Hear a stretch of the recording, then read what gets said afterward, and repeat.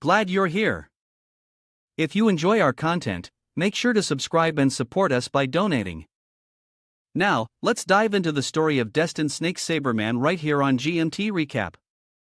Chao Pai Dien, a suburb. Today is June 16th, a good day for a wedding. It's pouring rain, a group of mourners carrying a coffin, led by a Taoist priest, nearby person, wandering spirits, quickly avoid, new souls on the way, please step aside for a moment, offering gifts to the spirits, please accept. From the bottom of the coffin, blood seeped into the ground, a young hot boy followed, sitting in a spot of blood-stained earth from the coffin, Evil spirit is really heavy. The hot boy looked at the others and spoke loudly, wait a moment. Everyone turned to look, and the hot boy left a knife on the ground, saying, in 3 days, if there are any strange signs in the house, you can use this knife, come to the inn near the train station to find me. The angry Taoist stood up and said, you brat, what do you mean? You say this gravesite has problems, do you have an issue with my feng shui? The hot boy shrugged, I'm not saying there's an issue with your feng shui, I'm just saying if there are strange signs in the house, these are two different things, you understand, right? The angry Taoist, with eyes red as vermilion, said, are those not two similar incidents? The handsome young man then walked past him, approached the girl, and raised 3 fingers, saying, I'm only staying here for 3 days. 3 days from now is the anniversary of the person in the coffin. When something happens at home, take this knife and come find me. The Taoist, noticing that no one paid attention, frowned and said, where did you come up with that name, young man? And how dare you come here and tarnish my reputation? The young man continued to brush off the Taoist and left, saying, remember, only bring that knife with you to prove that you're keeping your word. It's evidence for me to collect payment. Speaking in advance without knowing the outcome is unnecessary. The angry Taoist threw a stone, causing the knife to fly out, saying, what a useless knife. Truly false god, false demon.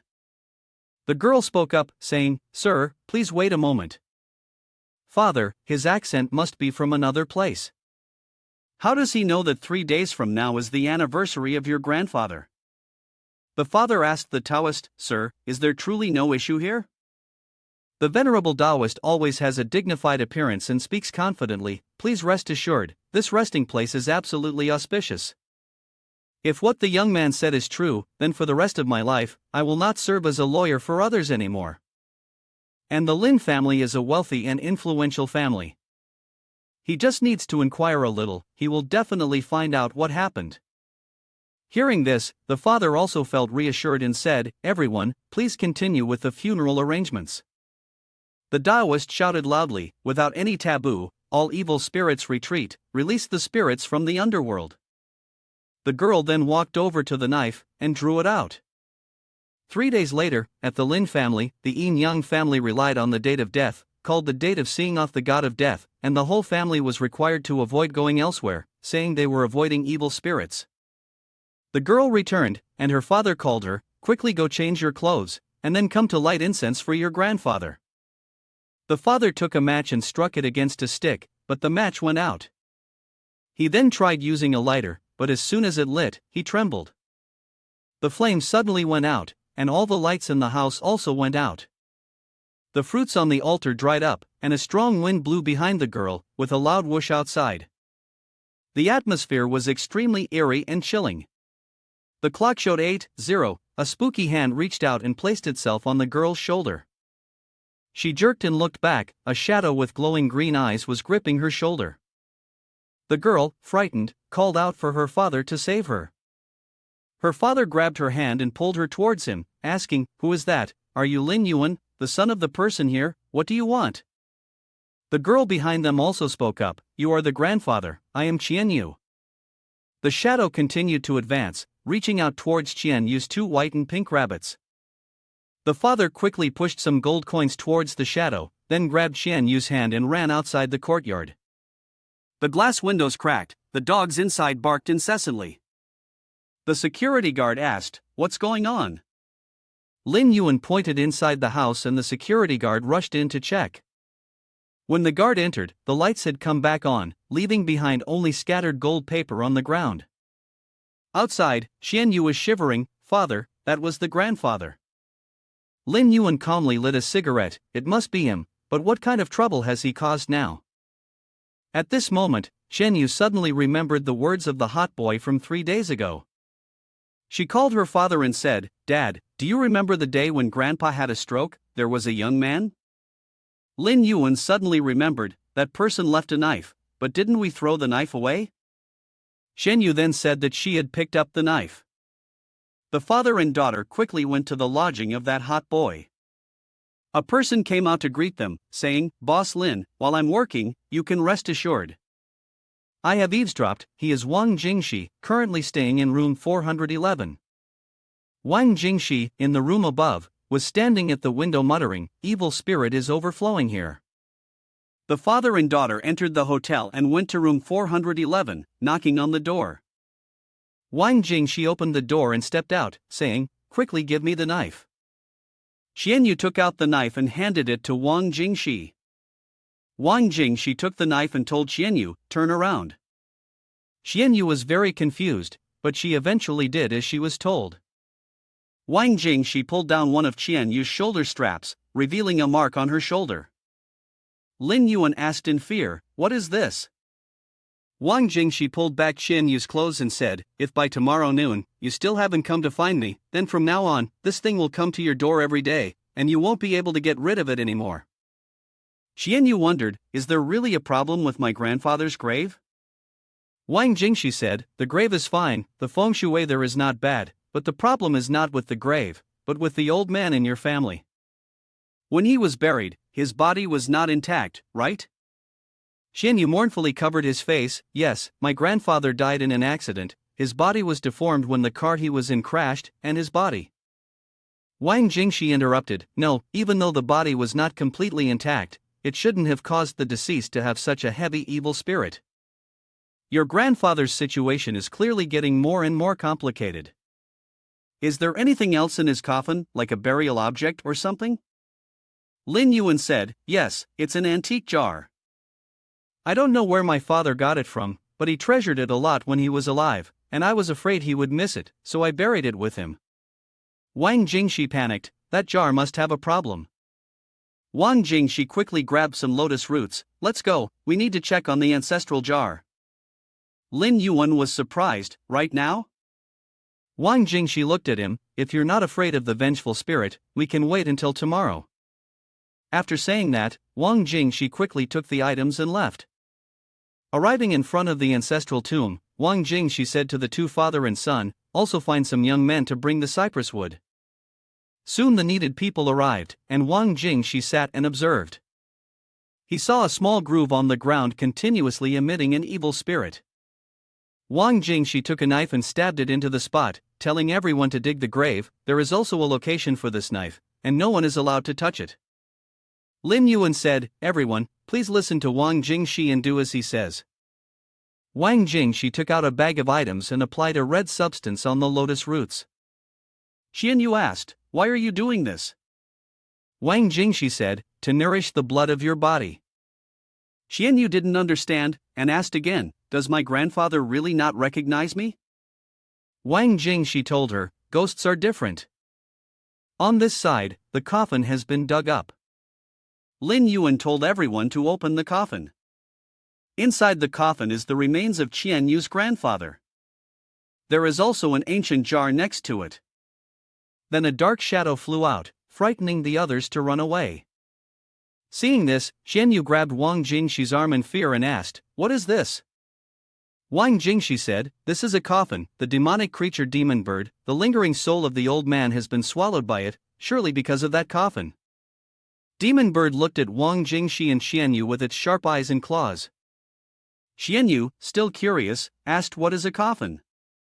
Demon bird rushed forward, and Wang Jingxi pasted a talisman on his sword and then swung the sword to cut off one of demon bird's arms. Injured, demon bird flew back. At this point, Wang Jingxi explained to Qianyu, "A coffin is a container used for burial, containing the remains of the deceased. It is often used to bury small children who died young. During the Qin Qian dynasty, some people used it as a vessel for ritual sacrifice for children. The power of this demon bird compared to ordinary demons is much stronger. it is surely created from the yin qi of the children in the Qin Xian dynasty. The demon bird flapped its wings and shot feather attacks towards Wang Jingxi. Wang Jingxi used his sword to defend and told Qianyu and her father to stay back. Qianyu continued to ask Wang Jingxi, "But why does my grandfather have such a terrifying gourd?" Wang Jingxi looked at her and said, "Why don't you ask your grandfather about that? Maybe he used to be a grave robber or something." Qianyu was shocked and said, "How could that be possible?" Wang Jingxi threw the sword towards the demon bird and said, "In this world, there's nothing that's impossible for humans to do." Wang Jingxi's sword pierced through the body of the demon bird, causing it pain and making it let out loud cries before it rushed forward to attack. Wang Jingxi took out a talisman and accurately aimed it at the demon bird, making it freeze in place. Then, Wang Jingxi walked over to retrieve his sword and looked towards the coffin, saying, "Next, this wicked gourd must be destroyed." Wang Jingxi lifted the old gourd and swung his sword to shatter it, causing the gourd to break and the body of the demon bird to slowly dissipate. The demon bird disintegrated, the souls of the two people it had bitten and swallowed were released, one soul was happy to be free. Then, it thanked Wang Jingxi and flew back into the sky. The other remaining soul, Xianyu's grandfather, knelt on the ground. Lin Yuan and Xianyu ran over, and Wang Jingxi spoke up, "Luckily, it's not too late, otherwise it would have taken much more effort." He passed away with an incomplete skeleton, and his unjust spirit was difficult to reconcile. After death, he was swallowed by the demon bird, so it is already lucky to retain a piece of his spirit. Lin Yuan cried, "Father, it's all because of me, it's because of my foolishness, I foolishly used that ancient urn as a burial object for father, it's all my fault." Xianyu also cried and called out to Wang Jingxi, "Mr. Wang, is there any way you can help my grandfather? Please help." Wang Jingxi said, "I have already done everything I can. I helped him repair his body, reclaim his soul so that he can rest in peace, and the Lin family will not be disturbed anymore." Wang Jingxi sat back and took a brush to paint the lotus. After looking at Wang Jingxi, Xianyu's grandfather said, "Although my mental state is not good, I still have some impressions of recent events.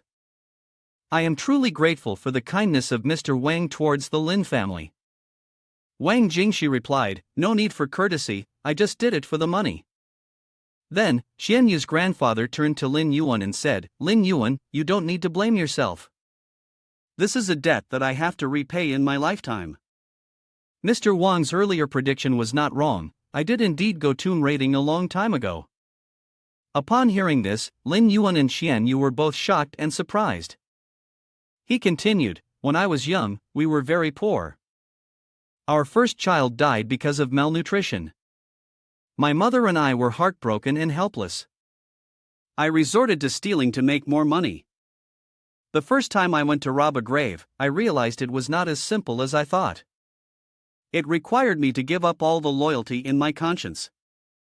The leader told me to quickly take the skull from the coffin and then take the treasure around the person's neck. I was terrified and couldn't bring myself to touch the dead body. I accidentally found an ancient jar and quickly grabbed it to avoid touching the corpse. To my horror, I found a child's skeleton inside the jar. Memories of my own son's grave flooded my mind. After seeing the skeleton, I felt sick and was forced out of the grave to stand guard. Everyone else inside the tomb died, except for me. I realized that the jar had saved my life and kept it in my home ever since. I started working honestly to support my family, step by step, leading the Lin family to where it is today." Lin Yuan said, "Why didn't you tell me before?" The old man sighed, "This is a secret that I intended to take to the grave."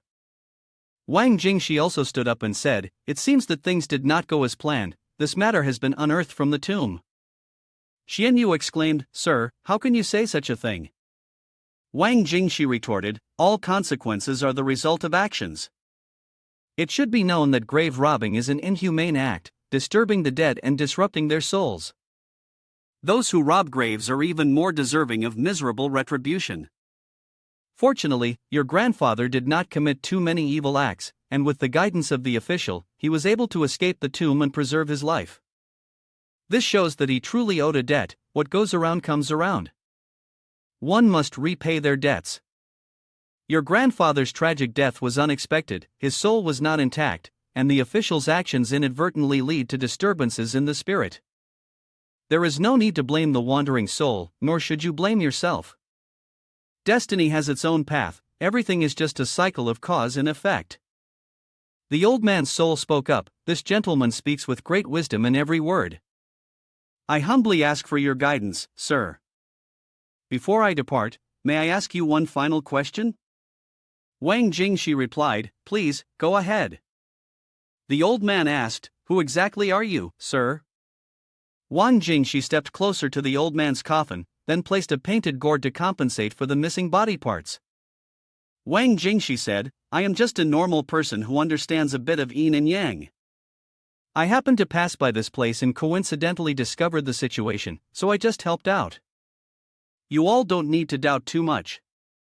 After speaking, Wang Jingshi took out a talisman, performed a ritual on the coffin, and wished the old man a peaceful journey. Before leaving, the old man also turned back and instructed his son and grandchild, you must take good care of yourselves in the future. This gentleman has integrity, and you should interact with him often. Upon hearing this, Wang Jingshi frowned and said, hey old man, before you achieve enlightenment, there's no need to leave behind such strange last words. I don't want to deal with all this chaotic karma. Wang Jingshi turned around and saw Lin Yuan and Xian Yu staring at her. Wang Jingshi startled and said, you two quickly find someone to bury the coffin, do a few more spells and it will be done. Lin Yuan thanked Wang Jingshi. Wang Jingshi waved her hand and said, you don't have to be polite. Lin Yuan looked at her and didn't think. Wang Jingshi said, when it's done, just pay me. Lin Yuan took out a checkbook. Oh, Mr. Wang, we are prepared early. How much do you need? Just tell me and I will write the check directly. Wang Jingshi signaled that there was no need for that, just give me cash from your wallet, it's not a big deal. Handling this kind of money too much will get my hands dirty. Xian Yu said, we don't carry cash with us at the moment. Wang Jingshi scratched her head, is that so?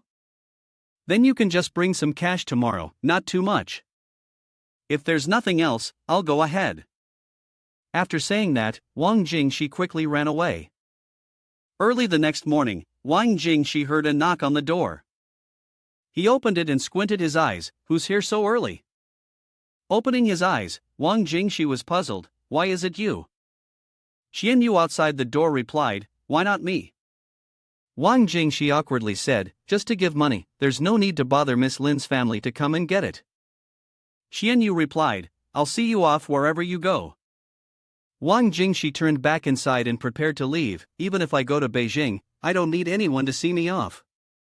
Xian Yu asked, what about your knives? If you take the train, can you pass security? Wang Jingshi thought for a moment and realized, alright, let's go.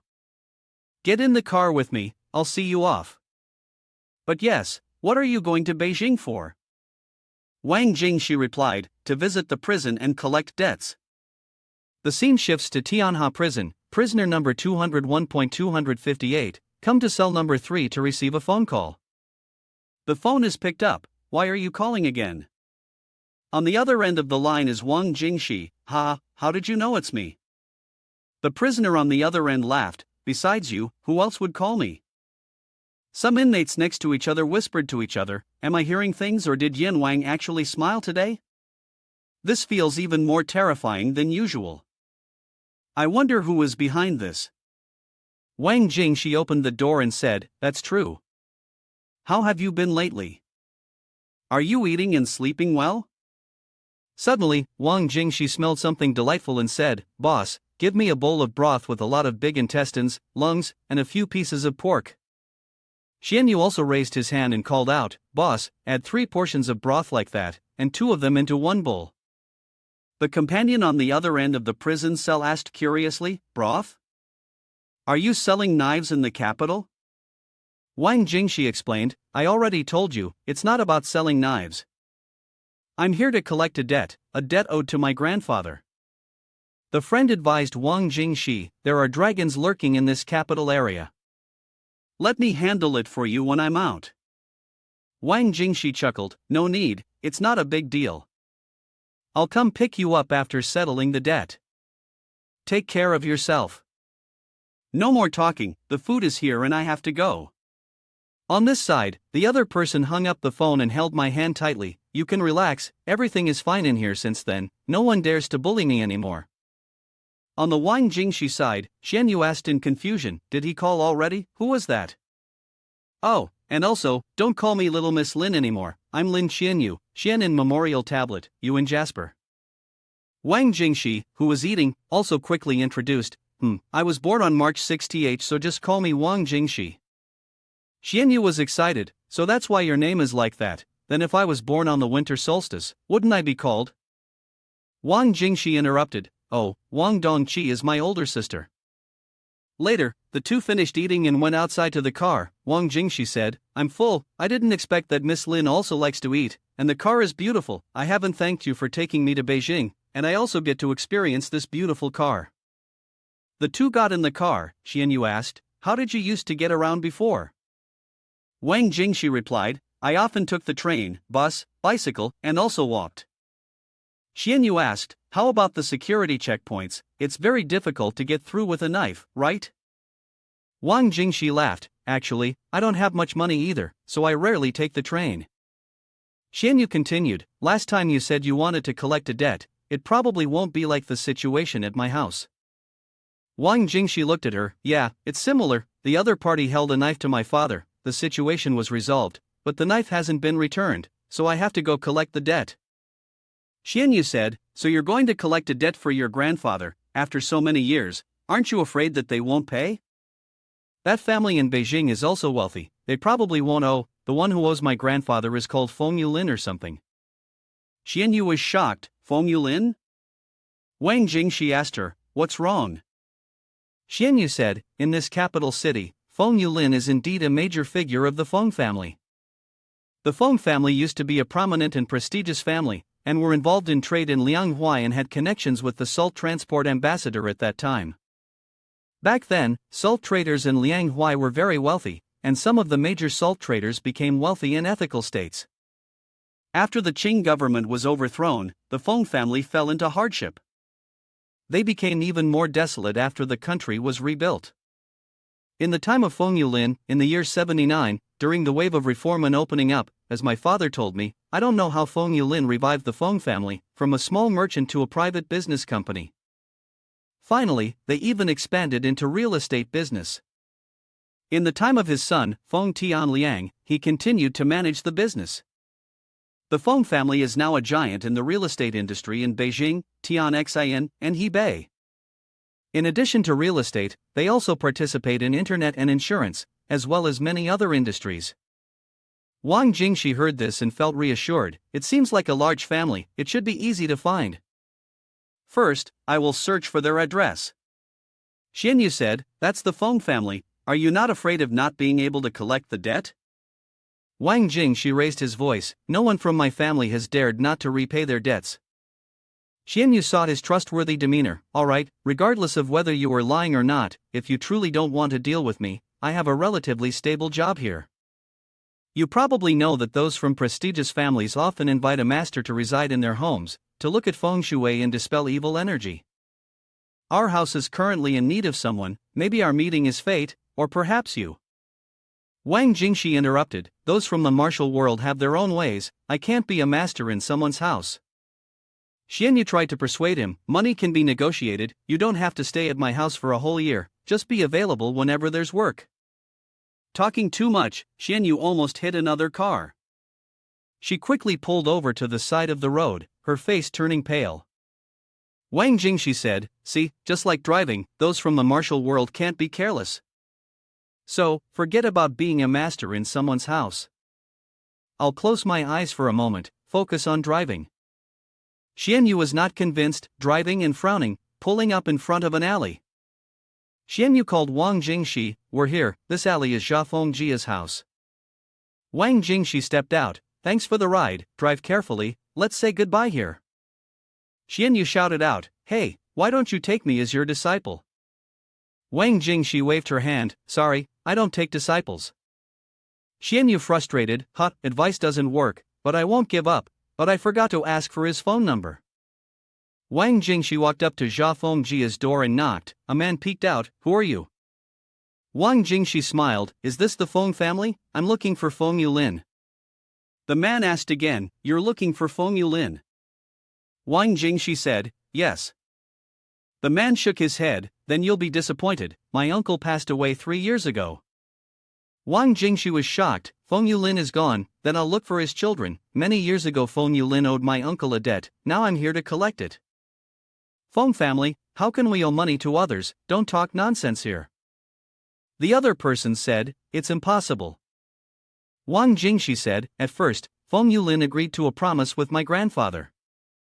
You may not know, but you tell your children that there is a person from the Wang family who came to retrieve a knife from 42 years ago, and they will know immediately. The man turned to Wang Jingshi and said, Wait a moment. Later, the man looked out and said, I called and asked, and my grandfather has never mentioned anything about a knife from 42 years ago. You should leave quickly. As the man closed the door, Wang Jingshi stopped him and said, Wait a moment, have you relayed my words in full? The angry man said, I have, don't be chaotic here.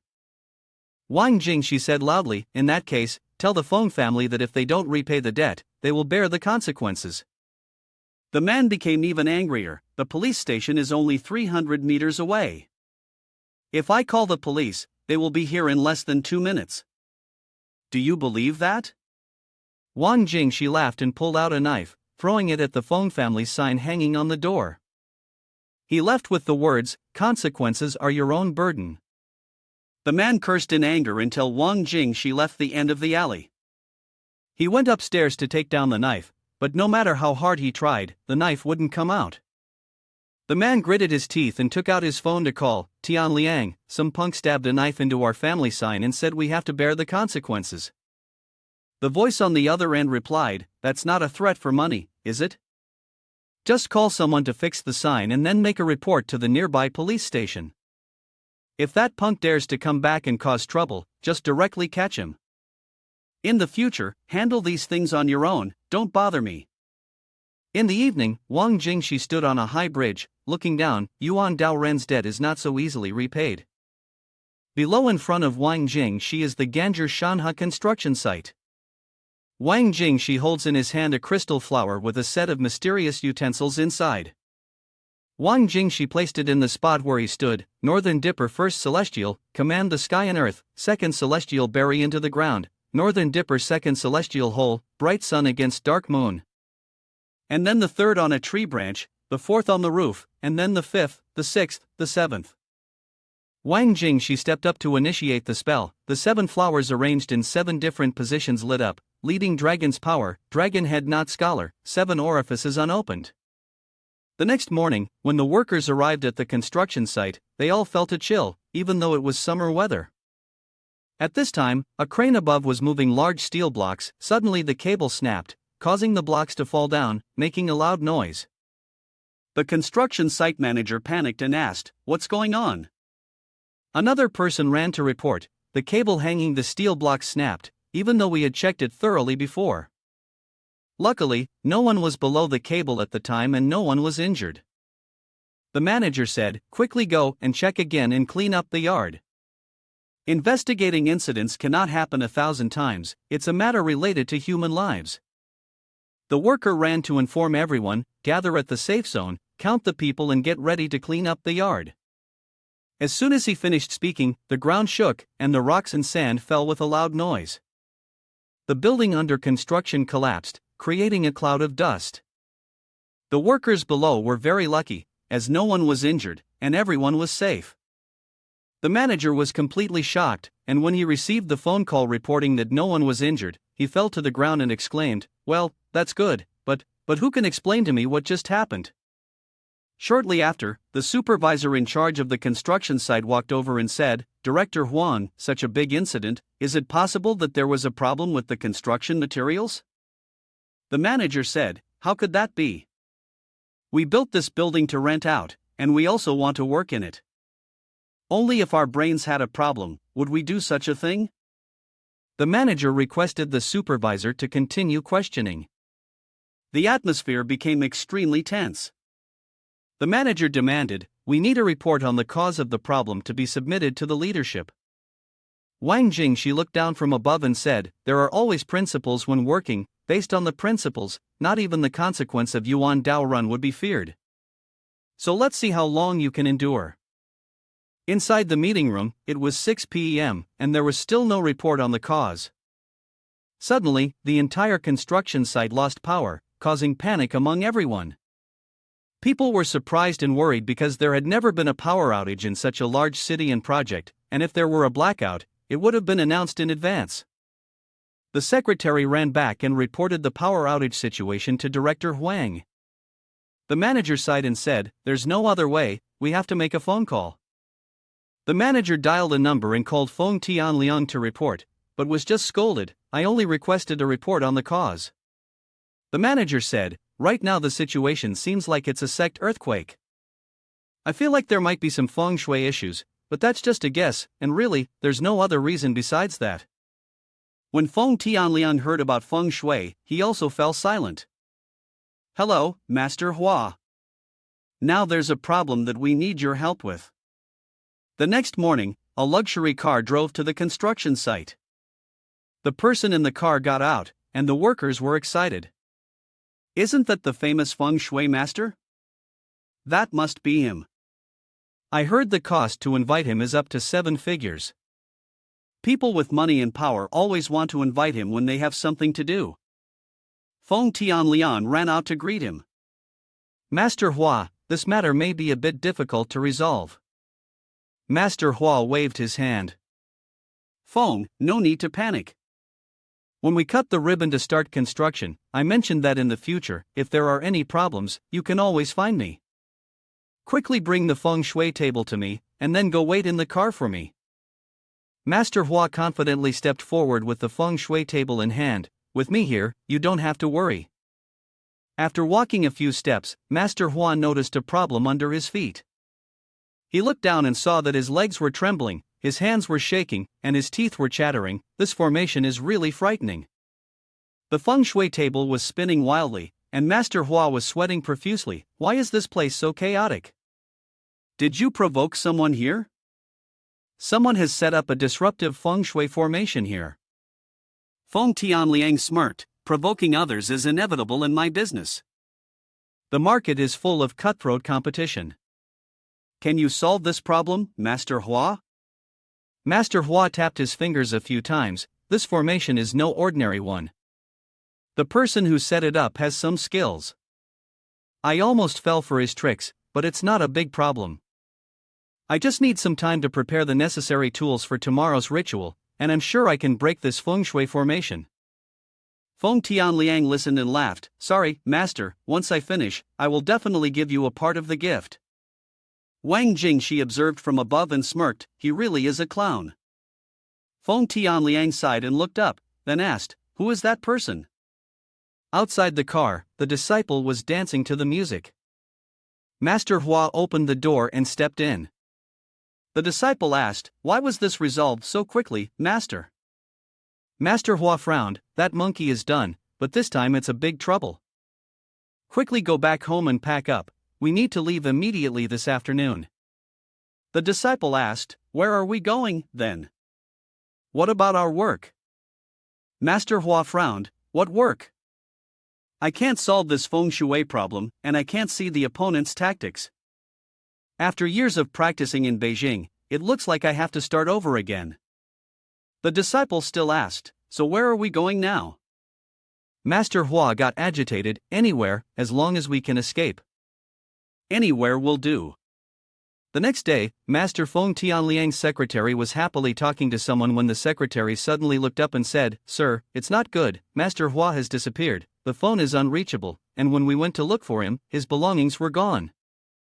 Feng Tianliang listened to the secretary's words as if he had been struck by lightning, his face turned gray as he sat despondently in his chair.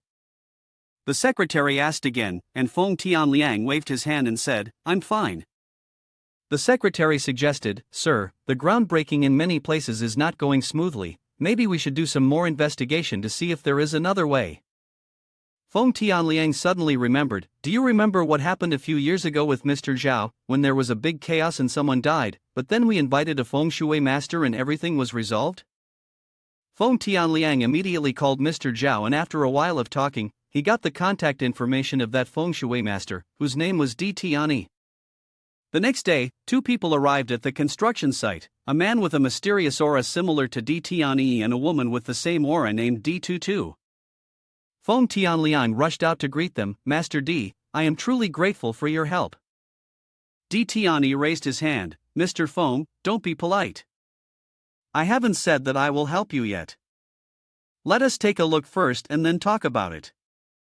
Feng Tianliang looked surprised. What does this mean, Master Di? I know that this is a difficult problem, that's why I asked my friends to find you. Please, help me, money is not an issue. Di Tianyi spoke up. Money is not the problem. If you provoke someone and that person wants to settle the score with you, and I interfere, it means I will become the enemy of that person. Each family has its own rules, and each profession has its own principles.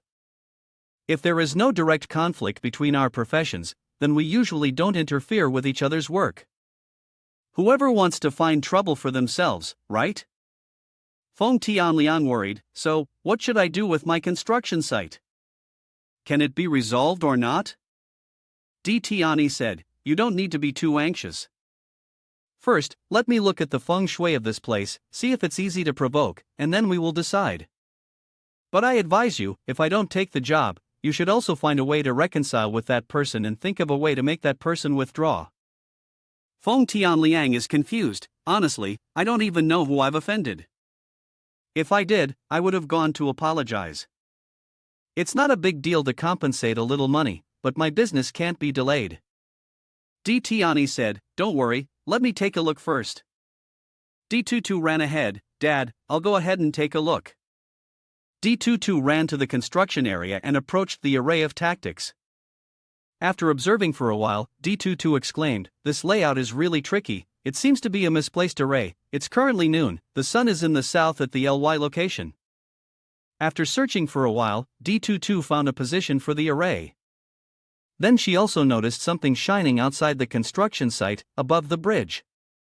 Di Tutu called her father to look towards the base of the tree, then looked in another direction. Di Tianyi scratched his head. What kind of feng shui layout is this? I've never encountered such an unusual layout before. It's quite interesting. Should we try to break it and see what happens? It's really tempting. It's rare to come across such a rare feng shui layout, and if we can break it, it will expand our knowledge. Let's go, and see what happens when we disturb this one. Feng Tianliang stood outside, seeing two people coming out. He quickly asked, what's the situation now?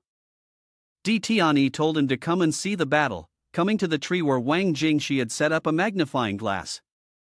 Di Tianyi jumped up to observe. Using the arrangement of the 8 diagrams as a common magnifying glass, it seems that there is not much Taoist conduct. He held the magnifying glass down. Suddenly the magnifying glass cracked and emitted a stream of energy. Di Tianyi was injured by the magnifying glass on his hand and quickly dropped it to the ground. Di Tutu crouched down to pick it up for study but was stopped by her father. Feng Tianliang was puzzled. What happened then? Di Tianyi looked at the magnifying glass and said, Mr. Feng, it seems that you have offended the wrong person, being arranged with such a clever spell. Feng Tianliang asked anxiously, what should we do now? Di Tianyi was also tense. This is not just a feng shui arrangement, this is the yin-yang shamujin, this opponent is too formidable. If anyone dares to destroy his spell, he will immediately bring consequences to that person. If the spell is not broken, the person who breaks the spell will also be in trouble, everything will not go smoothly and will be entangled. Di Tutu worried, what should we do, father? Di Tianyi said, don't panic, it's just a small problem, nothing to be afraid of. Our master Feng has arranged for us a quiet place. I will figure out how to break this feng shui structure. Feng Tianliang said, in my alley, there is an old house where only my cousin lives. It's very quiet there. Suddenly a boy ran over. Who is the Feng family here? Feng Tianliang said, it's me. The boy handed over a letter. Just now, a big brother gave me candy and asked me to give this letter to you. Di Tutu ran back to ask the boy, can you describe how that brother looks like? The boy described, "He looks very normal, but he's wearing strange clothes, he's wearing a long robe and has a strange bag on his back, and when he talks, his teeth are very, very white." Feng Tianliang found it familiar, and Di Tianyi urged him to see what the letter said. When he opened the letter, there was a line of text: "To break our structure, go to 1918 Lu Ha Street." Di Tutu asked her father, "What does this mean?" Her father replied, "I also don't understand this person's strange behavior, and the feng shui arrangement is very rare. After trying for a long time, I still can't see the reason. Now we can only go there to see." Later, the three of them sat in the car and drove to 1918 Lu Ha. Feng Tianliang observed outside and asked, "Should we wait outside or wait in the car now?" As soon as he turned back to look, a black smoke appeared on top of their heads. Father and daughter, Di Tianyi, were startled. Di Tianyi yelled, "Drive quickly, get the car moving." The driver turned back and asked, "Where to now?" Feng Tianliang was about to ask what's happening, when suddenly the car roof caved in. Feng Tianliang's face turned pale. Di Tianyi quickly got out of the car to see who did it, and saw a potted plant on the roof. "Could it be that someone threw it, maybe from the upper floor?" he said. Feng Tianliang made a phone call to report to the police. The police arrived and conducted an investigation. "Mr. Feng, we have completed the initial investigation. No suspicious individuals were found entering the building on the surveillance camera. The rooms facing the street all have spacious balconies. Many houses have fences on the balcony railing, with several flower pots inside. According to our investigation, the flower pot that fell down earlier belongs to room 1705 on the 17th floor, but the family has been on vacation for a week and has not returned. The camera also did not capture anyone entering their home. For now, it seems that we can only conclude that the flower pot accidentally fell." Di Tianyi looked around for a while before speaking up. "This layout is really clever." Feng Tianliang, puzzled, asked, "What layout?"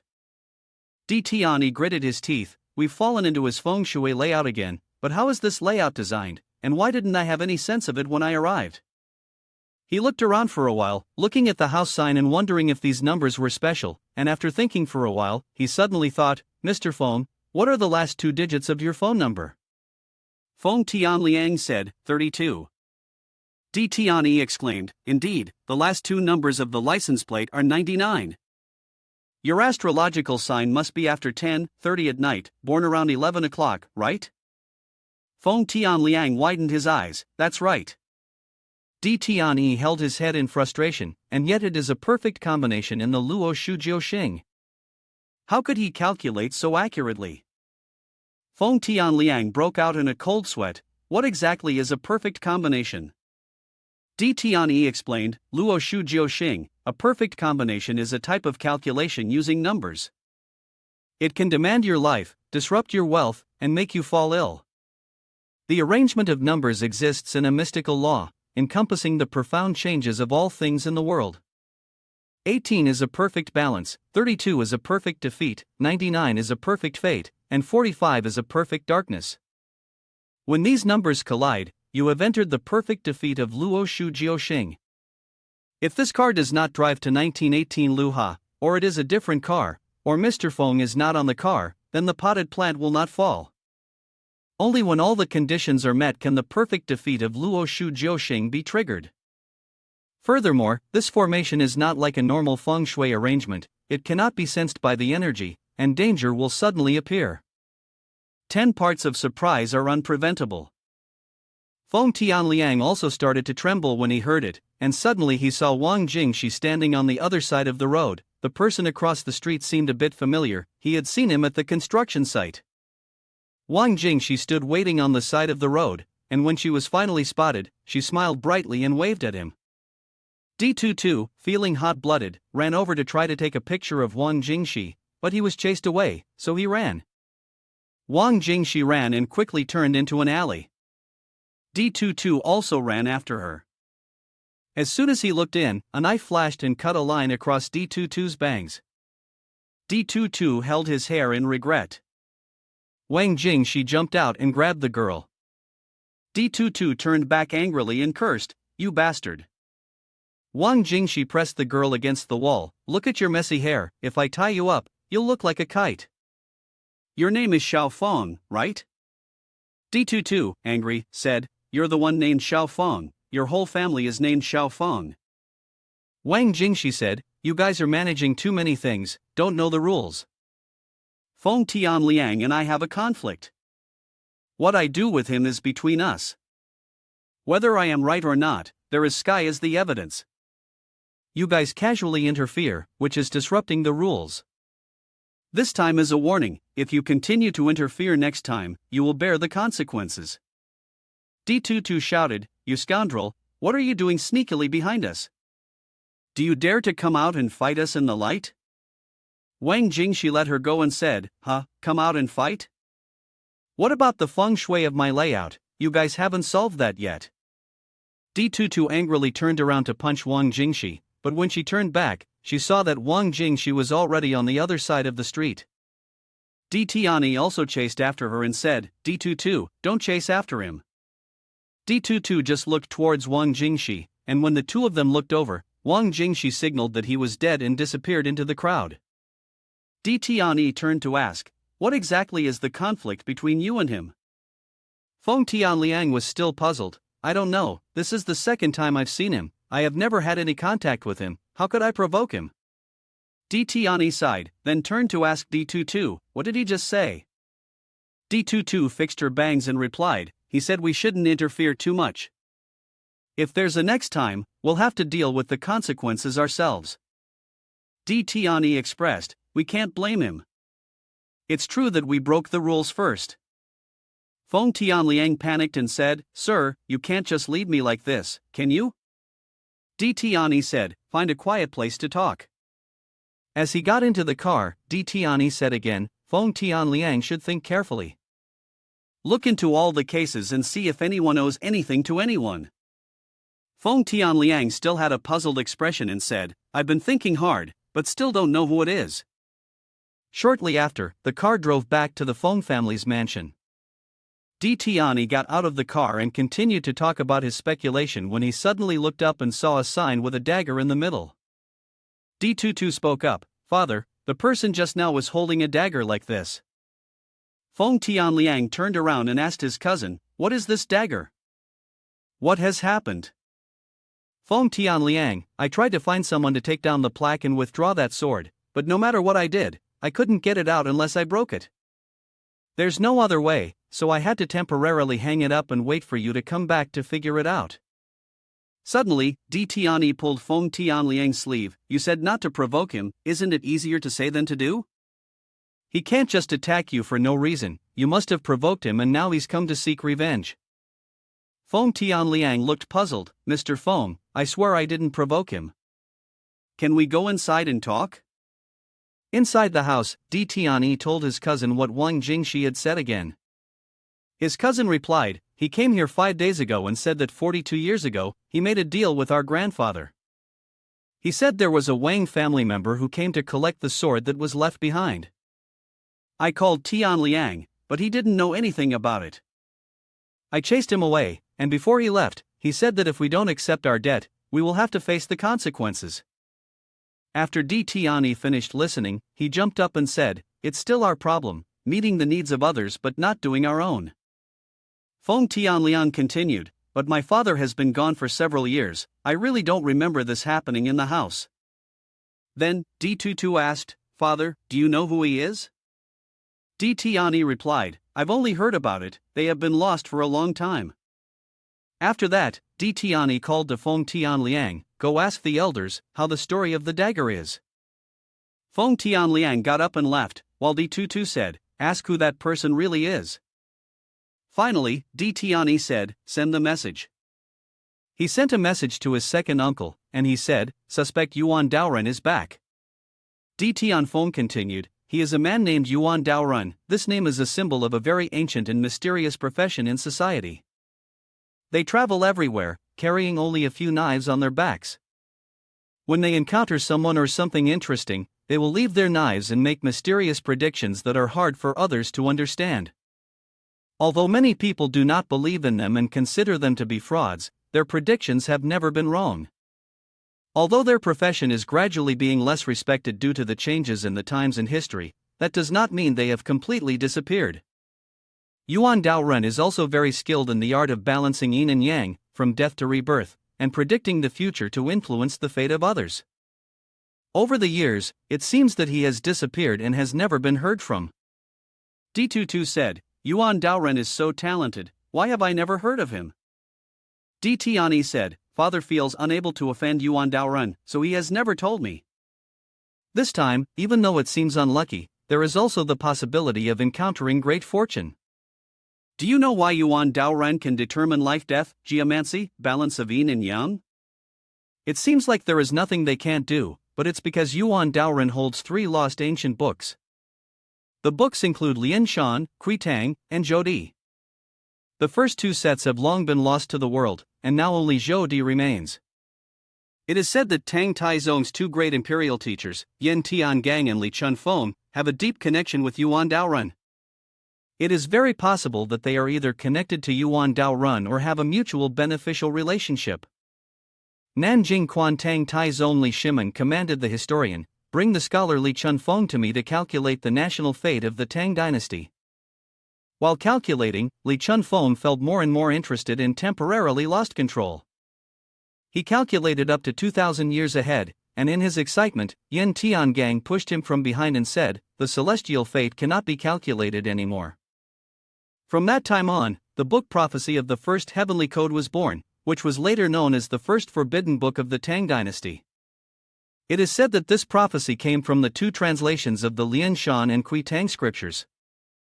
Thanks to the translations, Yuan Daoren was able to predict the future through the geomancy balance of yin and yang. If he truly is Yuan Daoren, then I dare to conclude that he has 2 translated scrolls, Lian Shan and Kui Tang, in his possession, along with the powerful Luo Shujiao Xing formation. The young man wielding these 3 extraordinary scrolls, I fear that he will soon cause a stir in the martial arts world. D Tiani received a call from his second uncle, we are near Beijing, send me your location, at the latest we will arrive tomorrow, me and your master. D Tiani told D22, the master and 2 disciples will be arriving here tomorrow morning. D22 was surprised and said, Father, it seems like everyone values that name more than they value the geomancy arrangement. D Tiani patted her head and said, we cannot underestimate the importance of this. We knew about this beforehand, and if anyone else finds out, it will be very troublesome. Do you understand the implications? The elements, the fate, the resemblances, the predictions, the mysteries of Xianmen have been lost for thousands of years. Many have tried to restore them but have failed. Perhaps we can find something in the Lian Shan and Sutong, and also in Nan Kunluan and Bei Chumaliang Mai. If they find out that Yuan Daoren has appeared, they will surely be envious. At that moment, Feng Tianliang rushed over and said, Feng, I have heard it, it is true. 42 years ago, someone brought a sword to my father and said that 42 years later, the sword will be returned. An Tianliang took a sip of water and continued, I heard from my mother that our ancestors used to be salt traders. But when my father was born, the family was no longer wealthy. My father found a job at the Guoming factory, and life was peaceful until he encountered a man named Wang. This man was opening a knife shop, and we happened to need a knife at home. My father wanted to buy one, but Wang said, you can take this one for free, I don't need money. Then he asked my father, do you want to make a lot of money? My father replied, yes. The man said, if you want to get rich, you can wait a few years for reform, by the factory you work at, wait until 1994, then sell the factory, and buy 2 pieces of land in Dongchang and Xichang. My father followed his advice, sold 2 family heirlooms, bought back the factory, and then bought the land. An Tiani interjected, in that case, the Feng family's success today is all thanks to his advice. It's true that his grandson is here to collect the debt. It's really the Yuan Daoren, the most insightful and far-sighted person. Over here, Wang Jingxi suddenly sneezed, who keeps remembering me and mentioning me like this? Wang Jingxi placed his hand on his forehead, the master's mental state, the blood of the prey, the distance from south to north is less than 100 steps, this is a formation that cannot be broken. I should call for help, leaving the formation at the construction site is a small matter, breaking it is also fine. Destroying the overall structure of Feng Tianliang will not be so easy. The next morning, a car arrived at the construction site. D Tianyi and D Tutu ran out to welcome them. Here, Wang Jingxi took out a pile of knives to inspect inside, remembering, my curse from heaven will soon come true. Suddenly, Wang Jingxi felt pain. He pulled up his pants and saw extremely itchy sores on his calves. Wang Jingxi tried to endure. Anyway, I won't die right away, I have to endure it. Wang Jingxi discovered something, tapped his hand, and found that the formation at the construction site had been broken. Forget it, I won't play with these people anymore, there are still important things to do here. The scene shifts to a room, where a girl is practicing yoga. Suddenly there is a knock on the door. Xianyu runs to open the door and asks, Dad, what's up, is it news from Wang Jingxi? Lin Yuan replies, it's not good news, Feng Tianliang has reported to the police and the police are investigating his whereabouts. Xianyu responds cheerfully, haha, leak the news to him, maybe he'll respond. Xianyu quickly changes and prepares to leave. Lin Yuan wonders, do you know where he is? Xianyu says, he will come to the prison to pick you up, I will go there to wait. With that, she quickly rushes to the Galaxy prison. At this time, Wang Jingxi is also outside the prison. Inside, the prison guards are admonishing the inmates, Dingyu, when you leave this door today, do not commit another crime, try to lead towards the future. The prison door is opened, Dingyu steps out and looks at the blue sky. Wang Jingxi speaks, you're out now, from now on we will move forward together. Dingyu smiles, let me sell knives with you, otherwise I'm afraid I'll starve to death. Suddenly the sound of the brakes, the car stopped between two people, the two men got out and went to the side, WTF, such long legs. Xianyu stepped out, hey, you two, that's clever, eating, bathing, changing clothes, and enjoying the free air all in one go. Dingyu quickly put things in the trunk, call the madam to come and enjoy the breeze together. The three of them got in the car to go eat, Dingyu said, stop at the temple to light incense for my father. Dingyu stood in front of his father's grave and tears fell. Father, your son has been so bad for many years and hasn't visited you once. Outside the car, Xianyu told Wang Jingxi, Master, this friend of yours seems very sad. Wang Jingxi told Xianyu the story from 7 years ago. 7 years ago, his family came to Beijing to do business, and as a result, all their savings were put into a newly rented shop. Unexpectedly, the owner kicked them out in less than half a month. Not only did he not pay, but he also physically assaulted them. This was to force the family's livelihood to the end. Dingyu, in anger, unintentionally killed the man and was imprisoned for 7 years, but that was not the worst pain. His father was seriously injured and had no money to go to the hospital. Combined with Dingyu's heavy sentence, in the end his father died with hatred. Dingyu stood in front of his father's tomb, holding his hands up high. Wang Jingxi spoke out, Dingyu, are you mourning or making a vow? I've reminded you 1,000 times not to mess around, your mother is still waiting for you to come home to take care of her. Dingyu turned back and smiled, of course I'm mourning, don't worry, I won't do anything foolish. Wang Jingxi didn't believe him, you just went out and haven't done anything, or did you go with me to Longxi for a trip? Dingyu was curious, why are you going there? Isn't your knife business already doing well? Wang Jingxi shrugged, I'm going to propose, and you have to be my best man. The other two were surprised to hear about the proposal. Propose? Haven't seen you for years and now you already want to settle down, you really make me look at you with different eyes.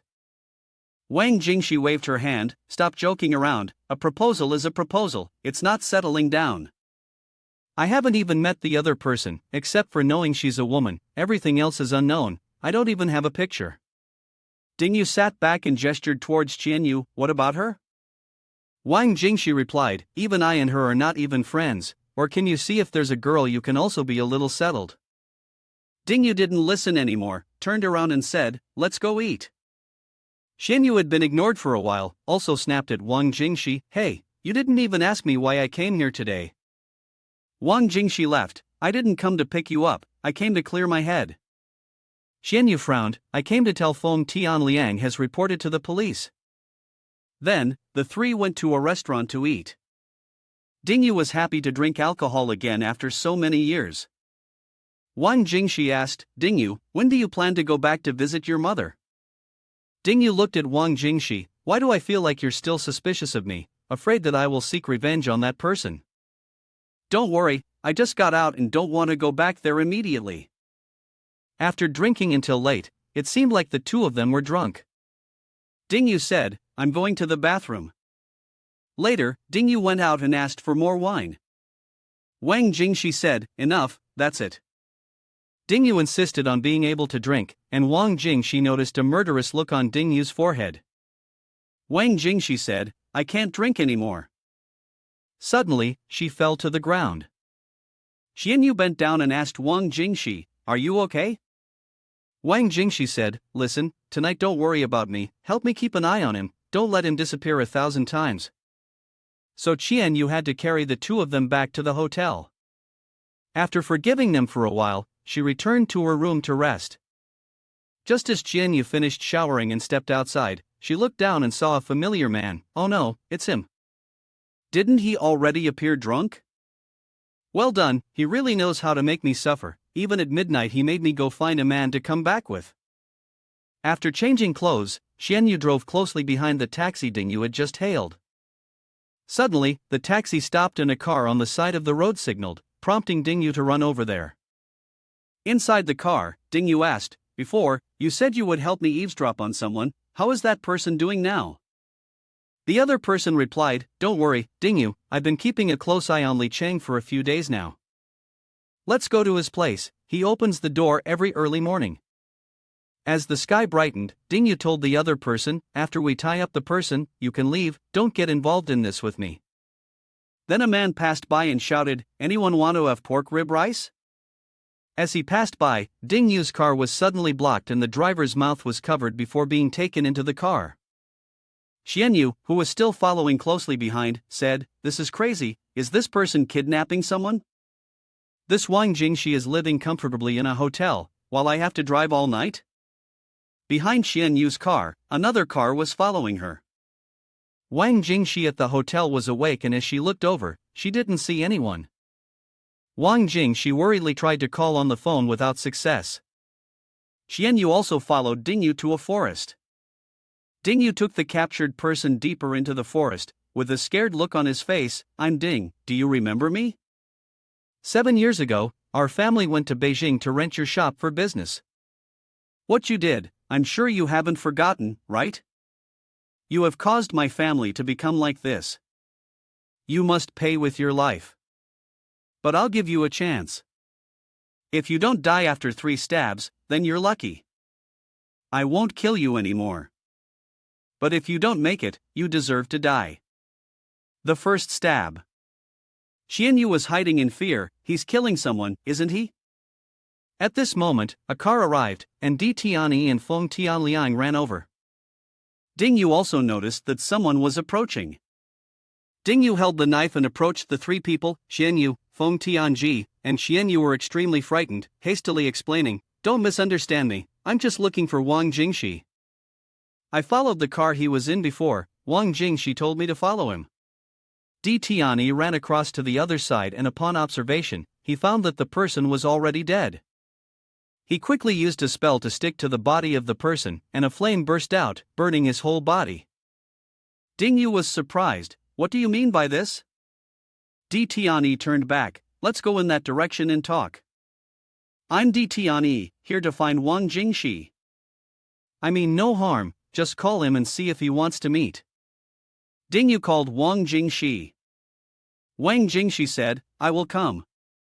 Dingyu went to Qianyu, who was frightened, I haven't seen anything, I've lost my memory. Dingyu spoke up, that person deserved to die, only after he died can he no longer harm others.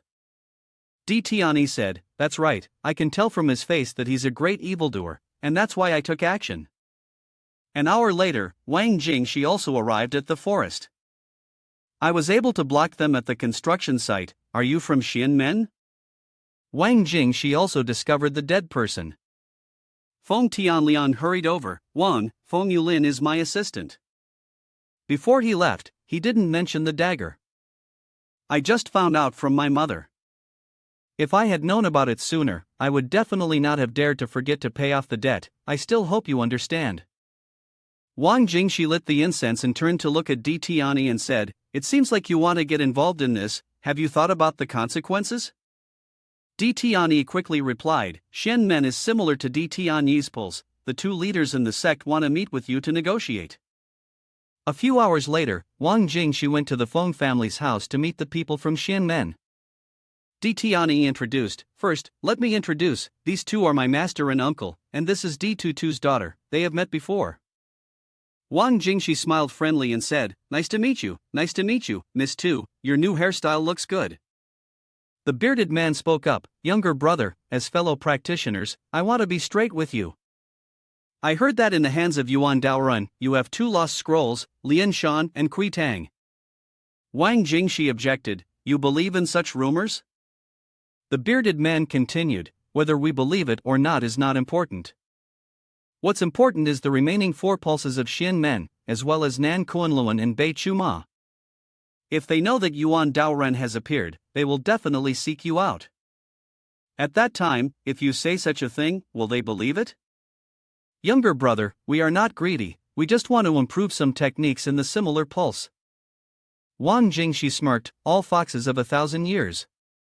He continued, "I understand the rules, but I cannot not ask for it." The bald man hurriedly replied, "You just say, as long as we can do it, absolutely no second words." Wang Jingshi replied, "You guys agree to me, later if I am being difficult by the same religion for the book, similarly the vein of people in the dark help me, the deadline is 5 years. By then I will two hands up, to express my intention to offer the front part to see if you believe it or not." The bearded man laughed, "Shen Men has been waiting for 500 years, what is the count? I represent Shen Men, similarly the vein meets you." Wang Jingshi moved towards the table, "In the rules opening about Xiang Shanshui, I first wrote it for you, as a guide that I meet."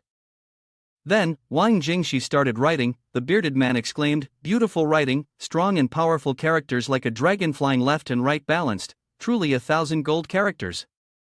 A moment later, Wang Jingshi handed the paper to the bearded man, 5 years from now, I will write the remaining content for you all."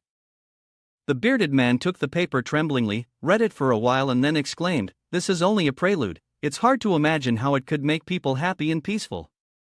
Wang Jingshi stepped out the door. Feng Tianliang had been waiting outside for a long time. "Mr. Wang, if there's anything you need, please tell me and I will definitely fulfill it."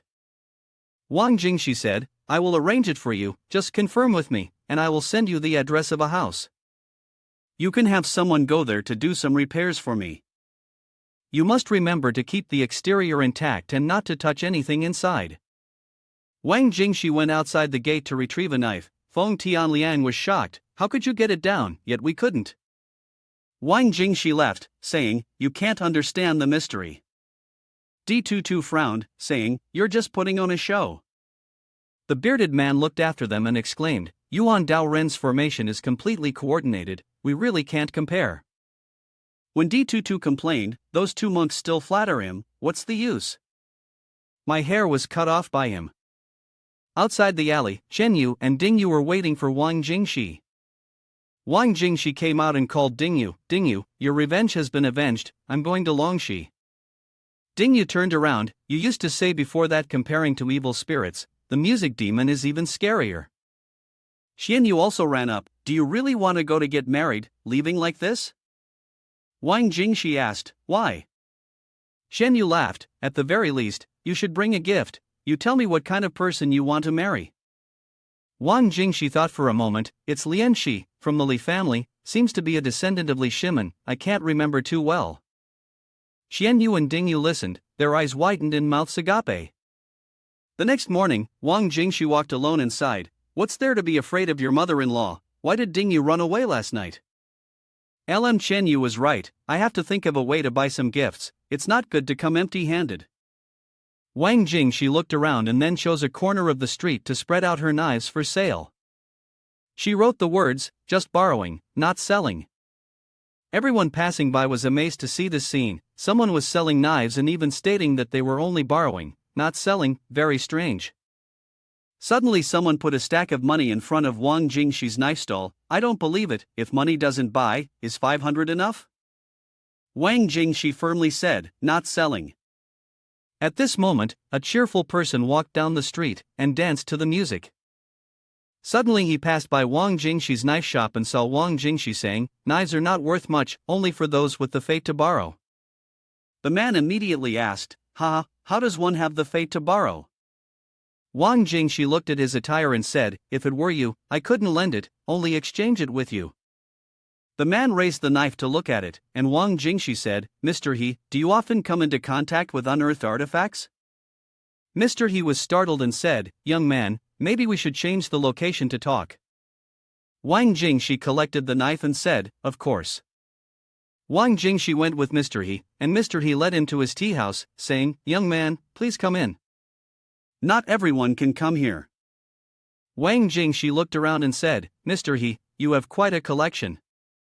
Mr. He said, "Those decorations are antiques with several centuries of history. Do you see anything you like?" Wang Jingshi said, "Are you not afraid that I am a scammer from the underworld?" Mr. He laughed, "Surely not. 2 years ago, I went to Konlong Wall to make clothes, and when I saw the clothes on you, I was curious and asked the head of the fund who made them. He said it was Yuan Daorun." Wang Jingshi sighed, "Mr. He, to be honest with you, I want a gift, so I want to make a deal with you. However, if you had invited me normally, I might not have changed my mind." Mr. He said, "It seems like you don't value the items in my collection. It seems that the rumors are true. It's not easy to make a deal with Yuan Daorun. If you're not satisfied with the items on the shelf, then we can only say that they are not meant to be." Mr. He went to open a box. Inside was a piece of fabric attached to a talisman. "This item has a bit of wickedness. It has always been used to suppress evil spirits. I dare not touch it, but if you're interested, open it and take a look." Wang Jingshi opened it to look. Mr. He continued, "I heard that Tang Xianzong gave this you by hairpin to Yang Yuan. It's made of crystal." Wang Jingshi looked at the hairpin. "This item is flawless, it's truly high grade. However, the cause of Yang Yuan's death is still unknown. The tomb in Yangxing is just a burial site for relics. Don't tell me this was taken from the tomb." Mr. He, the owner, sat back and said, "This is an item my father collected from a household in Yangxing. Their ancestors were the palace guard leader next to Tang Xianzong, specializing in protecting Tang Xianzong and Yang Yuan. It is said that this hairpin was the favorite item of noble consort at that time. After her death, it was stolen. I dare to assert this because I was too curious to open it. When I opened it, I could hear people singing and see the noble consort dancing." Wang Jingshi exclaimed, "It seems a bit cruel, but I really want it. Around this time next year, your son will be in trouble. I will come to collect the debt, and I can protect your son's life." Mr. He was shocked to hear this and said, "How is that possible? My son is doing very well right now. How could something happen to him?" Wang Jingshi continued, "These items of yours, before they were excavated, were with the deceased. Do you think they are clean? They have long been contaminated with unknown amounts of miasma, and you still collected all of them. This has damaged your moral integrity for a long time, but now that you are old, the damage will fall on your son." Mr. He, upon hearing this, could only sigh. Wang Jingshi returned to her lodging and took out the tray to examine it. "This is too clever." Although it is a bit cautious to say, Yang Yuan is also considered one of the ancestors of the Longshili family, and this tray is the best gift, she thought. As she opened the tray, streams of energy emanated from it, forming the image of a person singing and dancing. Wang Jingshi exclaimed, "Truly a remnant of young noble consort's soul." She escaped from the tray, visible to anyone passing by. Seeing the dancing Shi, someone jumped up to take a look. Wang Jingshi noticed and asked, "Who are you?"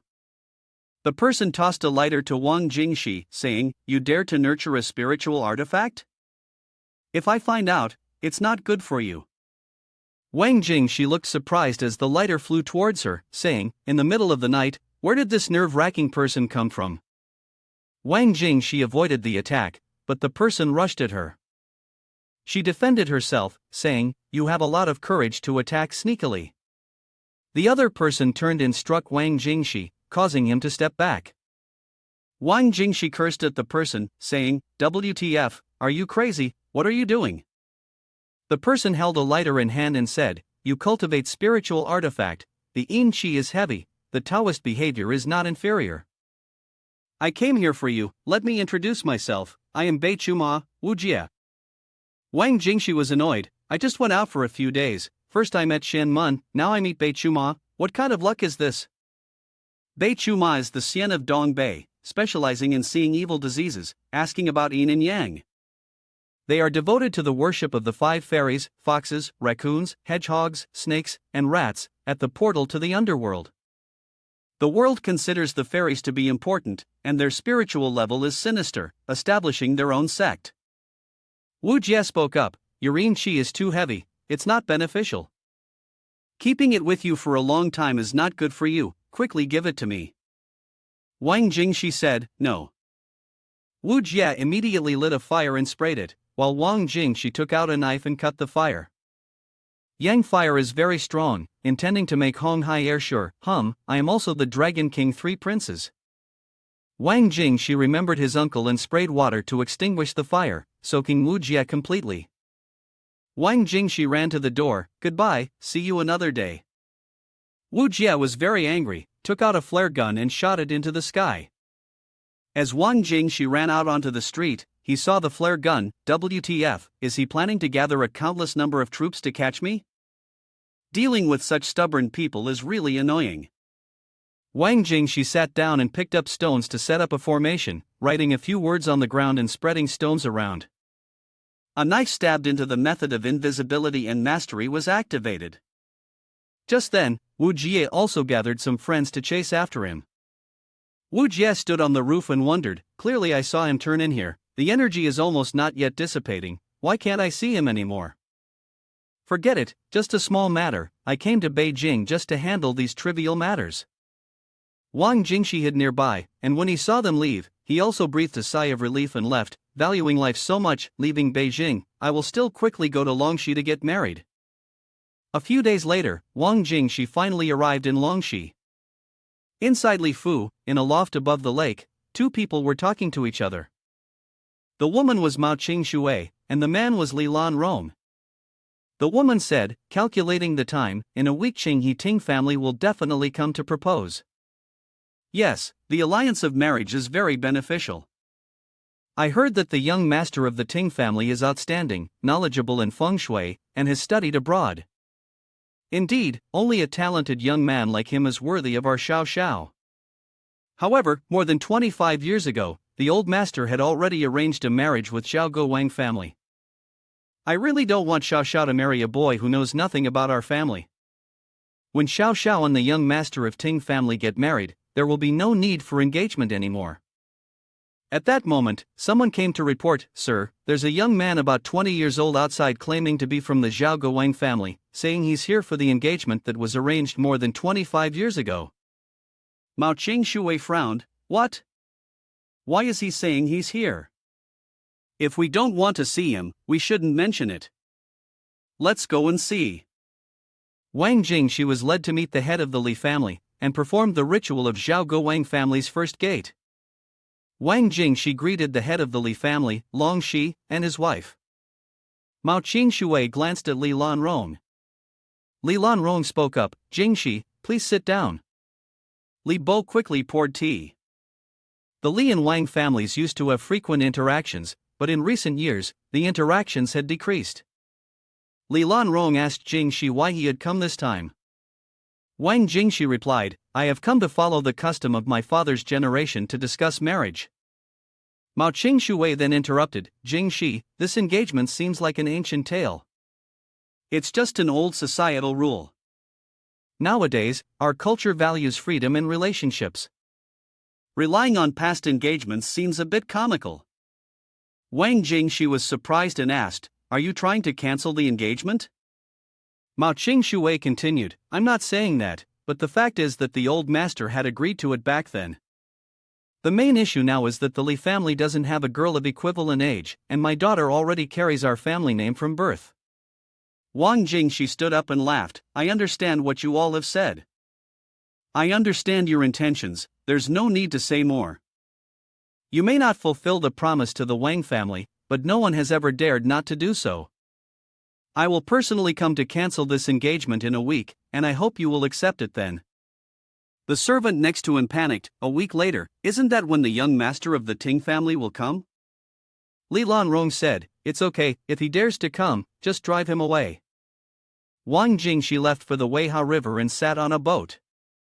Wang Jingxi thought, Li Lanrong and Mao Qingshui both have a joyful expression on their faces, but not because of me. If I calculate, a week later when that person comes and dares to cancel the engagement with the Wang family, then the joy for you all will turn into sorrow.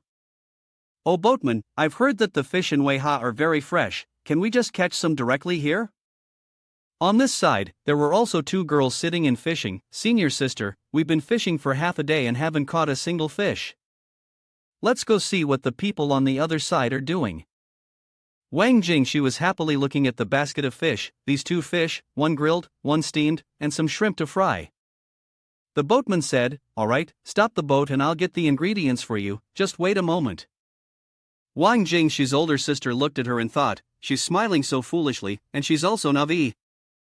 Soon, Wang Jingxi's fish was ready. She took a bite and smiled with delight, not bad, it's really fresh and tasty. When drinking wine, one bottle should be enough, but after finishing it, I still don't feel satisfied. Her older sister suddenly recited a poem. The hot boy hears the rain climbing onto the boat on the water, the crimson bamboo kisses the waves, the adolescent hears the rain sitting in the small boat, the crimson coat with the pattern of the dike, the swan calls the west wind. As Wang Jingxi was drinking, she also responded with a poem. Today, hearing the rain, Wei Ha Tian has a carefree spirit, joy and sorrow intertwine with no reason, every moment brings a bit of tomorrow. The younger sister laughed and called her older sister, senior sister, the foolish girl is exchanging poetry with you. Her older sister said, if it were you, you wouldn't be able to do it, but she can. The younger sister angrily said, I am getting bored, he is eating fish and I haven't eaten anything yet. Hurry up and go fishing, the fish like to go in groups, if lucky, you can catch two. On this side, Wang Jingxi asked the boatman, where do you go to the bathroom? The boatman replied, if it's heavy, you have to endure it, but if it's light, you can directly solve it in the river. So Wang Jingxi stood up and solved it in the river, saying comfortable. Suddenly, while she was solving it, she heard someone cursing, you scoundrel. The two sisters on the boat blushed. Wang Jingxi quickly hid in the boat, saying, oh my mother, so embarrassing to be seen by those girls. Suddenly, the sky turned black, thunder and lightning, a big bolt of lightning struck the river, strong winds and heavy rain, the lake was rough with waves, everyone quickly pulled the boat to shore for shelter. However, a boat far away didn't make it to shore in time, it was about to sink in the waves, the people on the boat were struggling to save themselves. Wang Jingxi observed from the shore and thought, from this distance, I can see an assassination on top of that person's head, it looks like that person is about to die. Other villagers saw such big waves and strong winds, so no one dared to risk their lives to save others. One person knelt and prayed, please, river god, calm your anger. Tomorrow, we will slaughter a pig, butcher a goat, and offer a sacrifice to you. Please, river god, calm your anger.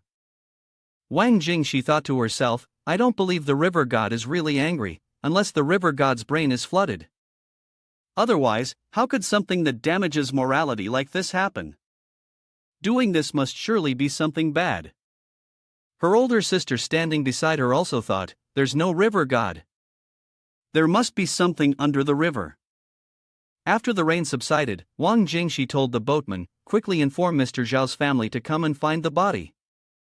This must have been caused by a demon, and we can't let this drag on for too long, as it will only become more dangerous.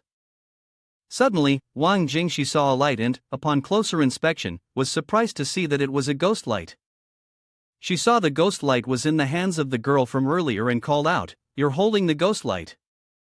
Are you planning to retrieve Mr. Zhao's body? The girl retorted, you're sharp, how did you spot this ghost light? Seems like you're not just an ordinary person. Zhao Dashu sank too quickly, a bit oddly impatient for someone to come rescue him. I'll go first and see if there's anything beneath Weiha. Wang Jingxi suggested that you feel something down there too, she replied, I'll accompany you, let's go. She praised Wang Jingxi's gallantry, impressive, let's proceed then. The incident occurred in water not too deep, about 5-6 meters, you can dive in there. Wang Jingshi confessed he couldn't swim, to which the girl teased, "Oh, shall I, a mere girl, dive instead? What happened to your gallantry?" Wang Jingshi scratched his head apologetically, and the girl chuckled, "Just teasing you. Help me hold this lantern to illuminate the surface while I dive." "All right," Wang Jingshi agreed. Wang Jingshi also noticed a mole under the girl's arm. An archer, huh? Surprising to see this tradition persisting in this era. The girl advised Wang Jingshi, take some time later to learn swimming. If you don't encounter a situation like this, you might miss out on opportunities to prove yourself. After speaking, the girl jumped into the water to search. Then the girl sat up. Wang Jingshi quickly grabbed an oar and pulled her onto the boat, and the girl had also retrieved the body of the drowned person.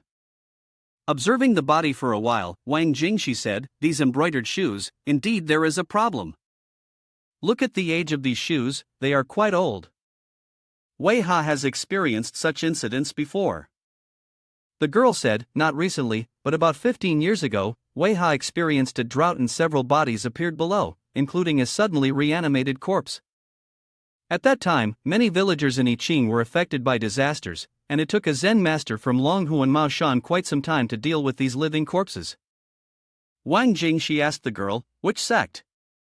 The girl replied, "You always ask so many questions. Don't ask others private matters casually, leave that to me." Wang Jingshi said, "Ask if you want to." The girl hesitated, "A big man like you, why are you so interested?" The girl thought to herself, "Wait for him to act, I want to see what sect he is from. Zen master, Shinmun, Maoshan, Longhu, Nankoanluan, and Beichuma. There is no sect that we, Jingshan, don't know well." The girl looked back and saw that corpse suddenly stood up and walked towards the two of them. Wang Jingshi took out a pair of scissors, rushed forward to kick the body and then turned around to stab a pair of scissors into the body's neck. The girl looked wide-eyed, so fast, yet immediately found the weakness of the body. I completely could not see the origin of him. The body fell down, a soul flew out from the body. Wang Jingshi told the girl, "Look at the flower shoes on her feet. After the blood soaked the shoes, she can't enter the underworld." The girl also confirmed, "Yes, this is soul manipulation in Qing Tingdong, yet she used it on herself. It's really cruel to herself, she could drive herself crazy like that. The reason is also because of a love." As soon as she finished speaking, the soul that had just flown out screamed. Wang Jingshi told the girl, "You pick up this body, the next task is up to you to handle." The girl laughed, "Are you a man?" She brought the ghost light in front of the ghost. This ghost light burns with yang fire, burning the wandering soul is not a problem. You have two choices: 1. Reincarnate in the underworld, 2. Be turned into ashes here. The soul shook, "Please spare me, this disturbance was not my intention. It's just that there is an unfulfilled wish, a love lost before it even came, please consider it, lady." The girl said, "Speak." The soul said, "When I was alive, I lived in a village near Weiha. During the chaotic war, my future husband was taken to the battlefield and died in a foreign land. I was so heartbroken that I made this pair of flower shoes, then threw myself into the river. Since then, my soul has been in these flower shoes." The girl spoke up, "So you want to be buried with him, but you don't know where he died." The kin TRP turned to her, "They must have had physical contact. In the eyes of the law, it means they were married. Ask her for his birth name, if he's still alive, we can roughly calculate his whereabouts." Soul thanked the girl and reiterated the information about the little girl's birth, rooster year, the 11th month of the lunar calendar, Fire Tiger Day, and expressed gratitude to the two senior martial artists. Then, the girl took the embroidered shoes and rowed the boat to the shore, thanking Wang Jingshi before bidding farewell. Suddenly, Wang Jingshi's face flushed, and he asked for the girl's name. She revealed her name as Xiao Xiao and then inquired about Wang Jingshi's name. Wang Jingshi disclosed his name, and the girl remembered it but also teased him, saying he looked ridiculously bad. Xiao Xiao is the daughter of the Li family. Upon returning home, she informed her parents, and then Mao Qing called her back, reminding her about the young master from the Qing He Ting family. Li Lanrong then also pulled Xiao Zhao's hand, "Come and see, I'm sure you'll like it." Xiao Xiao sat back. Mom and Dad, if you two like it, that's fine, but I don't want the Wang family to come and propose or anything. Mao Qingshui frowned. That guy came today. Just by looking at him I can tell he's poor and completely ordinary, not worthy at all. Xiao Xiao stood up and said, I know, I'm busy all day so I want to go rest and take a shower. You two should go to bed early. Xiao Xiao ran back to her room, remembering Wang Jingxi's sunny smile. That fool, Wang Jingxi is just a fake, the real Wang Jingxi is nothing. In the morning, Wang Jingxi walked by the river lost in thought, counting the time until he would go to the Li family to propose. Suddenly he heard a voice, Hey Wang Jingxi, you really are still here, I found the right place. Wang Jingxi turned around. Xiao Xiao, why are you looking for me? Xiao Xiao told me that she would go to Chang'an on a trip. I roughly calculated the approximate location of her future fiancé, and I have been investigating the whereabouts of the disabled warriors for the past few days. I will go to a place near Chang'an tomorrow. Wang Jingxi nodded, then Xiao Xiao asked, Before I leave, don't you have anything to say to me? Wang Jingxi looked puzzled, looked at Xiao Xiao for a while and then said, Have you been having trouble sleeping lately? Seeing Xiao Xiao's silence, Wang Jingxi concluded, I hit the nail on the head. Wang Jingxi continued, You have a deficiency of yin and excess of yang. Before going to bed at night, you can use a little vinegar and incense, then stick 2 pieces of fresh ginger on your feet for about half a month, and your insomnia might improve. Xiao Xiao turned away and said, You really are foolish, if there's nothing else, I'm leaving. Wang Jingxi called Xiao Xiao, I will give you something, this pearl necklace is for you, it took a lot of effort to obtain it, originally I intended to give it to someone else but some things happened recently, so I might not be able to give it to them now, so I will give it to you instead. Xiao Xiao took the necklace, You can't give it to the person you want, so you're giving it to me instead? Wang Jingxi scratched his head, No, I didn't mean that, it's just that deep down I feel like you are the most suitable one. Xiao Xiao happily said, Okay, I'll take it then, you silly goose. I'll go now, thank you for the jade pendant, I really like it. Wang Jingxi watched Xiao Xiao leave and was startled. When young, one should not encounter such a beautiful girl, otherwise she will be the shadow of your entire life. The next morning, a fleet of cars parked in front of Li Fu's gate, many gifts were brought, a handsome young man and an old lady entered from the gate. Luan Lian, today is a hard time for you, Master Cui is courteous, Xiao Xiao belongs to us, she can marry you as her good fortune, let's go inside quickly. The scene shifts to Riguang Airport. Wang Jingxi's older sister, Wang Dongqi, is currently on the plane, preparing to land. When she picks up her luggage, she is incidentally approached by a tall man offering to help. When they exit, Wang Dongqi meets the man again, who insists on giving her a ride even though the place she is going to is very far. Running straight until nightfall, Wang Dongqi was brought to Ma Qiuzi. Inside Ma Qiuzi, the monks were discussing the appearance of a living Buddha in this era. Tomorrow morning we will set out to search, all living Buddhas must be brought back without being disclosed to the outside, they said. Wang Dongqi stood in front of the large gate. She took a deep breath and shouted, Zhao Guowang family's first disciple, Wang Dongqi has come to Ma Qiuzi to pay respects, seeking the supreme Dharma wheel method. The monks inside winced at the sound of the shout. One of them said, Let me go see what the commotion is about. Opening the gate, Wang Dongqi paid her respects and said, Supreme Dharma wheel method, please forgive me. I, a humble girl, have come to seek your help and inconvenience you. The Supreme Dharma wheel method looked at Wang Dongqi in surprised. How can a young person have attained such a high level of spiritual power? She wondered. Wang Dongqi was led inside and explained, I have heard that Ma Qiuzi has a Mahakashayapa Sutra. Chanting it year-round can strengthen one's mind and spirit in the sound of Buddha. I would like to borrow the scripture and promise to return it in 5 years. The Supreme Dharma wheel method shook her head. The Mahakashayapa Sutra is a treasure that I cannot lend out. Wang Dongqi continued, No matter where you go, there's no moral justification for casually borrowing things. I borrowed the Mahakashayapa Sutra from you, and I can return it along with 2 items of equal value. The big question is also equally significant.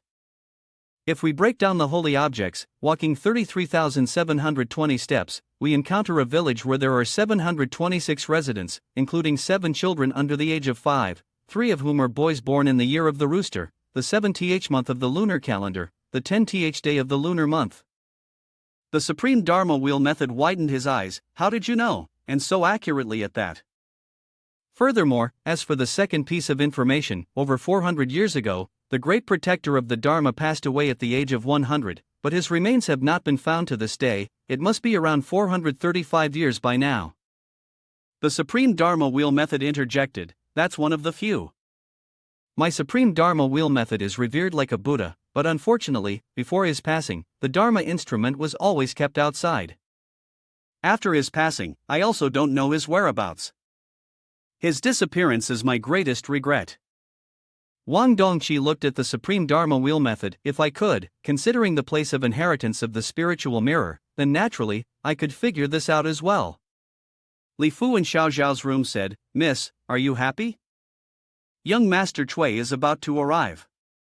He's the brightest star of the Qing He Ting family in the district. Xiao Xiao scoffed, he's just a regular person. He doesn't even ride an auspicious cloud or anything. I wouldn't be moved even if he were to commit suicide at Jiangzhou Bawang Shrine. Her younger sister retorted, wow, you're really stubborn, sis. Fine, I'm leaving. I don't want to stay here with you. I'll go out and try to help you with some advice. As she was about to leave, Mao Qing called her back, Meng Han, where's Miss? Young Master Cui is about to arrive. Meng Han replied, she's getting ready, adjusting her clothes to perfection. Mao Qing grinned, looks like this kid finally gets it. Shortly after, representatives from Nan Kuanluan entered, and Li Lan Rong and Mao Qing welcomed them. Cui Xianshu briskly approached Mao Qing. Nan Kuanluan Ting family, Cui Xianshu greets uncle, aunt. Mao Qing was delighted. Jingxi truly is a remarkable talent, no need for formalities. Everyone sat down together. Cui Xianshu asked, where is Miss Li? I heard that Miss Li is extremely beautiful, even without makeup. She is hard to compare with ordinary people. Mao Qing called Meng Han, quickly go back to the room and call senior sister out here. Meng Han ran back to the room to call Xiao Xiao, and then stood still when she didn't see Xiao Xiao anywhere. She hurriedly ran to report, it's not good, senior sister is nowhere to be found. I looked in the backyard but still couldn't find senior sister. Li Lan Rong and Mao Qing were shocked. Li Lan Rong calmly said, what a panic, it seems this head of the family is ashamed and hiding somewhere. Quickly go and find her. Outside the gate, Wang Jingxi also arrived, at just the right time, and it was quite bustling. Two people were guarding the gate and stopped Wang Jingxi. Inside, the representatives of the two families were announcing the 8 characters of the 2 grandchildren, the compatibility of the 8 characters, the alignment of the heavens, and if the 2 heads of the family had no objections, Ma Xiaoxiao and Cui Xianshu would be immediately engaged. The 2 heads of the family agreed. Wang Jingxi stepped forward and said, I have an opinion. Li Lan Rong was angry, I don't know if the Cui family and Li family are discussing marriage, how dare you come in? Where is the gatekeeper to kick him out for me? The 2 gatekeepers were lying on the ground clutching their stomachs. Wang Jingxi spoke up, I dare to enter your house, so I'm not afraid of being kicked out. If I leave, are you not worried that the Cui family will have doubts? Li Lan Rong shouted loudly, what nonsense are you talking about, you nervy person, get out of here. Cui Xianshu spoke up, Master, if the person wearing the elegant cloak of the Long Con Wall is considered nervy, then there are not many normal people left. Wang Jingxi found this person interesting, I and Miss Li have been betrothed early, it is a marriage that my father and Li's patriarch personally arranged. Li Lan Rong said, just nonsense. If there is a betrothal, do you have a written agreement? Wang Jingxi said he did not have one, and jokingly said, hey young lady, are you trying to cause trouble? Are you trying to stir up trouble with us? Wang Jingxi looked at her and said, I may not have a written contract, but the betrothal my father has arranged is something that no one in this world can refuse. Li Lan Rong laughed and said, this is really funny. I'll give you 2 choices, either leave on your own, or I'll have someone come and take you away. Wang Jingxi replied, I can leave if you want, as long as you admit that there is no betrothal between the Longxili family and your Zhao Guowang family, then I will leave. Li Lan Rong said, fine, as you wish. There is no betrothal between the Longshili family and the Zhao Guowang family, it simply does not exist. As soon as he finished speaking, a lightning bolt struck Li Mansion, shocking everyone. Then someone ran in and reported, "Chief, lightning just struck and destroyed the ancestral tablet of our family." Li Lanrong and Mao Qingshui frowned and laughed, "It's just a little boy, what can he do?" Wang Jingxi laughed, "I'm standing here and nothing has touched me." Cui Xianshu spoke up and said, "As far as I know, there is a type of verbal pledge in the martial arts world. Once it is made, there is no possibility of breaking it, unless the person who made the pledge cancels it themselves. If that's the case, then the Li family and the Wang family do indeed have a betrothal." Lan Rong asked, "So, how should it be? If it's not a clear engagement, why should we accept it?" As soon as she finished speaking, there was another report that the ancestral tomb on this side had cracked, and snakes, mice, and insects were crawling out. The steward reported, "Master, the cemetery over there called to inform us." "Lan Rong, the cemetery on this side has an incident.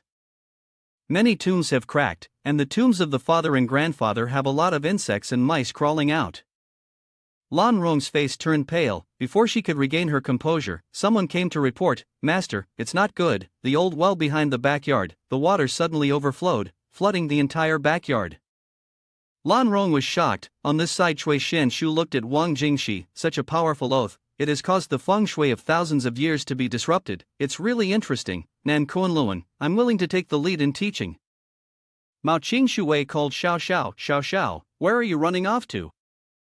Everyone is waiting for you, don't know where you are." Xiao Xiao said, "I always tell everyone that when everyone is happy, I am happy, but when everyone is happy, no one has ever asked if I am happy. Marriage is a big deal, it is where a daughter's future is entrusted, but no one has ever asked if the daughter likes Mr. Cui." Mao Qingshui angrily said, "What are you talking about? Mom and Dad just want what's best for you. Mr. Cui will take over as the headmaster of Nan Kunluan. What's wrong with marrying someone like that?" Xiao Xiao then sighed and said, "Everything is right, everything is fine, the only thing that's not right is that I don't like it. The man I need doesn't need to be too talented, just be able to accompany me for a lifetime." Suddenly, Wang Dongqi and Xiao Xiao met each other. Xiao Xiao stared at Wang Dongqi, and he asked, "Why are you looking at me like that?" Xiao Xiao said, "I feel like you resemble someone I've met before." Wang Dongqi looked at her and winked, "It's all fate." After hearing this, Xiao Xiao didn't understand and followed Wang Dongqi back to Li's mansion. Li Lanrong angrily said, "How dare you break the feng shui of our Li family, you are really bold." Wang Jingxi said, "Since I entered the Li family, I have never stepped on a stone, touched a sword, or recited a chant. You are breaking the rules and ruining the feng shui of your own home. And now you want to blame me, where is the morality in that?" Nai looked at the old man next to her and said, "The Li family's feng shui is truly ruined. From now on, the Li family will gradually decline." The old man called Xin Shu and said, "Come with me to see how the Li family's feng shui has been destroyed. A broken mirror can still be mended, but what about feng shui?"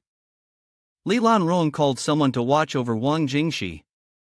Wang Jingxi sat down and said, "Ha, if you can read this ruined feng shui, then Nan Kunluan is no longer Nan Kunluan." They went out to the garden to see the well. Li Lanrong asked Cui Xianshu in alarm, "What is happening?" Cui Xianshu replied, "The well is dry and overflowing, a bad sign. This well is probably linked to Weiha, and it went dry before because it was blocked and couldn't receive water." The two Nan Kunluan men looked around. Cui Jie said to Li Lanrong, "No, in geomancy, there should be another well, not just this one, to be accurate." Li Lanrong said, "There is only this one." Cui Jie frowned, "It can't be, this well is said to be the eye of the battlefield, but it's actually a dragon's eye. This small courtyard is actually built on top of a dragon's head, the well is the dragon's eye. A dragon's eye should never only have one, it must definitely be a pair."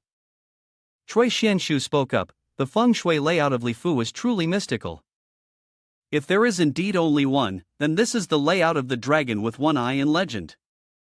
I remember the annotations of Nan Kunluan, it was written that the great business will not be hindered, it can become extremely prosperous, it's because his master Gue Guzi arranged the layout of dragon with one eye for him."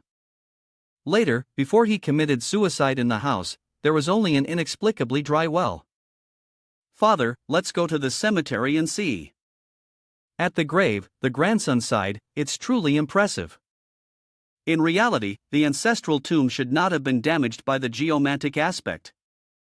To find the cause, it will require a lot of thought and reflection. Suddenly, the nephew thought and whispered to Chui Jie, "Uncle, the records of the Nan Kuan Luan sect contain the arrangement of the dragon with one eye formation, but there is no method for setting up the formation or breaking it. If we don't record it in the Nan Kuan Luan sect, it will only be found in Lian Shan and Guizhong.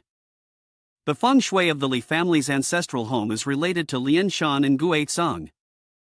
If it's not in the prediction, then that kid must know about it." At this moment, Wang Jingshi was sitting in Li's mansion, cuting his nails, when suddenly a spell enveloped the mansion. Wang Jingshi immediately realized, how could a spell try to trap me? The group of Cui Xianshu turned back and said, "That poor kid, you really haven't left." Wang Jingshi replied, "No, he told me to watch the show here, how can I leave without finishing it?" Cui Xianshu said sarcastically, "You want to leave, but you still don't know what kind of situation you're in." Wang Jingshi arrogantly said, "The great formation of the 16 foreign realms, the inner chamber divination seals the image of the celestial yin and yang hardship formation. Even a wandering spirit or demon can't escape from this feng shui arrangement. I heard that even the gods use this kind of feng shui when catching demons." Shang Xian exclaimed, "Indeed remarkable. It is amazing that you can see through the tactics of our master Luantan so quickly. Outsiders rarely have such insight.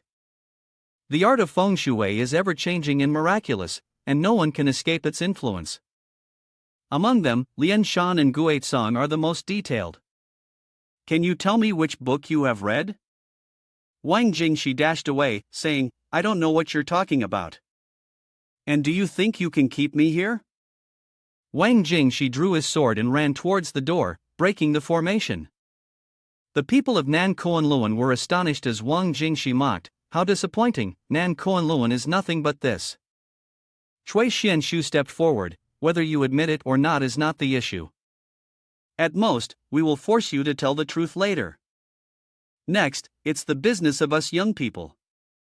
Claiming that Nan Kuan Luan holds the fate of the world, if our abilities are not equal to yours, then it's just a mere reputation."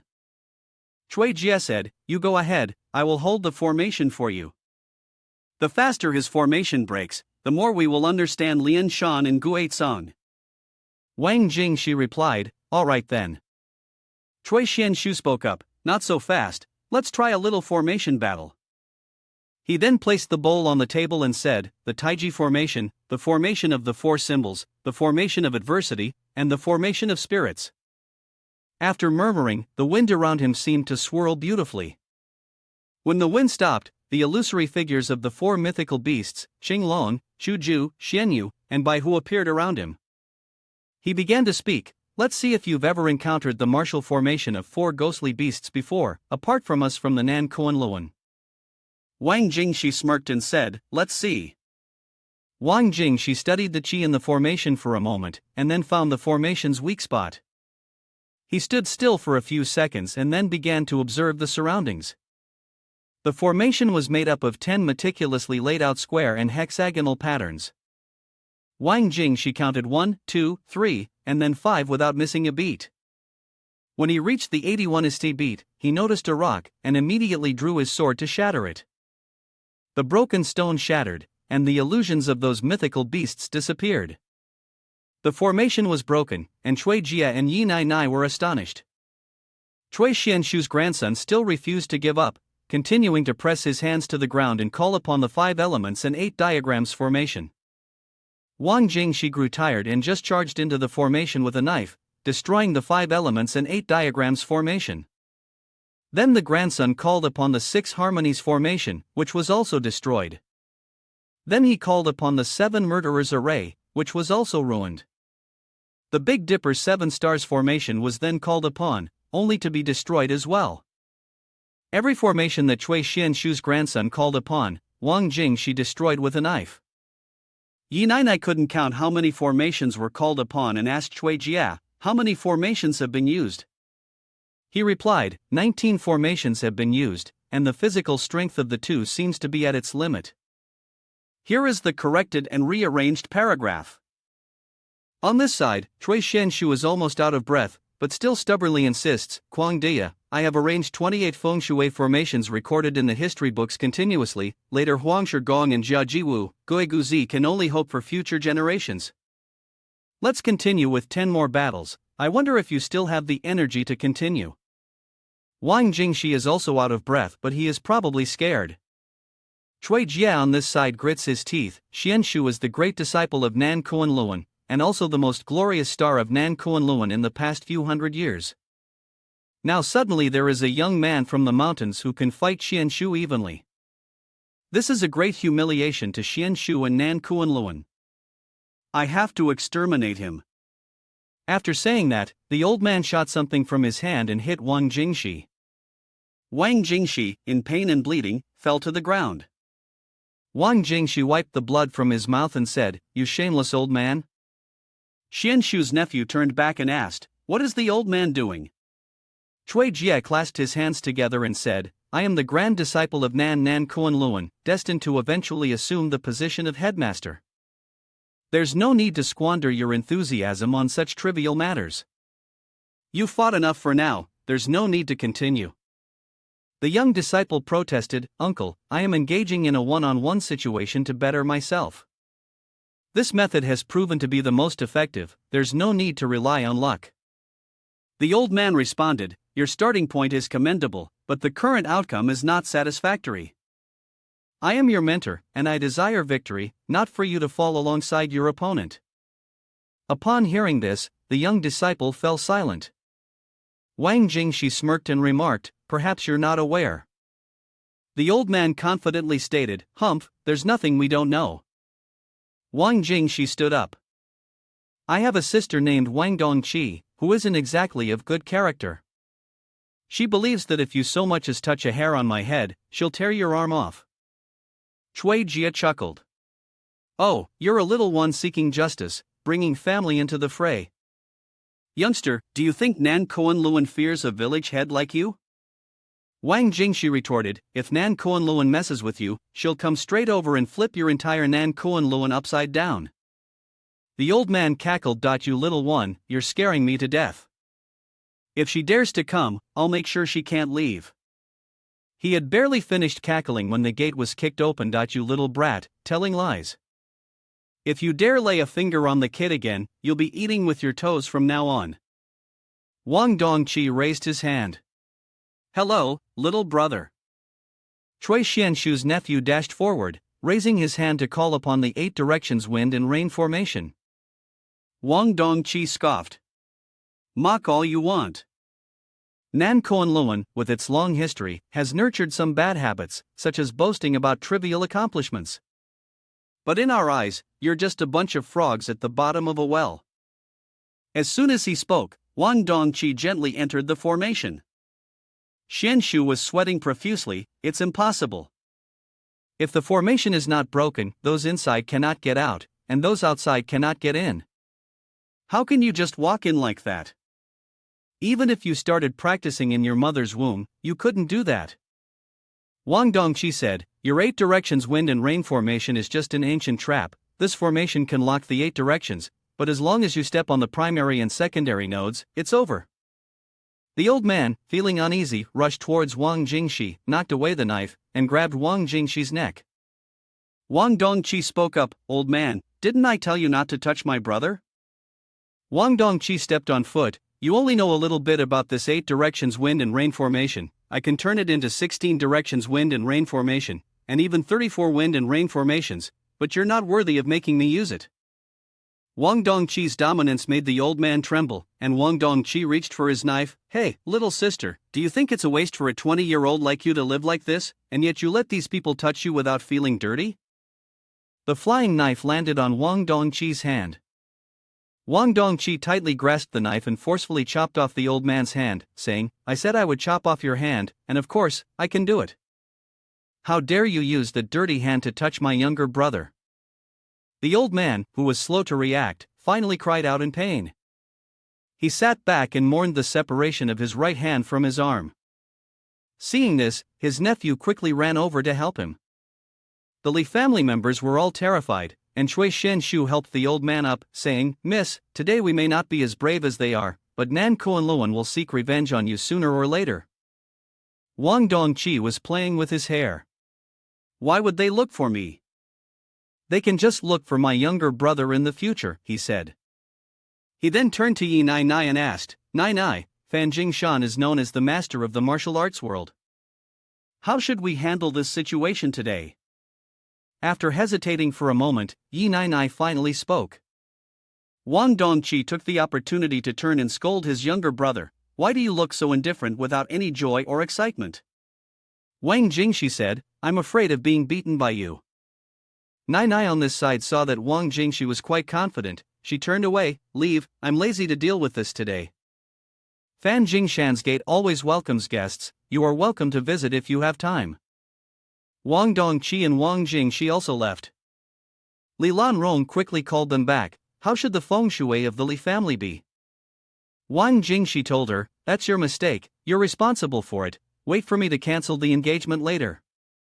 While speaking, Wang Jingshi was hit by Wang Dongqi. "Shut up, if you talk nonsense again, I will hit you.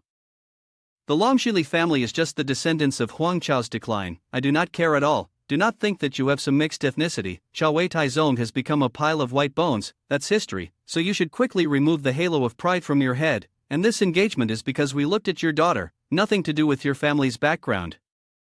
As for the feng shui and the family's fate, as long as the engagement is still there is nothing to worry about. Think about it for yourself, next time we come to discuss the engagement, I hope you can change your attitude." A while later, Wang Jingshi and Wang Dongqi were together on the Weiha boat eating fish. "Sister, why did you come to Longxi?" Wang Dongqi handed a scripture to her. "This is the Mahakashyapa Sutra that I got from Ma Qiu Zi. Reciting this scripture can strengthen the 3 souls and 7 spirits of a person. It has a certain effect on me, although it cannot change my bad luck, it still has some effect. Take it and read it diligently. After you finish, you have to return it, don't lose it 1,000 times. Wang Jingshi asked in confusion, "Sister, why do you and our father both want me to marry the eldest daughter of the Longshili family, and they are not willing either?" Wang Dongqi replied, "This marriage with you is of course a good opportunity. Yuan Daorun has to endure heaven's punishment every 3 generations, but it doesn't necessarily have to follow the arrangement of fate. Therefore, we are specially determined to cancel this marriage contract for you.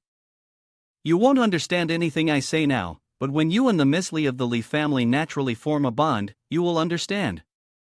This is your destiny and hers as well." Wang Jingshi then began to have a lot of questions. What if I don't like her? What if I already have someone I like? Wang Dongqi answered all these questions with a sentence. "Then what does it matter, little foolish brother, if she asks you, do you think you and the person you like being together is peaceful and happy? If you can't even grasp your own destiny, then do you dare to think about living with the person you like until old age?" Wang Jingshi said, "I want to take a trip to Chang'an." Wang Dongqi replied, "Is the girl you like in Chang'an, but right now you are like a piece of meat that everyone wants to take a bite of, you probably won't be able to run away." Wang Jingshi said, "I'm not like that, I don't have to know everything like Lian Shan and Guizong. What about you?" Wang Dongqi laughed, "Are you being foolish? Are you a pig? Do you hope they come to bother you? If it happens at a time when I'm not happy, then the consequences will be very serious." Wang Jingshi, hearing her older sister's aggressive tone, fell silent and couldn't say anything. Later, Wang Jingshi stood up and said, "It's time for me to go." Wang Dongqi advised his foolish younger brother, "You must be careful when you are out alone." Later, Wang Jingshi went to the bus station to buy a ticket to Chang'an. On the bus, Wang Jingshi sat next to an old man. The old man kept coughing. Wang Jingshi told the old man, "If there is any discomfort in your body, please go see a doctor quickly, sir." The old man laughed, "I'm fine, it's just a minor illness, nothing serious, so I don't need to spend money on treatment." Wang Jingshi asked, "Why?" The old man said, "I'm married and have children. When I was young, I worked hard to make money to enjoy the good days, and now that I'm old, I have experienced everything that needs to be experienced. So whether I die now or not doesn't matter to me. After all, sooner or later, everyone has to die. I don't need to hope for a few more days of life. After hearing the old man, Wang Jingxi also pondered, true, it's true. Why should I be afraid of not living for much longer? It's better to accept fate and experience as much as possible before I die. Yes, love, that's definitely a reason I want to go to Chang'an. At Hengluan Mountain, old man Cui Jia, infuriated by the loss of one hand, swore never to forgive Wang Dongqi and vowed to retrieve Lian Shan and Guo Song from her. If dealing with Wang Dongqi proves challenging, then let's attract other sects as allies. Though we may have to share the spoils, it's better to have something than nothing at all. Information about Lian Shan and Guo Song has been sent to Beijing. I believe that if they make a move, we should immediately raid and seize them. Such valuable assets must be obtained. Wu Jia intervened, robbery? You're insane. Didn't you fight alongside Wang Dongqi before? Nan Kuan-Luan isn't foolish. If they manage to obtain them, they surely won't spread the news. It's best for us to observe. The enemy may not necessarily be the enemy, and true friends may not necessarily be true friends. Information about Lian Shan and Guo Song has also reached Ma Shan, at Mysterious Mountain, where Di Tian reacted anxiously. The exposure of Lian Shan and Guo Song's situation is alarming. Let's quickly descend the mountain to investigate. The scene changes to the outskirts of Chang'an, where a group of people are performing some kind of ritual on the corpses under the coffins. Each of these bodies are stuck with an amulet on their foreheads. A red string is thrown out and leads all the bodies to stand up and be led away. At this time, Xiao Xiao also runs to this area. Based on the previous speculation, it must be nearby. Solve it quickly and then rest. Then Xiao Xiao noticed the group of people and the corpses on the other side. This is really strange, the corpse exorcists in Chang'an. While observing, Xiao Xiao's embroidered shoe flew out of her bag, and Soul, the female demon, flew over to the group of people on the other side. Xiao Xiao gritted her teeth, really annoying, not to mention being so clever. The female demon Soul flew to one of the corpses on this side and called out, Alang, I finally found you. You once said that the woman goes north, Alang goes south. In this life, we will part ways. I hope Troyer will be happy with her loved one in the future, but how can I bear it? Suddenly, a member of the corpse exorcist group called out, Demoness, what are you doing? Get out quickly, or I will disperse your soul. Xiao Xiao stepped out at this point. Can you negotiate a bit? I have fulfilled the request of this female demon, helped her find her husband, and then allowed them to be buried together. I want the body that the female demon needs to be respected. The old man said, what does this have to do with us? We have nurtured this body for 100 years. He was a living person before he died, but after death he is nothing, just a homeless thing. Xiao Xiao looked at him, hey old man, if you regret that body, the other two might slip away from your hands as well. The old man laughed, are you threatening me, little girl? Today, if there is no one here, it would be better for you. Xiao Xiao said, Xiang Shi Lao Miao Yang Shi Zong, specializing in nurturing the most vicious souls. I have never borrowed someone else's name to act on behalf of the heavens, to target people like you, but if provoked, I will not hesitate. The old man ordered his men to capture Xiao Xiao. Xiao Xiao dodged and took out the ghost light. Xiao Xiao blew yang fire towards the corpses. Their souls were awakened, the talisman on their foreheads burned. The old man, seeing that the situation was not good, quickly rushed to bite his finger, used the blood to draw a spell, and then stuck it on the back of the deceased.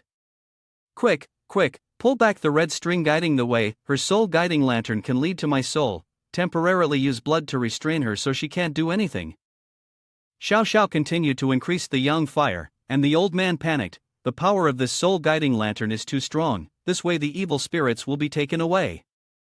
Xiao Xiao then used all the yang fire inside the soul guiding lantern to capture the souls of the three deceased. Because the power of the yang fire was used too much, it caused a disturbance and attracted the attention of others. The old man then panicked, stop, stop, stop, crazy woman, stop quickly, if you attract others how can you escape if we encounter trouble, there are so many who desire the souls in your hands, aren't you afraid of being robbed by others? Xiao Xiao was also quite tired at this point, so she retracted the yang fire, and the souls of the three deceased had been taken away. The old man then collapsed. It's over, it's over. It took me hundreds of years to nurture a few intact bodies.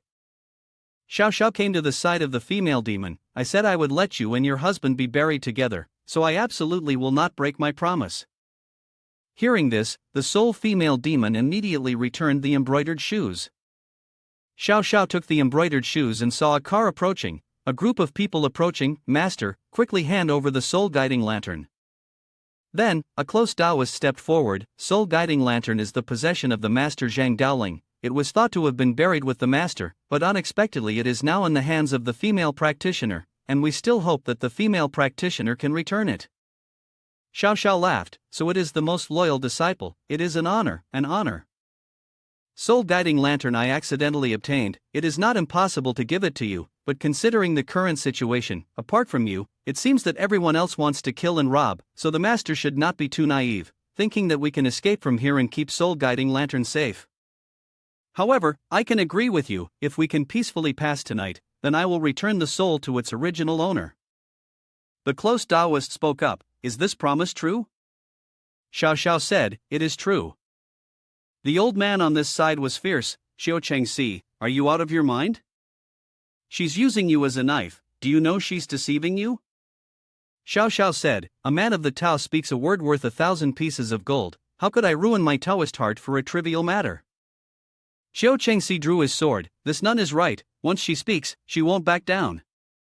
Come on, I want to see which one of you dares to steal the soul guiding lantern, the most sacred treasure of the Tao. The others reassured each other, we have strength in numbers, who are we afraid of? So the men rushed to fight Xiao Changxi, while Xiao Xiao backed off to observe. At this moment, a taxi approached from a distance. Hey buddy, it looks like there's a fight going on up ahead. Are you sure you want to go there? Wang Jingxi got out and said, just stop here. The taxi driver warned, be careful, swords and knives have no eyes. Wang Jingxi replied, don't worry. Next to Xiao Xiao, Xiao Changxi was being pushed back by the crowd. The soul guiding lantern had been used excessively by Xiao Xiao earlier, so it couldn't be used temporarily. Xiao Changxi was suing her. Suddenly, a flying rope came and took Xiao Changxi's wooden sword. A large fire rushed towards them. Xiao Changxi created a shield of leaves and told Xiao Xiao to move away. Behind Xiao Xiao, another attacker rushed towards her. Xiao Xiao was hit and flew back, landing in the arms of Wang Jingxi. Hee, that was quite clever. Xiao Xiao puzzled, why is Wang Jingxi here? Wang Jingxi let her down and said, of course, it's because of you. Wang Jingxi walked over to Xiao Changxi. Wang Jingxi looked like a bad boy. For you, I can commit crimes against the world. If given the choice again, I would do the same. I am willing to confront everyone for you. Xiao Xiao said to Wang Jingxi, you are a fool. When did you become like this? Xiao Xiao wondered, is this a confession, or just pretending for my sake? Xiao Changxi also said, can you two fight? Don't make me stay here and eat dog food. The old man on this side spoke up, once again, someone has come seeking death for you all. Come on, let's go, consider it as though we are just killing another pig. Wang Jingxi said, old man, whatever you say, you should think about it. If you provoke like this, then let's fight.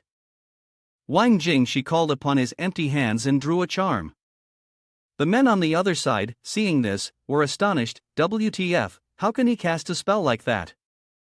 Some of them said, this guy is bragging, let's jump him. Wang Jingxi chanted the spell, and then every man who approached felt as though they were being pulled and thrown up into the air. The old man who had been crowing loudly now was also flung around, his mouth exhaling smoke. Wang Jingxi spoke up, the leader of the chaos is being punished. I don't want to kill anyone. The rest of you should leave quickly. Xiao Xiao and Xiao Changxi were still afraid, let alone the men on the other side. One by one, they all felt weak in the knees. Wang Jingxi smirked to himself, I'm putting on a good enough show to scare them off, I suppose. But then two of the men on the other side spoke up, young man, are you not afraid of committing a crime against all of us with such strong actions? We may not fight you now, but think about it, we are not alone. If we meet again, it won't be good for you. Wang Jingxi said, I was just threatened and now I don't want to back down. I told you to get lost, but you dared to threaten me, it seems not scary enough. Wang Jingshi called out a few more spells and the people on the other side seemed a little tense. Wang Jingshi drew a knife and said, "Next, just recite this magic word and it will take effect immediately." After that, Wang Jingshi rushed forward and struck. A man said, "Oh my god, he broke my bone." Wang Jingshi grabbed the man's head and said, "Did you just threaten me? Don't refuse, I will wear out all of your hands." The other man approached and said, "We're leaving, from now on, just seeing you, we will stay away." Then Wang Jingshi swung the knife again, the man on this side twitched and tears flowed from the little one's head. Wang Jingshi said, "Is there anyone else who doesn't want to go?" Xiao Xiao behind complained, "Too much boasting." Wang Jingshi walked to Xiao Xiao and held her hand and said, "Ha, was I cool just now?" Xiao Xiao said, "What a show-off, I think only a few fools wouldn't be able to see through your acting skills." Some people behind them said to each other, "Let's go." Xiao Changxi then asked bewildered, "Where is my light?" Wang Jingshi hailed a taxi and told the driver, "Help me find a hotel or a guesthouse nearby." The driver said, "Sure." Wang Jingshi sat back comfortably and said, Finally I can rest." But when Xiao Xiao kept looking at her, Wang Jingshi asked, "Why do you keep looking at me?" Xiao Xiao glanced at him and said, "I'm just thinking, are you planning something bad against me? If you are, I'll make sure you can never live peacefully again."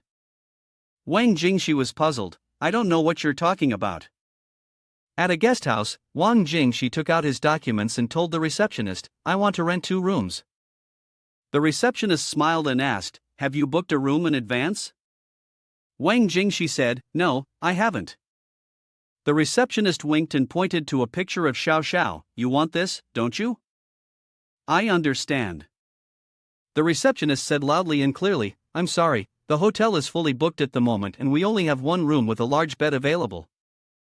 Xiao Xiao blushed after hearing that. "You really want to plot against me? I consider you as a brother and you want to plot against me?" The flight attendant laughed, and Wang Jingshi tried to explain, "It's because the hotel is fully booked." Xiao Xiao said, "You still won't admit it, I heard everything the 2 of you just said. You think I'm a fool and I don't know." When the explanation didn't work with Xiao Xiao, they had to explain it to the flight attendant. Finally, they were able to rent 2 rooms. The 2 of them went up to their rooms, and Wang Jingshi felt extremely embarrassed.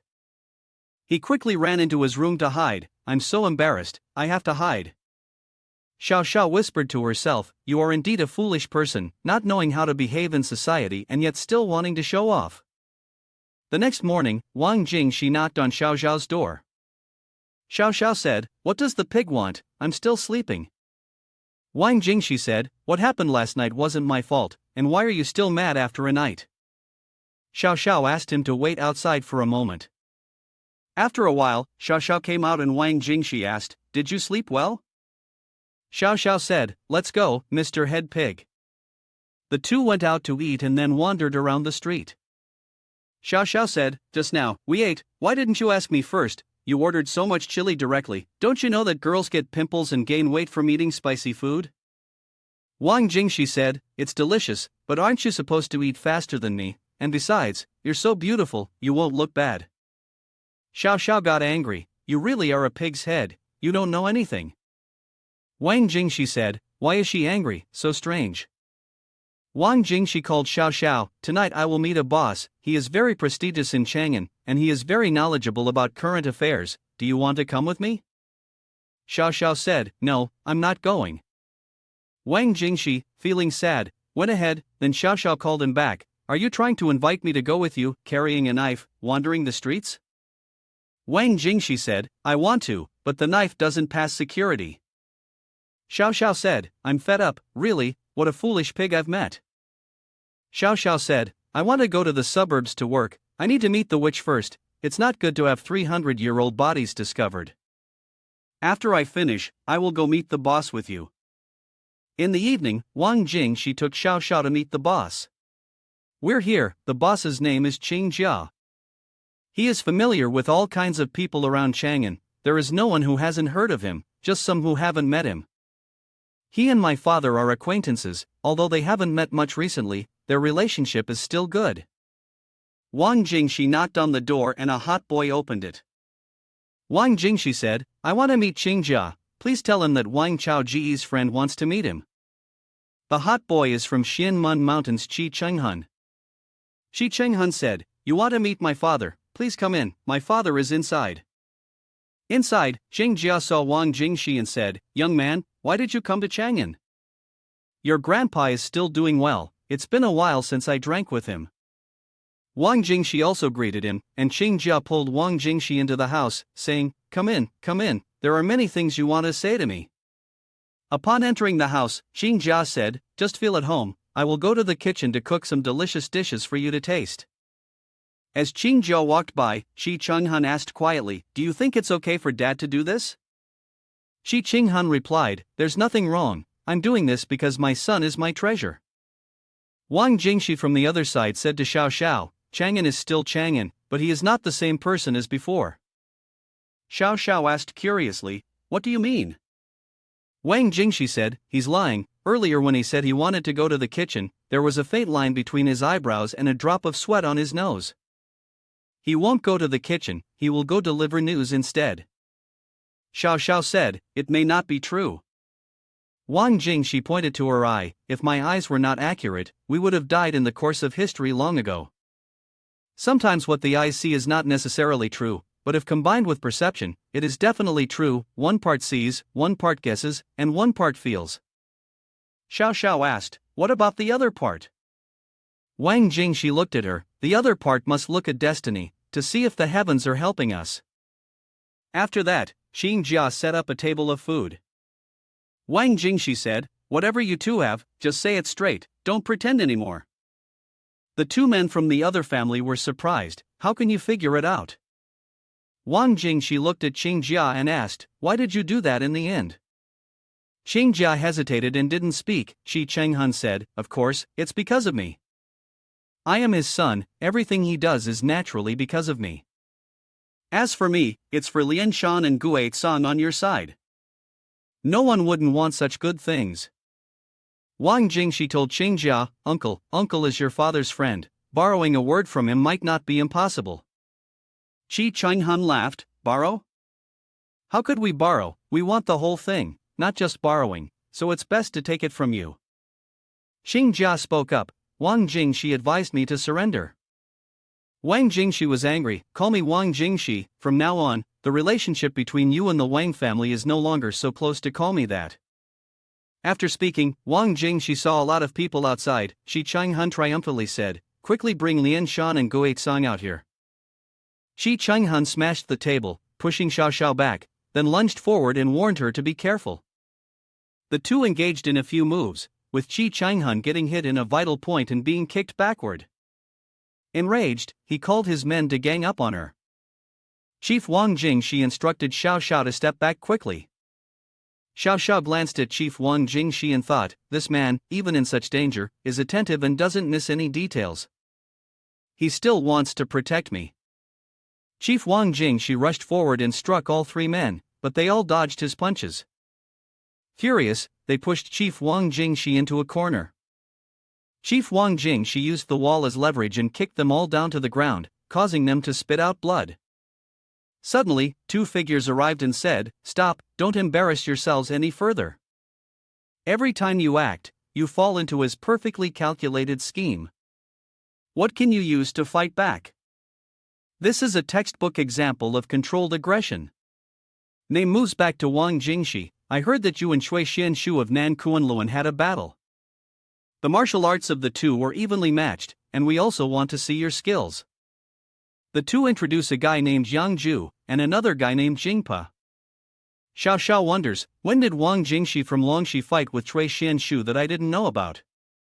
Xiao Xiao says to the two of them, do you want to take advantage of the weak?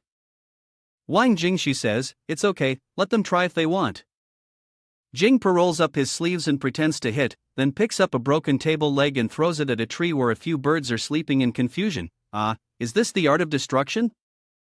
Wang Jingxi praises him. Xianmen impulsive fighting method, at its highest level, can control everything in the world, but the price to pay is severe, not only damaging the mind, but also causing sudden disappearance of enthusiasm. It is just an external method of the 8 odd formations.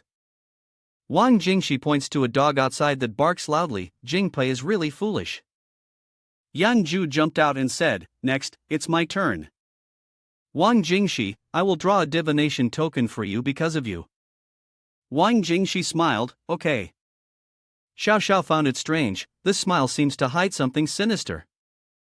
Yang Ju took out a tortoise shell with coins and said, "These 6 coins and 5 money are mine, all from the palace, enjoying the precious spirit's imperial power, nothing better for divination." After shaking the tortoise shell, Yang Ju poured out the coins and said, "This divination is the heaven-earth divination trigram. The power is not as fierce as it appears, more like sand. It seems to only represent your current situation, as if you were the king of all creatures, but now there is no way out. I advise you to let go and accept your fate." Wang Jingshi spoke up, "I feel that the divination token you drew seems like you are being deceived. I advise you to look carefully again, and see what this divination really means." Yang Ju was very confident, "I only need one look to interpret the divination. I have studied the 6 lines and 8 trigrams for 23 years. Suddenly looking back at the coin, he turned pale. "What is this? It's not right. Why is it showing cosmic order and natural laws instead of heaven-earth divination trigram?" First there was fear, then danger, and in the end it turned into peace. A lotus pond was drying up, but suddenly it started raining. It's a military hexagram with a wealthy woman supporting. Wang Jingshi said, "I think you interpreted the hexagram too casually, you should take another look." Yang Ju, feeling tense, looked down and saw a different hexagram. He looked again and found that it had turned into a different hexagram. He cried and felt very frustrated. Yang Ju was about to have cultivation deviation, with blood coming out of his nose and mouth, and in the end he fell to the ground with a nosebleed. Xu Jing ran over to support him, asking Wang Jingshi, "What happened to my husband?" Wang Jingshi said, "I don't know, I've been standing here the whole time." But from outside, a voice echoed into Yang Ju's ears, "It's because your level is insufficient, your hexagram interpretation wasn't correct, leading to cultivation deviation." The person who walked in was Xin Mun, similar to my Huhu. "Yuan Daoren has come to your life, it must be the 3rd life, right? If I guess correctly, then you have received divine punishment." Yang Ju is lucky to have only drawn the evil sand divination, if it's guessed the fate, it would have been doomed. Wang Jingshi said, "He understands that, right?" Huhu introduced, "I am Mai Huhu, the mountain owner of Xin Mun Shan Sai Mai. We are here to make a deal, what do you think?" Wang Jingshi said, "Tell me about it." Mai Huhu said, "According to the documents of Xin Mun, Yuan Daoren consistent, it has been many years since he came out of the mountain. Now that you have appeared, it must be to solve the divine punishment on you, right? If not, then you can only live up to 30 years old. Our classical literature of Xianmun is countless, maybe there is a way to solve your curse in it." Xiao Xiao was shocked to hear Mai Huhu say, "How can such a thing happen? He can't live beyond 30 years old." Wang Jingshi spoke up, "You are the renowned leader of Xianmun Mountain, yet you come here and make such a fuss. Your words are just empty promises. Your sweet talk is beautiful, but this deal is not suitable for me." Mai Huhu retorted, "If you don't make a deal with me, do you think you can escape today?" Wang Jingshi replied, "It's not certain." Wang Jingshi took out a talisman and raised it high, chanting a spell, exuding a power that oppressed Mai Huhu. Wang Jingshi pulled Xiao Zhao's hand and said, "Run quickly." Mai Huhu, breaking free from the oppression, then used a restraining spell on Jingshi, holding him firmly. Xiao Xiao stepped forward and chanted, "Mindi Yin, lose one's spirit, evil spirits obey the command." The evil spirits rushed out from the soul-guiding lantern, attacking Mai Huhu. Xiao Xiao called out, "Wang Jingshi, let's go now." Mai Huhu, fighting off the evil spirits, quickly pursued them. Soon, Mai Huhu caught up and threw a punch. Wang Jingshi pushed Xiao Xiao out of the way and countered with a strike. Suddenly, behind Wang Jingshi, she was attacked by someone. She took a powerful blow and fell to the ground. Xiao Xiao rushed to help Wang Jingshi and both of them were stopped. Mai Huhu said, "You don't have a choice now, just stay obediently. That wound just now must be serious. Timely action makes a true hero, bring Lian Shan and Gue Tang here." As soon as she finished speaking, there was a noise on the roof. It's Xian Mun, owner of the mountain. This time it won't go as you wish.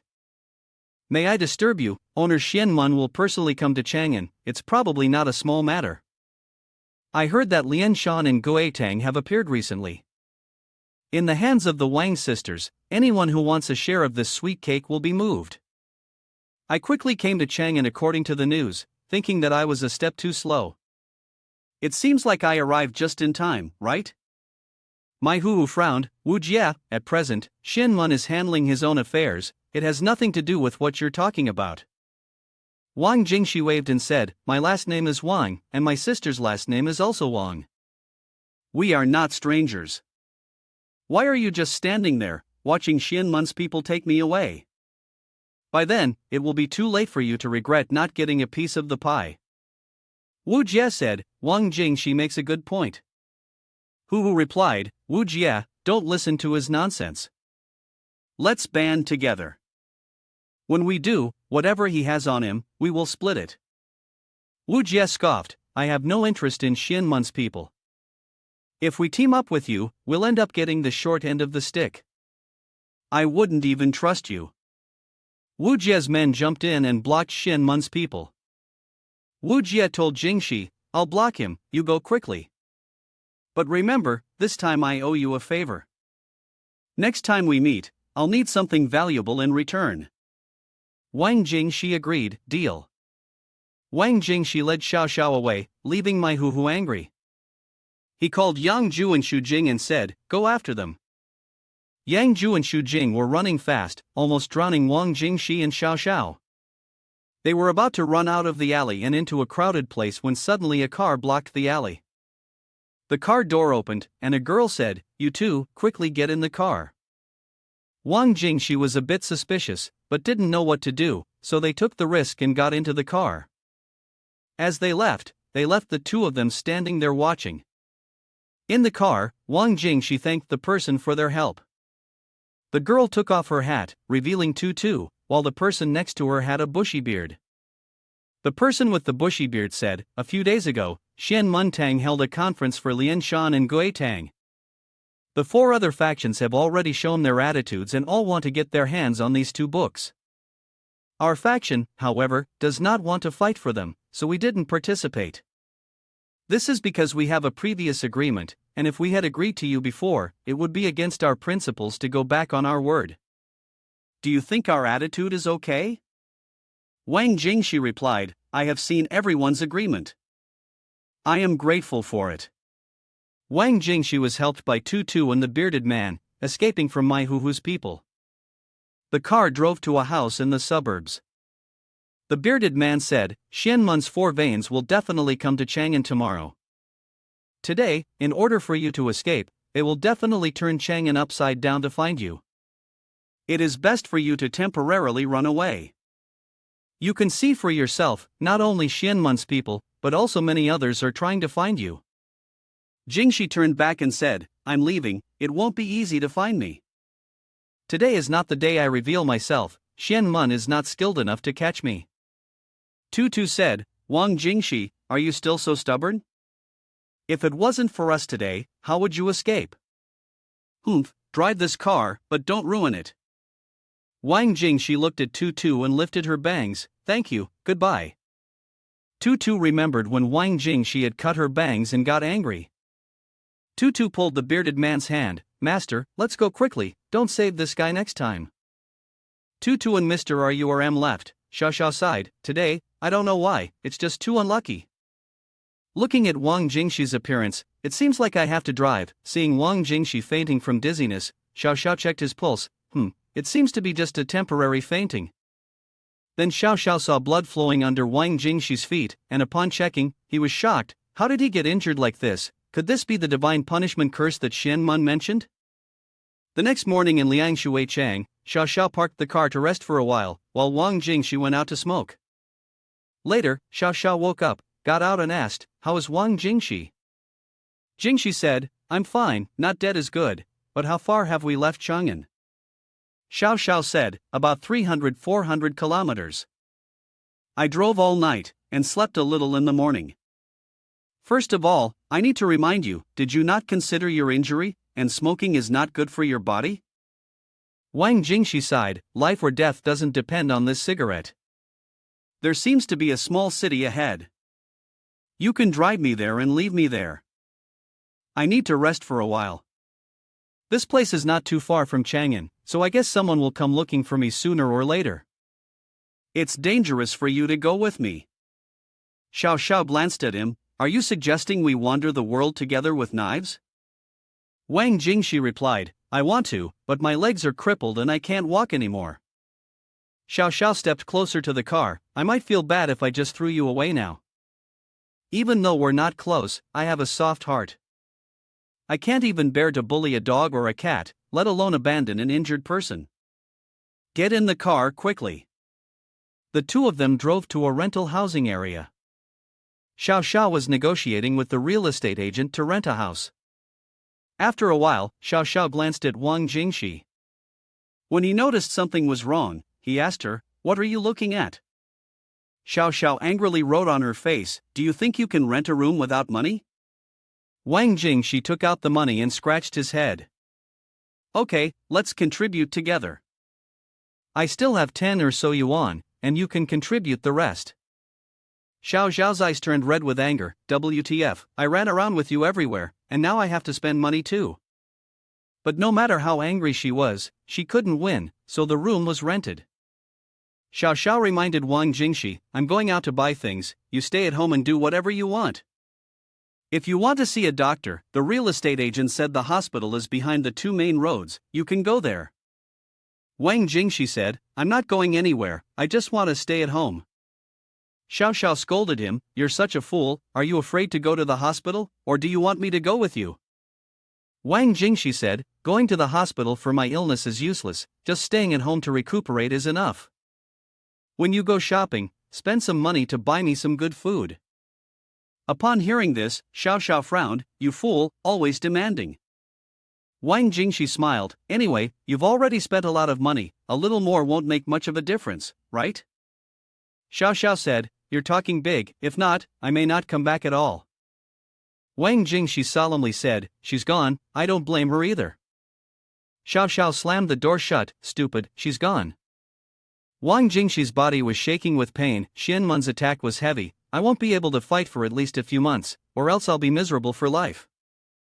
3 hours later, Xiao Xiao came back from the market with a lot of things, including utensils, meat, chicken, toothbrush, and even 2 pairs of bear slippers, one green and one pink.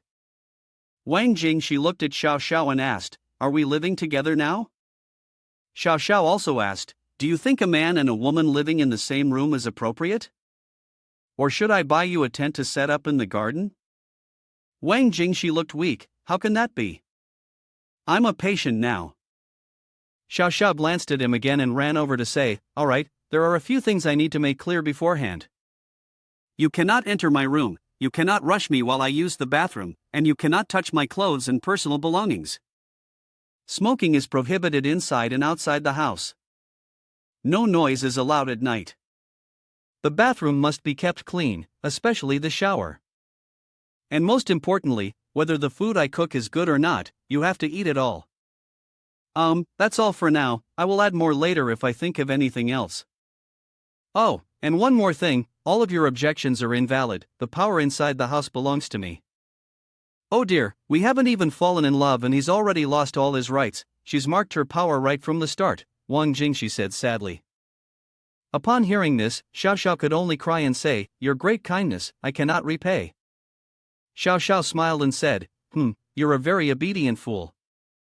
At this time in the city of Chang'an, 2 men Xu Jing and Cheng Hun were running back to report to my Hu. We've searched all the hospitals and clinics.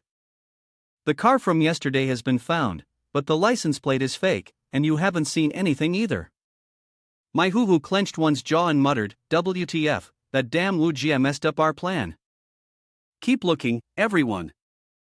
Meanwhile, Wang Jingxi took out the Mahakashyapa Sutra to read, thinking, My sister must have put a lot of effort into finding this. I should take the time to read it carefully. Before he could read a single word, Xiao Xiao stormed in angrily and said, I've been busy outside, sweating and exhausted, while you've been lying in bed like you're on the verge of death. How is that fair? can't you get up and do something? Look at you, just sitting there relaxing. Xiao Xiao wore green slippers, while Wang Jingxi wore pink ones. Wang Jingxi defended himself, saying, I want to help, but you always end up messing things up when I do. You insist on handling things in the house yourself, and I'm not allowed to touch anything. After thinking it over, Xiao Xiao admitted, You're right, I did say that. She let go of her anger and said, In the future, when I'm busy outside, you shouldn't be just sitting around. It makes me uncomfortable. Wang Jingxi continued to be puzzled. Oh my, what kind of principle is this? What do you want me to do? Xiao Xiao, seeing him still questioning, became even angrier. I don't know. When I work, you have to stand by and watch, but you must not obstruct me. If I find you annoying, you have to immediately leave. Don't let me feel uncomfortable, and you are not allowed to express opinions. I get easily irritated. Wang Jingxi, afraid, quickly said, Okay, whatever you say, I'll listen to everything. I'm poor, I rely on the support, I accept it. Xiao Xiao, on the other hand, became happy, very obedient. Later, Xiao Xiao prepared a delicious meal and asked, Are the things that people said before true? Wang Jingxi replied, Xiao Mei's intention yesterday, right? I and her are not very close. Xiao Xiao said, It's not about that. Wang Jingxi sadly said, The divine punishment, I can only live up to 30 years old. My father told me before, our Yuan Daoren family has to endure divine punishment every 3 generations, living no more than 30 years, because we have revealed too many prophecies, so the gods want to punish us. Xiao Xiao asked, Is there a way to resolve this? Wang Jingxi replied, Maybe, but even if I don't live to be 30 years old, my life has had some memorable memories, such as meeting you. After saying that, Wang Jingxi immediately bit into a potato and looked bewildered. Was my last statement not emotional enough? Xiao Xiao, sitting on the side, glared at him. You are really deceitful, living only a few more years but still having the heart to deceive a young girl. Divine punishment? I wonder if the divine decree has anything to say about that. The next morning, Wang Jingxi and Xiao Xiao went to Liangshui Chang Park for a walk. You've only been home for a day and you can't stand it already? Is your injury not a problem? Wang Jingxi said, It's okay, lying at home doesn't make the wound any better. Aren't you afraid of being exposed or discovered? Not afraid? You said the fish in this river are as good as the ones in Weiha. What do you like? I'll buy one to cook for you tonight, making you go through all this trouble again. I'm afraid you won't live to be 30 and then haunt me afterwards. Wang Jingxi and Xiao Xiao sat down and looked out at the river. Wang Jingxi asked hesitantly, Do you think we are the same as we were in Weiha? Xiao Xiao laughed, Yes, I have never seen anyone like you, a man who blushes at the slightest thing. Wang Jingxi chuckled silently, I have never seen anyone like you either, a smart and quick-witted woman, who has made the rest of my life extraordinary. Around them, there were other couples chatting happily or strolling together. Suddenly, the binoculars shifted to a couple with white legs playing in the water. Xiao Xiao looked at Wang Jingxi, Are those legs beautiful? Wang Jingxi honestly replied, Beautiful, beautiful, oh no, not beautiful. Xiao Xiao pointed to her legs, What's so special about them? Don't I have them too? Wang Jingxi tried to explain, It's not that, I didn't see anything. Oh look, that girl is still wearing a warm coat, a knitted hat, a scarf, and even a cloak. Xiao Xiao got upset, Don't try to deceive me, it's not winter now, who would dress like that? Wang Jingxi said, That is a dead person. Xiao Xiao, surprised, turned to look. Sure enough, there was a girl dressed as Wang Jingxi had said, sitting in a wheelchair, being taken for a walk by her husband along the river. Above, Wang Jingxi told Xiao Xiao, Let's take a few more laps and then go back. Xiao Xiao ran after her, Is that really a dead body? Aren't you curious? Wang Jingxi said, Of course it is. In this world, besides humans, there are many wandering spirits, demons, and ghosts. They and we are alike, coexisting in this world, but we rarely see them. There's nothing to be curious about. I have a lot of things to take care of myself, so where would I find the time to be curious about them? At this moment, the man and the girl came up from behind. Sorry, can you move over a bit? The man pushed the wheelchair through, and Xiao Xiao realized, indeed, the girl is a dead body. Xiao Xiao said to Wang Jingxi, wrapped up like that, the body of that girl won't last long. It will decay if left outside for a long time. Wang Jingxi said, that man surely has a way to prevent that body from decaying. Xiao Xiao was really puzzled, that girl has been dead for a long time, why does he keep avoiding the truth like this? I don't know what he's planning. Wang Jingxi said, it could be a psychological illness, possibly a body preservation technique, or maybe that man still believes that the girl isn't really dead. The man took the girl back to the room and said, I'm really sorry, my dear, I shouldn't have taken you out for a walk for so long today. Are you feeling uncomfortable? I'm really sorry. I'll give you a massage tonight, you'll feel better, and I'll sing you a song. The man sat and sang to the girl until it was dark. Then, he took a bag and a shovel and went somewhere. He arrived at a cemetery in front of a grave and said, I'm really sorry, I really have no other choice. Later, the man returned and began to concoct something from a bottle of strange liquid. He felt it was enough, then returned to the room and said, my dear, I've kept you waiting for a long time, this time I will definitely help you come back to life. Xiao Xiao suddenly woke up and ran into Wang Jingxi's room, exclaiming, the smell of formaldehyde is so strong, haven't you noticed it, you silly man? What did you do this morning? Wang Jingxi was also startled from his sleep. This smell, it must be from the man I encountered this morning. Xiao Xiao explained, I've heard that in ancient martial arts, in order to preserve the body of a master, they would turn the person into a corpse oil and apply it to the body to prevent decay. However, this method was abandoned centuries ago, as no one is willing to offer their own body or have their loved ones treated in such a way. Eventually, when the corpse oil runs out, there's no way to maintain it anymore.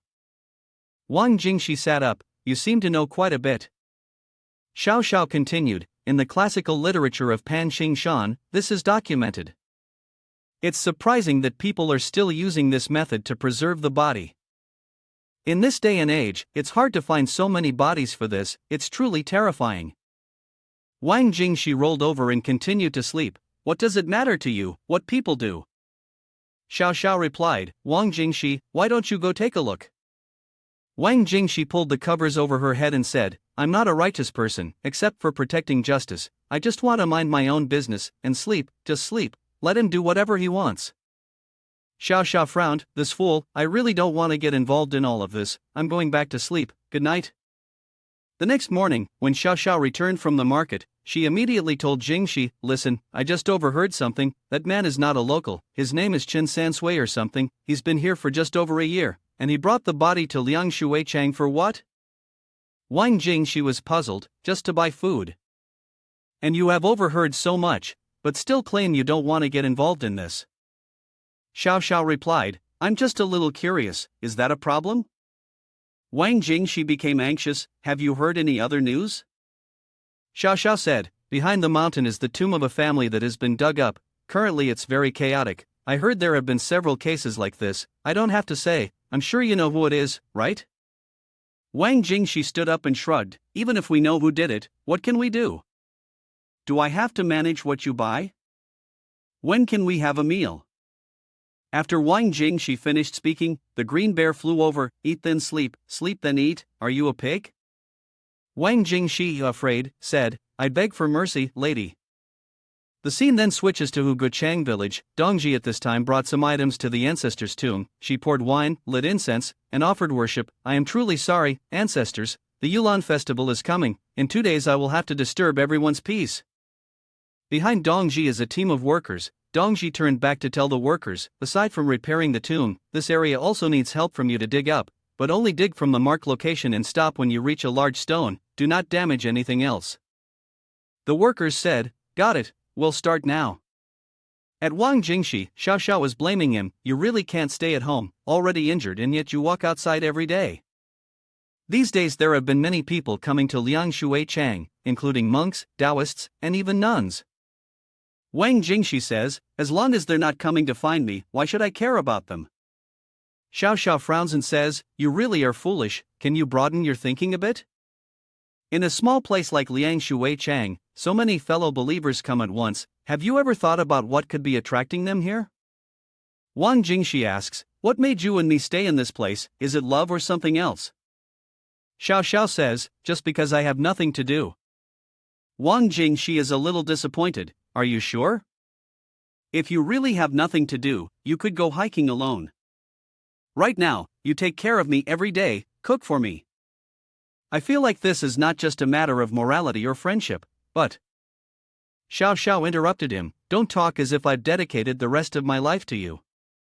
My life expectancy is long, with or without you, it doesn't matter. Now it's up to you what role you want to play. I'm only with you now because I promised before to travel everywhere with you, so now I can't bear to abandon you, understand?" Wang Jingxi pressed on, "Is it just that? Is there no room for anything else?" Xiao Xiao leaned in, "Are you, by any chance, asking if there's any affection between us?" Wang Jingxi blushed, "Is that a possibility?" Xiao Xiao and Wang Jingxi stood in silence for a moment before Xiao Xiao spoke up, "If you like me, then I suggest you don't give up halfway. I suggest you like me for the rest of your life." Wang Jingxi asked, "What for? If you don't like me, then what reason do I have to like you for the rest of my life?" Upon hearing this, Xiao Xiao didn't know what to say. "Are you made of stone? You really are a silly pig." Suddenly, Xiao Xiao saw Qin San Sui pushing the girl towards her and said, "Let the two of us pass." Qin San Sui passed by Wang Jingxi and said to Xiao Xiao, "Is he planning to carry this body with him for the rest of his life?" Xiao Xiao replied, "If the girl under the golden stream has a spirit, then she can rest in peace. This girl has a man to protect her for life, so it's not in vain."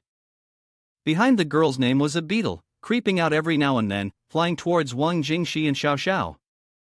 They both noticed it, and Wang Jingxi immediately took out a talisman and said to Xiao Xiao, "Step back and be careful."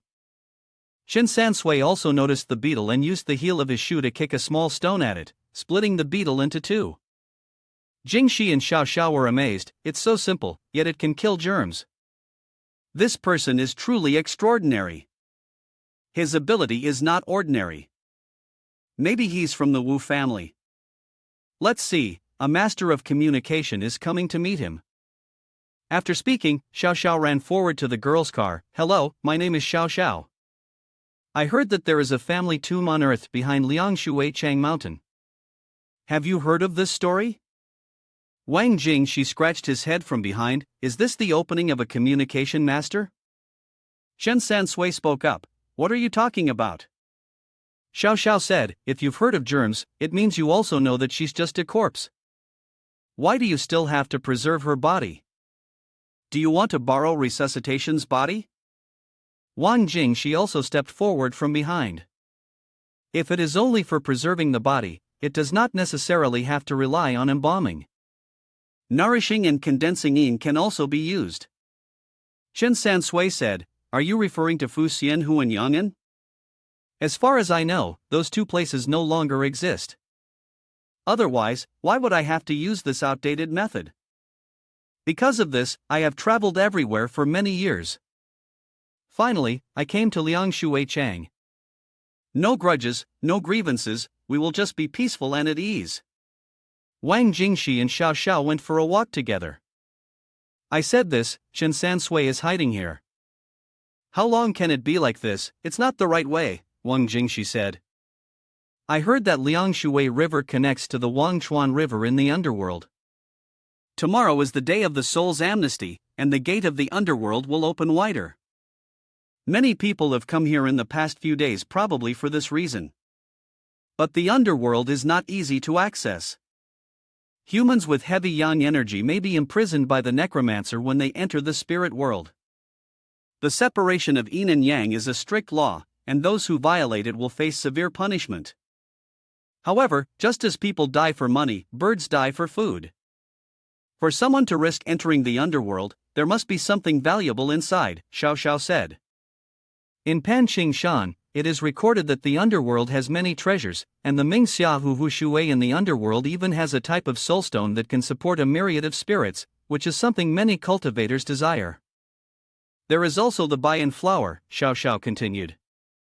Wang Jingxi smiled. There are indeed many good things, but they are not easy to obtain. Anyone who dares to go down to the spirit world is either very confident or has a reason that cannot be ignored.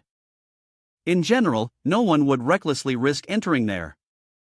Xiao Xiao asked curiously, I wonder which group Jin Sansui belongs to. Wang Jingxi said, perhaps he knows the spirit of that girl, unable to reincarnate, still lingering in the underworld.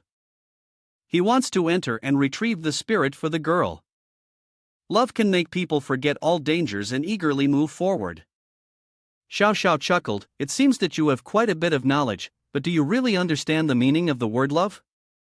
Wang Jingxi stood up. Love is living with the person you love until old age, waking up every morning and seeing her in the sun. This is the happiness that I pursue. When I am old, I can confidently say that if given another chance, I would still choose her. Xiao Xiao turned away. Hey, I think you've read too many love novels.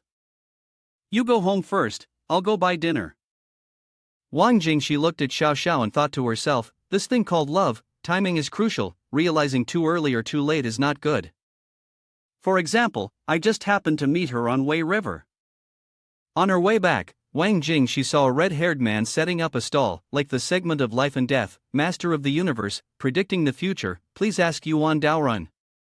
Curious, Wang Jingxi approached and said, when I was young, I heard my father talk about Yuan Daorun. I'll give you a knife, will you give me a prediction? The red-haired man praised Wang Jingxi, you are quite skilled, I cannot hide it, I am Yuan Daorun of this generation, they call me Tai Daowen. Tai Daowen raised his hand, you are knowledgeable, meeting each other is fate, I will give you a free reading. Wang Jingxi agreed. Tai Daowen sat in meditation for a while, then suddenly said, it turns out, you will have a near accident with bleeding recently. Wang Jingxi raised the knife and looked at it and laughed, do you know something? My recent blood accident, or do you want to try it again for me? Tai Daowen lit a cigarette, I haven't finished my words yet, that's just the beginning, there's a part behind, listen carefully. At this moment, Wang Jingxi waved her hand, goodbye. Tai Daowen said, take your time. Seeing that Wang Jingxi had gone far, Tai Daowen laughed, what blood accident? Just a little bit for you, I couldn't even notice it, you are indeed a bit interesting.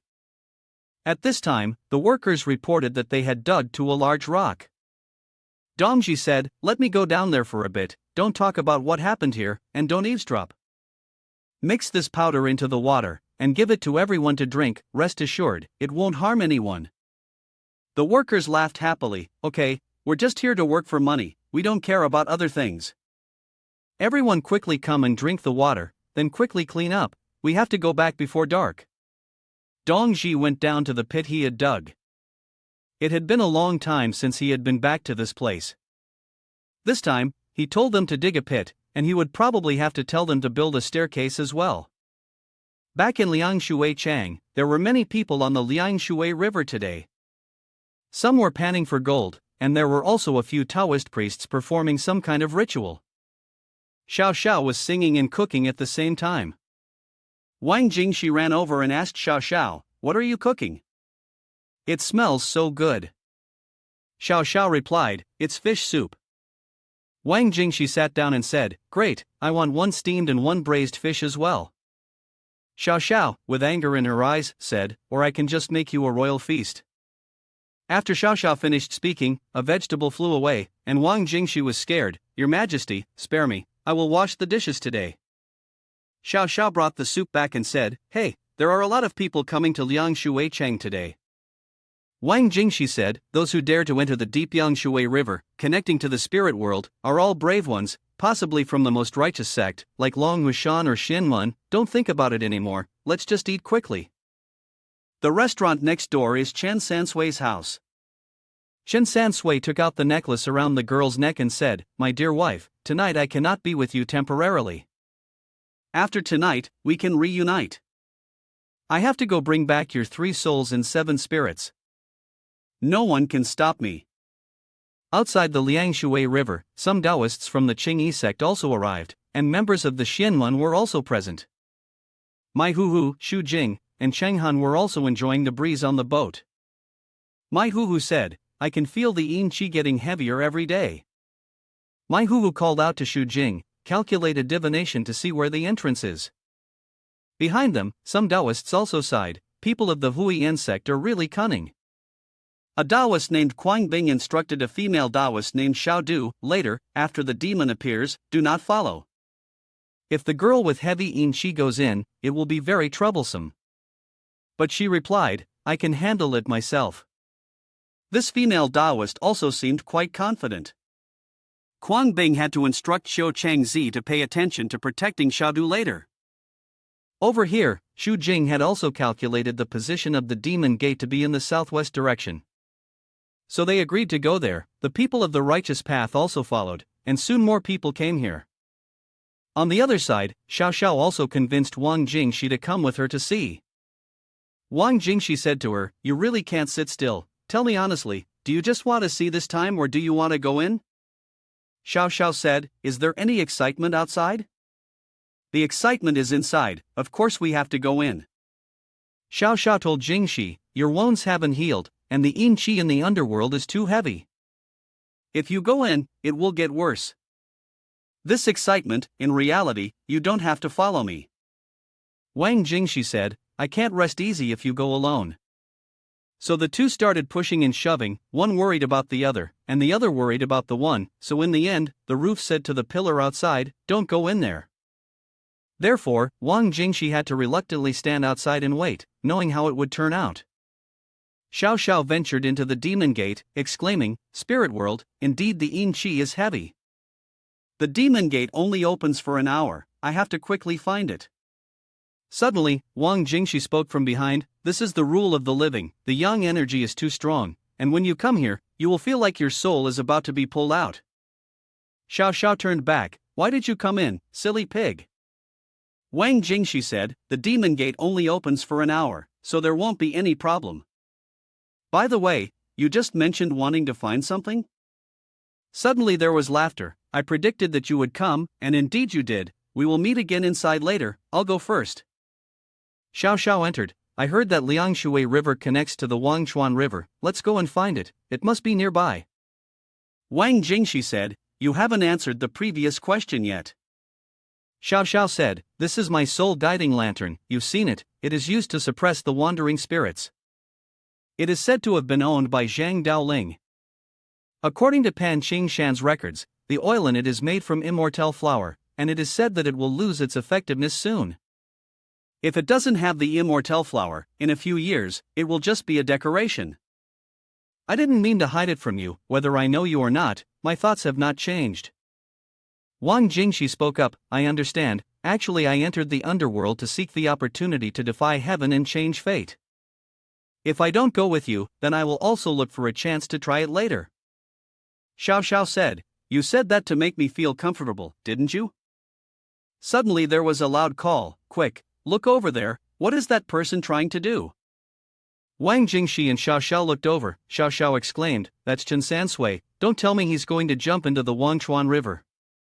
On this side, Chen Sansui was kneeling on the bank of the Wangchuan River, silently calling for his wife, Shi Yuan. Under the river were vengeful spirits that could not be reincarnated, wailing. 3 years ago, Chen Sansui spent all his savings to have someone call Shi Yuan's spirit. When Shi Yuan met Chen Sansui again, she was very happy, but also very sad. She said, I didn't drink Mengpo's soup, I don't want to forget the things from when I was alive. Back to the present, someone discovered a water lily flower and ran over to grab it. When they held the flower in their hand, a few pieces of paper flew over and exploded, causing the person to fall into the river along with the water lily. The spirits under the river quickly gathered around the person and dragged him down. Wang Jingxi, observing the scene, felt bored, yes, too many wolves, not enough meat. This time, there are only 2 water lilies, and many people like that. Those who are too hasty, the true owner hasn't even made a move yet, whoever comes first is just unlucky. Water lilies come in pairs, another flower must be nearby. Let them fight it out here. Wang Jingxi held Xiao Zhao's hand and said to her, let's go find the other flower. The true owner on this side spoke up, telling everyone, this water lily is extremely important to us. I hope everyone can give it up. The true owner will definitely remember this, and there will be retribution in the future.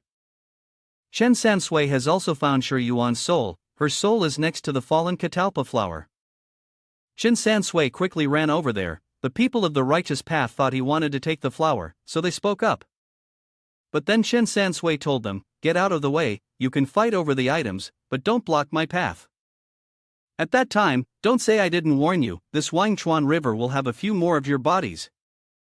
Chen Sansui ran back and told Shi Yuan, "Quickly enter my body, I will take you away from here." Shi Yuan quickly entered Chen Sansui's body. The vengeful spirits under the river saw this and quickly advanced towards Chen Sansui, as well as the catalpa flower. Wang Jingxi and Xiao Xiao finally found the remaining catalpa flower, but the two of them were also discovered. The Maihuhu people saw Wang Jingxi and quickly went over there. Xiao Chengzi saw Xiao Xiao and was angry about the previous incident. He shouted. Quang Bing asked, "Is he familiar with them or something?"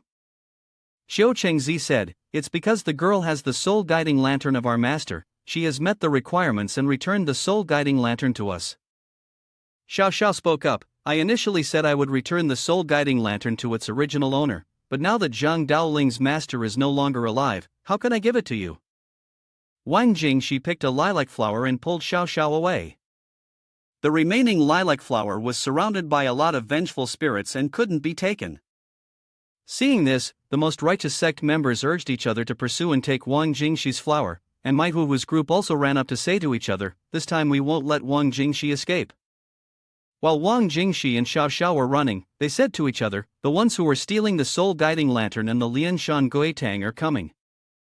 After running for a while, Maihuhu's group rushed up to block them from the front, while members of the most righteous sect were pursuing from behind. Wang Jingxi silently laughed and waved the flower, calling out, "Maihuhu, everyone is here, right?"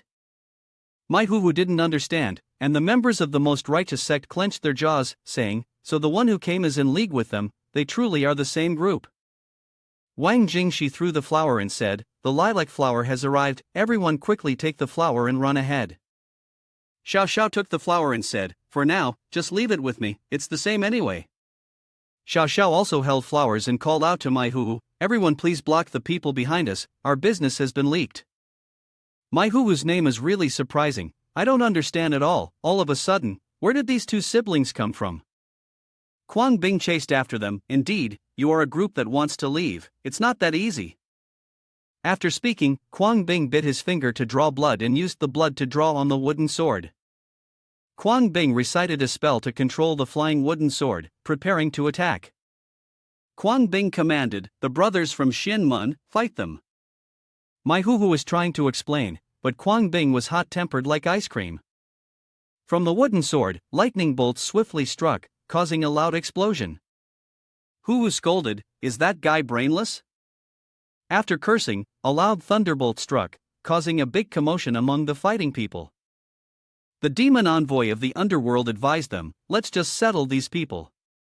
When Chen Sansui was discovered, he was running out like flying, with the demon king leading the 10 senior masters. Wang Jingxi discovered a powerful energy approaching, probably the master. Wang Jingxi said, "Xiao Xiao, run quickly." Running, the two glanced over and saw Chen Sansui sprinting like a jet. The demon king swooped in front of the exit. "Do you all consider my underworld your home? Coming and going as you please?" Today, the demon gate opens the underworld, locking all paths between the realms of yin and yang, yet you still manage to enter. It means there's a gap somewhere, rendering the underworld incomplete. However, you still need to explain yourselves. Why rush into the underworld? If you don't provide a proper explanation, then stay here in the underworld awaiting interrogation by the judges.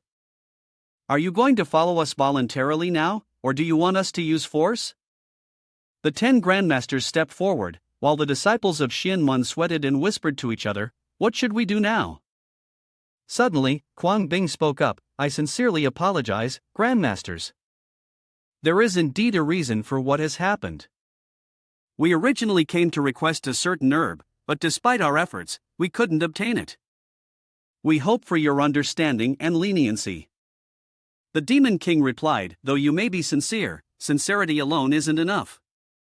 By trespassing the laws of the spirit world, you will face punishment." Xiao Chengzi saw that it was not possible and said, "Senior brother, go and fight." Quang Bing said, "Do not provoke the master, wait until after death, they will not forgive us for sure." Quang Bing took out a card. "Master, we are disciples of the celestial master Zhang Daoling. We entered the underworld unwillingly, did not cause any harm, and did not take anything. Can you allow us to leave the underworld?" Demon King said, "Yes, with the reputation of the celestial master, you have not committed a serious offense. Leave here quickly." The disciples of the celestial master quickly left. Hu was surprised. A little reputation can also be respected. Hu then said, "Master, I am the head of the Shen Mun sect. These two are also from Shen Mun. I don't know if you can treat us kindly?" Demon King said, "Shen Mun, yes, you can go." The three of them looked at each other and quickly left. "My Hu," he went and still crowed to Wang Jingxi. "Wang Jingxi, originally meeting you here is a good thing unexpectedly, but I didn't expect that we would end up with no results. But rest assured, this time you definitely can't escape. If you are lucky enough to leave the underworld, we will be waiting for you outside. Wang Jingxi, you go leisurely. Xiao, you do the same as them, see if you can do it?" Wang Jingxi, "The Wang family is too small. In my generation, there are only 3 of us left. Besides me, my father and my sister are all very likely to cause trouble. I am worried that if I don't introduce you, it's okay, but if I do introduce you, you might get caught. Should you go?" Xiao pouted, "You and I are alike. Demon King, you have the energy of ghost which is very courageous, yet you dare to bring the ghost from the spirit world on your own. Release it obediently, or else. Shen Sansui, or else what? Catch me first, then talk." Shen Sansui, Wang Jingxi and Xiao team up. Demon King, bring 10 Grand Masters to capture the person. Shen Sansui, I can handle all of them alone. Wang Jingxi, admire this person's bravery, let's take action too. Wait at the door, seize the right moment and attack. Wang Jingxi, use explosive spells. In a few moments, the Grand Masters are all blown away. Demon King, seeing my Grand Masters defeated, I will take action myself. If you dare to resist, don't blame me. I will send you down to the 18th level of hell. Shen Sansui clasped his hands and recited, "Pine Grove is now peaceful and prosperous, Amat Ba Buddha." He used the 5 Yang seal, and all the Grand Masters were blown away. Shen Sansui rushed towards the door, and Xiao pulled Wang Jingxi, "Let's go quickly." The Demon King threw the ghost binding chain behind them, and it flew towards Shen Sansui. Shen Sansui looked back, "You're crazy, why would you directly grab the ghost binding chain? You won't be able to escape." Wang Jingxi turned back and said, "Shen Sansui, take Xiao with you, I'll save your life. The condition is, when you're outside, you must ensure her safety." Shen Sansui agreed and ran back to pull Xiao, saying, "Let's go." Xiao asked, "What about you?" Wang Jingxi replied, "Don't worry, both of you go out first, then I will immediately follow." Xiao cried, "You fool, don't deceive me." Wang Jingxi said, "You don't have much time left, hurry up and go." Meanwhile, the Demon King said, "How come I still haven't caught their souls?" Wang Jingxi called the Demon King and said, surprised, "Huh? Do you want to try a different method?" Suddenly reminding the Demon King to grab a 3-inch nail and throw it towards Xiao, Wang Jingxi said, "Don't even think about it." Wang Jingxi threw the ghost binding chain and made a loud noise, causing the nail to be knocked away. Xiao and Shen Sansui safely ran out the door. Xiao turned back and saw that time was running out, the demon gate was about to close. She called Wang Jingxi, "Hurry up and run out." As the demon gate closed, Xiao cried, "Wang Jingxi, you deceived me. You promised to follow right away." The scene shifts to Minghuangling, where a person is quietly walking towards a small village in front of a house. This person pushes the door and steps in. This person is the Prophet Wang. A half-lit lantern hurls in the middle of the night. Why come to this remote village? The other person, Wang Erlu, unpretentiously entered the Three Treasures mansion. Tell me, what are you here for? The two teased each other for a while, and Wang Erlu turned and walked in angrily. We're all from the same sect. What can you rely on to be able to stay outside the heavenly path without a hitch? We have to guard this mess. I can't take another step outside. You coming to find me this time definitely is not a good thing.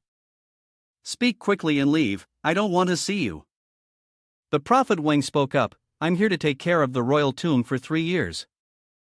Wang Erlu was surprised, what do you mean taking care of the tomb for 3 years? Aren't you just here to play a prank on me? But why and based on what? Wang Erlu said, of course, there are conditions. I want to extract a strand of the tomb's energy from Ming Huangling, the Heaven's Way, and the fortune seal of the old sect leader. Wang Erlu was startled, Heaven's Way and fortune, what about it? Wang the prophet said, you don't need to react so big. This Heaven's Way and fortune is the result of the master of the Ghost Valley imposing it on the Ming Huangling realm. I don't think it's a breakthrough. Anyway, fortune does not come easily. Why are you hesitant? The two looked at each other for a while. Wang Erlu spoke up, this is not about hesitating or not. Currently, it's uncertain whether we can even obtain the Heaven's Way and fortune, despite our desires. Several years ago, the ancient officials came to take it twice. Now, there is not much left. You also know that it's already very difficult to extract the heavenly fate.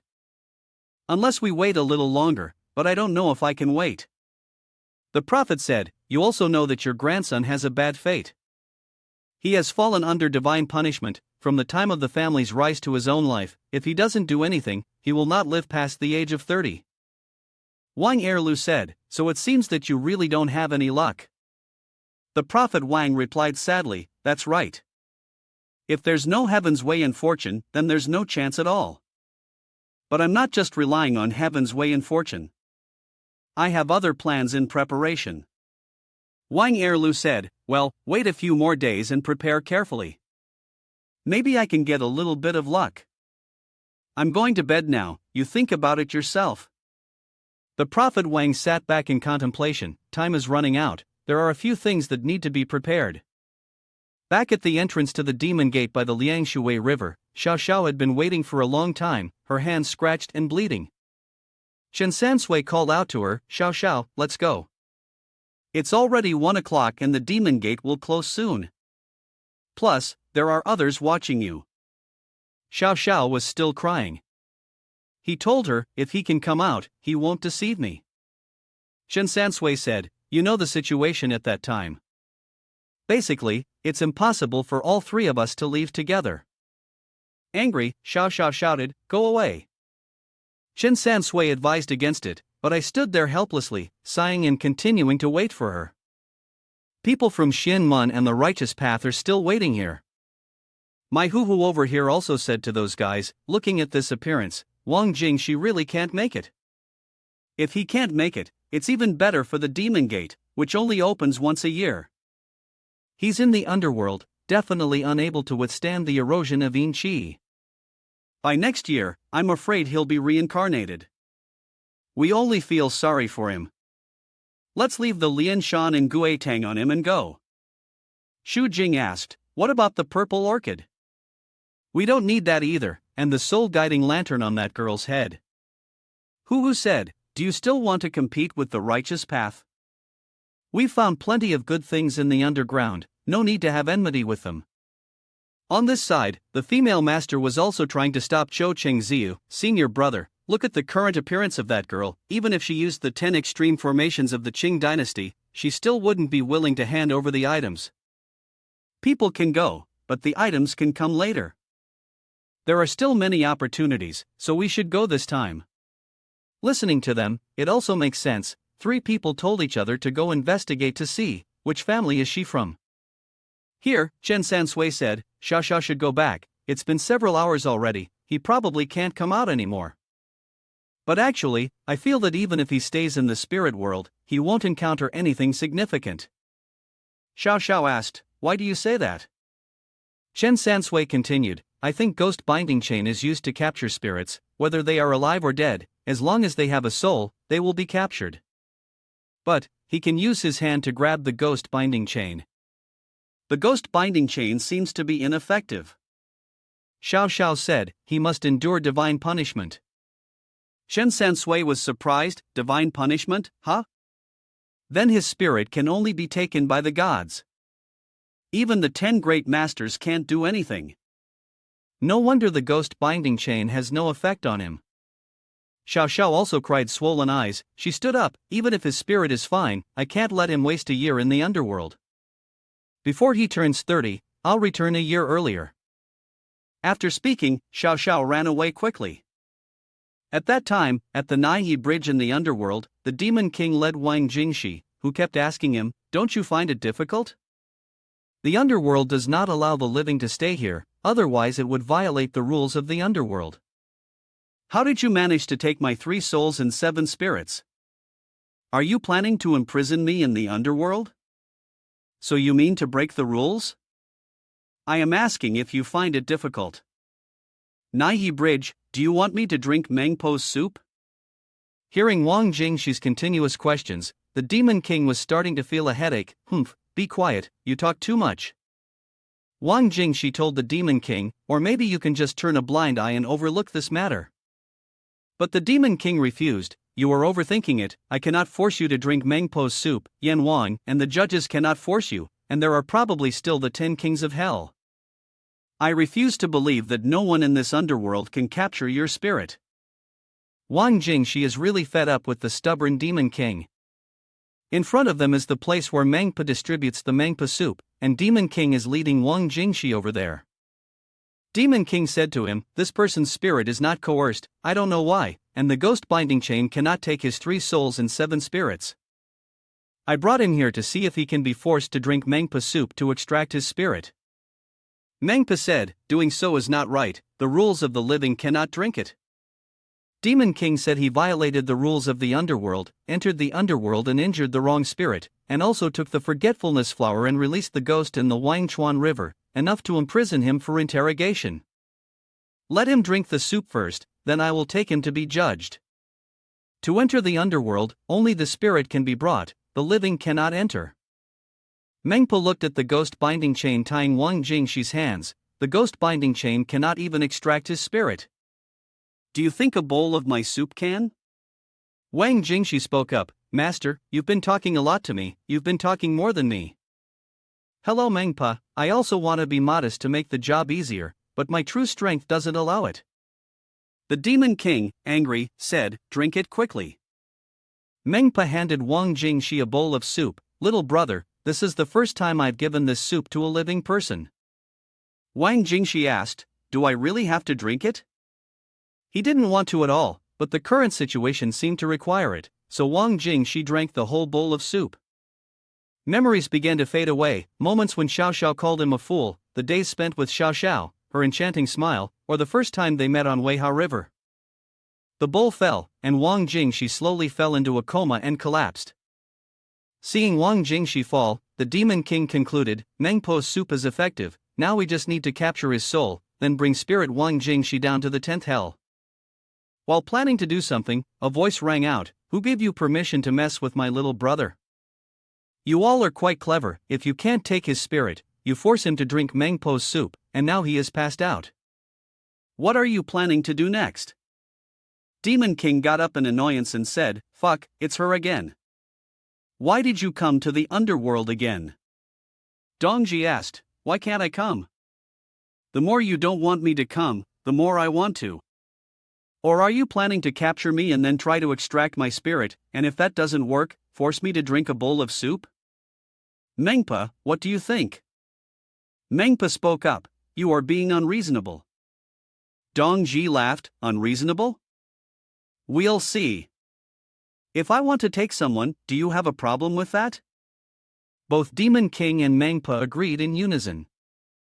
Dongji moved closer to Wang Jingxi and said, "I forgot to tell you all, Mengpo's soup may wash away the soul and erase memories, but it has no effect on the boy. If you don't believe me, I can prove it to you." After that, Dongji drew a line on Wang Jingxi's forehead and recited the words 3 souls and 7 spirits from Wang Jingxi. All were called out, and there was a red mark on each of Wang Jingxi's spirits. The Demon King witnessed this and said, "He has to endure divine punishment. I'm afraid even Yan Wang doesn't have the right to interfere." Dongji collected Wang Jingxi's spirits and said, "So, if you are not afraid of causing trouble to yourselves, not afraid of heavenly punishment, then we can continue to struggle." Mengpa turned to the Demon King and asked, "Divine punishment? Even Yen Wang has no solution?" The Demon King replied, "That's right." Dongji continued, "You guys, it's really unnecessary, the kid will die sooner or later, just a few more years. I will take the kid now, and after he dies, you can repay the debt, old debt and new debt can be settled together, but if you really want to confront me, then I am willing to fight you." Mengpa said, "This has nothing to do with me, you negotiate with the Demon King yourself." Dongji called Tai Daowan to carry Wang Jingxi. Tai Daowan was angry. "Ha, did you call me here to do this?" Dongji laughed, "Are you calling me to protect me?" Tai Daowan took Wang Jingxi away. Demon King was about to stop them but then stopped. Dongji and Tai Daowan left. Tai Daowan asked curiously, "Did you used to come to the underworld a lot?" Dongji said, "Yes, I used to come a few times, and every time I had a big fight with them."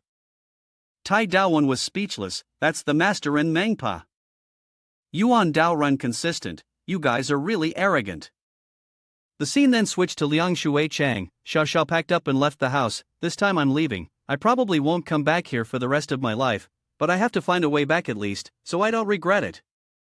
Xiao Xiao left, and as she walked out of the alley, she met Chen Sansui and Shi Yuan. Xiao Xiao said to Chen Sansui, "I have to go now, but Shi Yuan, she's just like a possessed demon. Even with so many exorcisms, if you meet her, you will be in trouble." Chen Sansui said, "I don't think so much, just being able to live one more day is already good enough. If I don't do this, I will regret it for the rest of my life." Shi Yuan also spoke up, "I owe you all a favor." Xiao Xiao said goodbye to the two and returned to Wang village. Wang Jingxi, who was in a coma, has now woken up. When he woke up, he wondered who he was and where he was. Wang Jingxi walked around the house and saw Dongji and Tai Daowan.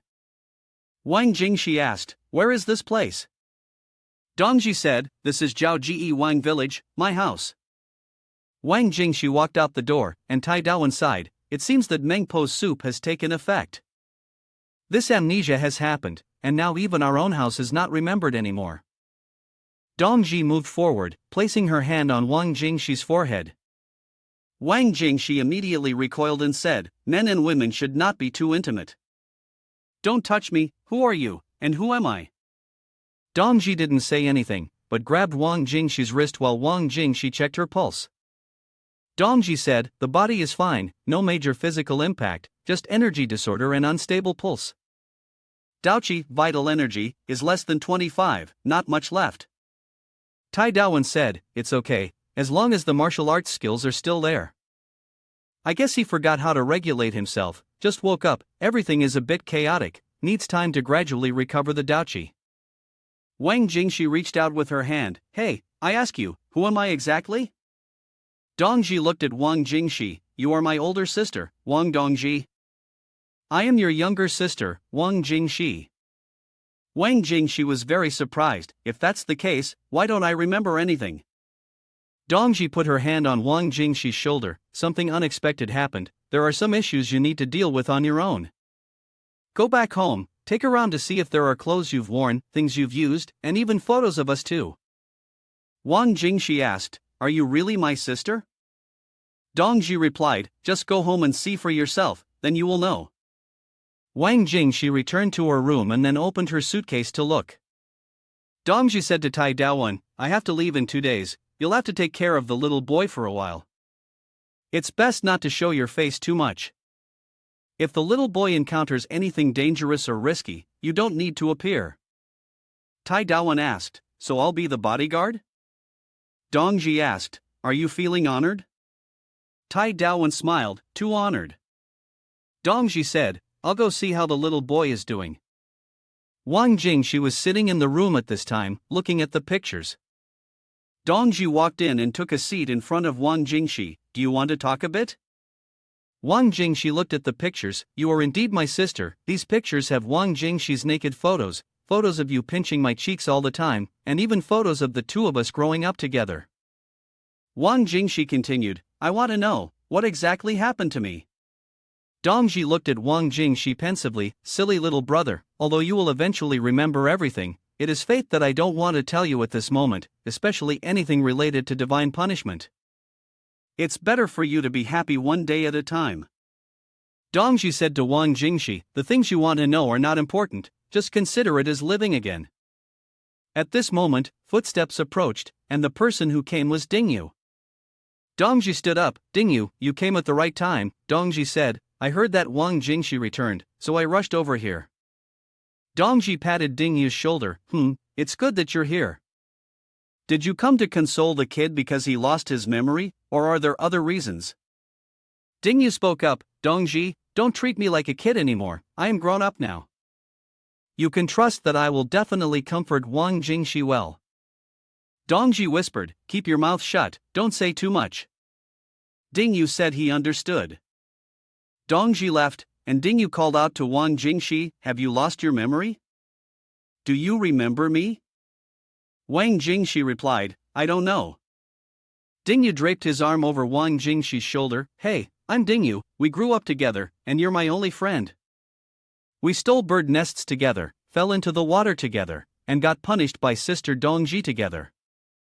We even stole someone else's corn and potatoes together. Wang Jingshi looked a little sad. I don't remember that either. Dingyu continued, I have to leave Jiaoji and go to Chuanzhong in 2 days, will you come with me? Maybe being in a more relaxed mood will help you remember something. Wang Jingshi agreed. The scene changes to Pan Qing Shan Divine Decree. Inside, Xiao Xiao is asking her master, is there no other way to enter the underworld except on the 15th day of the 7th month? Xiao Xiao's master says, the soul-absorbing flower has already been used, why do you still want to go to the underworld? Xiao Xiao looks sad, even so, I still have to go back to the underworld to retrieve something very important. Xiao Xian's master, the headmaster of Divine Decree, takes Xiao Xiao's hand and raises her sleeve to observe the distant underworld. She asks Xiao Xian, do you have to go? Xiao Xian, are you sure? Master Xiao Xian sat back and said, I heard that many years ago, DTing Bodhisattva no longer existed in the 18 layers of hell, and since then, all the demon gates of the underworld have been closed. Only when the underworld is in chaos can souls be able to enter. This time you can find the demon gates in Liangshui Chang, it's very lucky. Now that the 7th month festival has passed, where else do you want to go to find the demon gates? Xiao Xiao pondered for a moment and then stood up and walked to the door. If there's no Fengdu Ghost City, then let's go to Jiuchu Huanghe, we'll definitely find a way. I can't wait for another year. Her master asked, regarding your marriage with Cui Xianshu, are you still blaming me? Xiao Xiao left without too much resentment. Everyone is good to me, it's just that no one asked for my opinion. What I want is not just a marriage, I just want to find the right person. The scene shifts to Chuanzhong train station. Wang Jingshi and Dingyu have arrived at Chuanzhong. Wang Jingshi suddenly feels worried. Dingyu asks, what's wrong with you? Wang Jingshi said, I feel like I've forgotten 2 very important things, but I can't remember. I'm a little worried. A car drove up, with Qi Quan inside. Dingyu bowed to Qi Quan, and then everyone got into the car. Dingyu introduced Tai Daowan and Wang Jingshi to Qi Quan. Qi Quan told everyone, if you are a friend of Dingyu, then you are also my friend. In Chuanzhong, if there is no place to stay, I can arrange for you to work with me if you want. Suddenly, Wang Jingshi noticed something on Qi Quan's forehead. Qi Quan asked, why does Wang Jingshi keep looking at me like that? Wang Jingshi turned away and said, it's nothing. Qi Quan drove the car to a villa and said to Dingyu, our boss is an important figure in Chuanzhong, we are brothers. As long as we move forward together, good days are waiting for us. Wang Jingshi looked out the car door and exclaimed, the feng shui here is really good. Qi Quan was curious, Wang Jingshi, do you understand feng shui? I'll tell you, when I started buying and selling here, I specially invited a feng shui master from Hong Kong, I don't know his specific name, but I heard that people who live here have a great life. Wang Jingshi laughed and said, I was just talking nonsense. After speaking, Wang Jingshi fell into deep thought, how can I feel that this place has good feng shui? Chi Quan drove to the track owner Chen Zhong's house. Getting out of the car, Chi Quan reminded everyone, later, after you enter, do not speak out of turn. The person inside is an important figure of Chuan Zhong. Chi Quan led everyone inside. Sitting in the middle was Chen Zhong. Chen Zhong spoke up, so Chi Quan has returned? Chi Quan replied, I just got back. Chi Quan introduced Ding Yu, Wang Jingxi, and Tai Daowen to Chen Zhong. After hearing the introductions, Chen Zhong laughed, if it's little Tai Yin's friends, then everyone must be good. No need for formalities, just be natural. Chi Quan said he would take everyone for a walk, there are many guests outside as well. Wang Jingxi took a glass of water and sat by the pond, observing the surroundings for a while.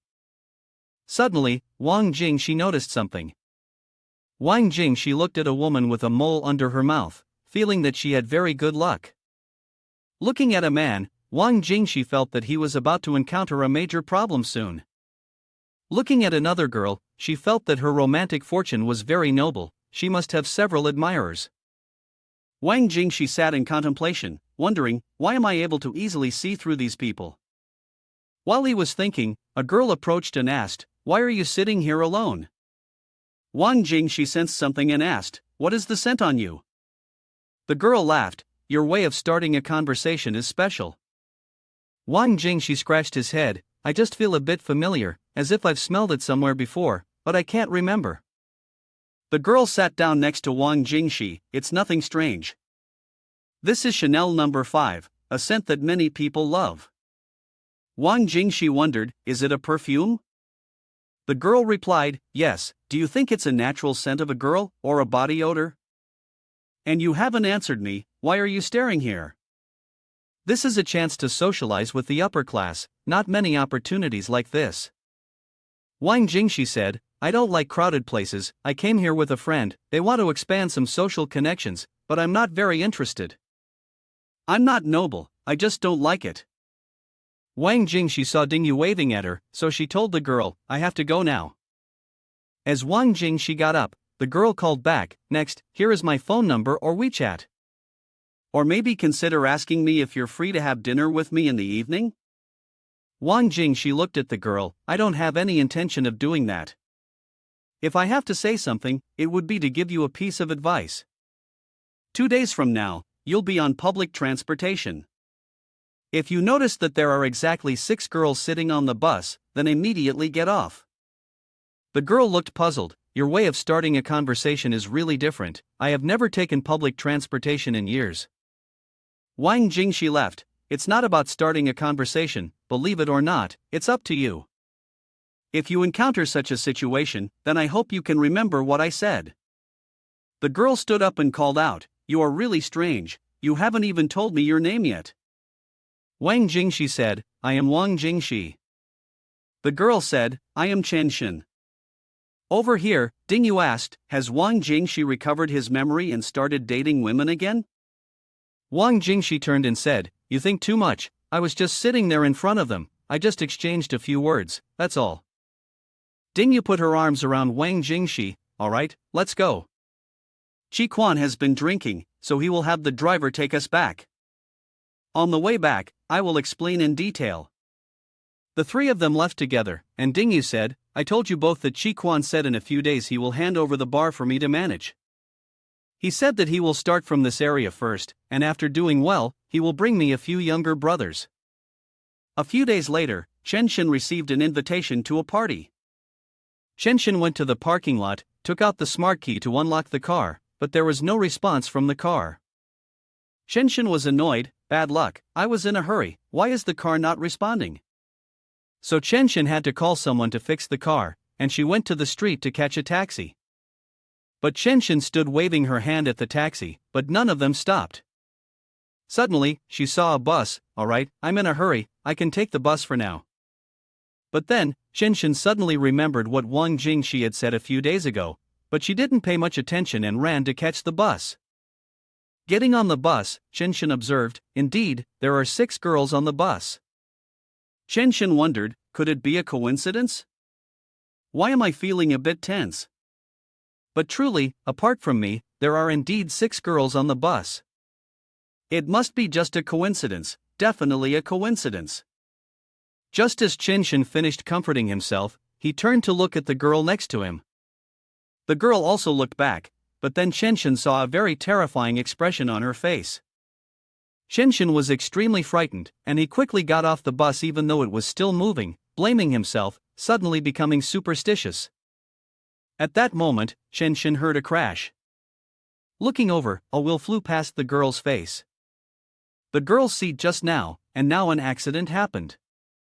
At that time, Ji Quan was taking Dingyu and two others out for drinks. After eating and drinking, Ji Quan said, "Let's go to a place with me." Ji Quan led everyone to a bar, and they all went inside. The atmosphere inside was very lively, with many tall girls dancing and cheering. Tai Daowen exclaimed, "Indeed a good place." But Wang Jingxi was bored, saying, "I'm not very used to this place, it's too noisy." Tai Daowen began to enjoy himself, admiring the long-legged beauties and swaying to the music. While Ji Quan was conversing with Dingyu nearby, he received a call from the young lady. "Hello, Ji Quan, do you know someone named Wang Jingxi?" Ji Quan replied, "Yes, I know him. We are currently together." Qinshan inquired, "Where are you guys?" "I need to speak with him about something." Ji Quan responded, "We're at the bar."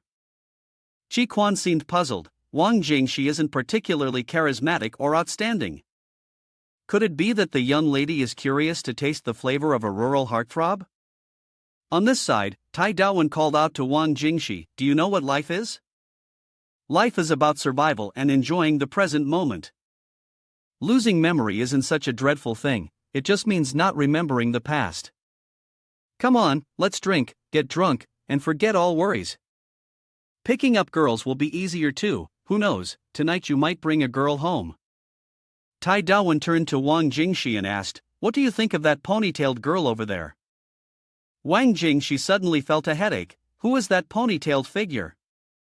Why does she keep appearing in my mind incessantly?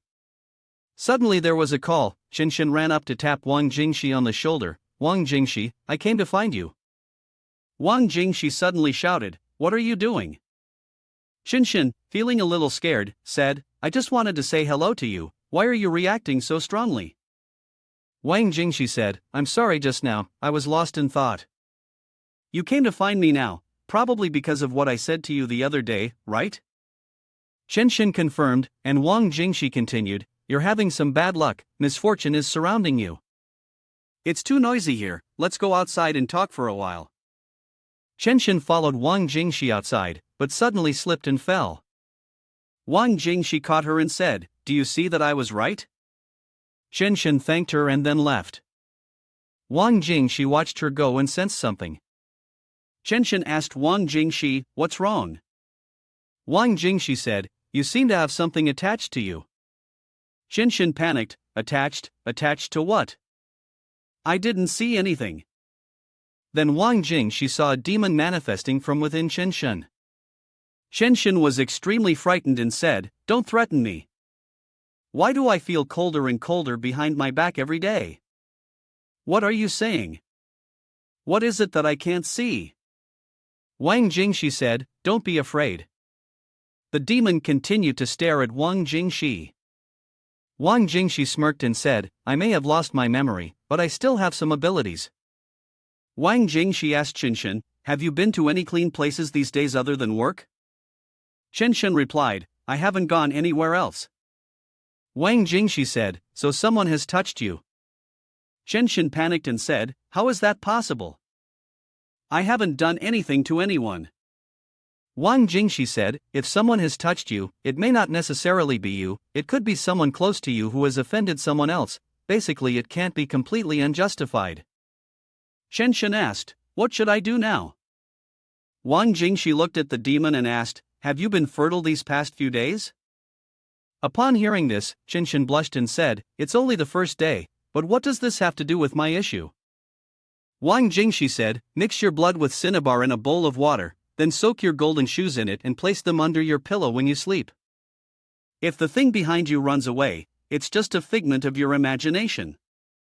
But if it doesn't run, then someone is plotting against you." Qinshan replied, "Do I really have to do that?" This is too dirty, I can't do it. Wang Jingxi asked, or should I do it for you? Chen Shen hesitated, of course not. Wang Jingxi bid farewell to Chen Shen. If you have any problems, come find me tomorrow. Chen Shen called out, what's that thing behind me? Why are you leaving me alone like this? Wang Jingxi said, just think of it as a harmful yin qi, like the feeling when you're at a crematorium or a funeral home. That eerie sensation is what I'm talking about. Goodbye, see you later. Chen Shen angrily said, I don't believe you at all. You're just a deceitful person, you clearly know something is following me, yet you leave me alone. That night at the Chen family's house, Chen Shen returned and lay on the bed, sighing. Do I really have to do as he said? Well, to prevent any incidents, I should do as he said. The next morning, Chen Shen came downstairs, but refused breakfast when her three sisters called her. Chen Zhong asked her, are you okay? Why do you look so downcast and heavy-footed? Chen Shen replied, I'm okay. She got in the car and felt so exhausted that she called Wang Jingxi. Chen Zhong also left the house to go to the company, but his car was blocked by several other cars as soon as he drove out. A person said, Mr. Chen, please stop and listen to us for a moment. Chen Zhong rolled down the window and asked, what's the matter, young man? The person said, I'm sorry, Mr. Chen, I have to greet you like this, we have some urgent matters. First, please punish me before we can talk. After speaking, the person swung his hand and slapped himself in the face, with blood coming out of his mouth. Mr. Chen, are you satisfied with this? Chen Zhong said, just say it straight, don't waste my time. The other person wiped blood from the corner of his mouth and said, Mr. Chen, 2 months ago you were able to acquire a piece of land. Chen Zhong interrupted, I'm sorry, I have no intention of selling it. The other person continued, Mr. Chen, don't reject so quickly.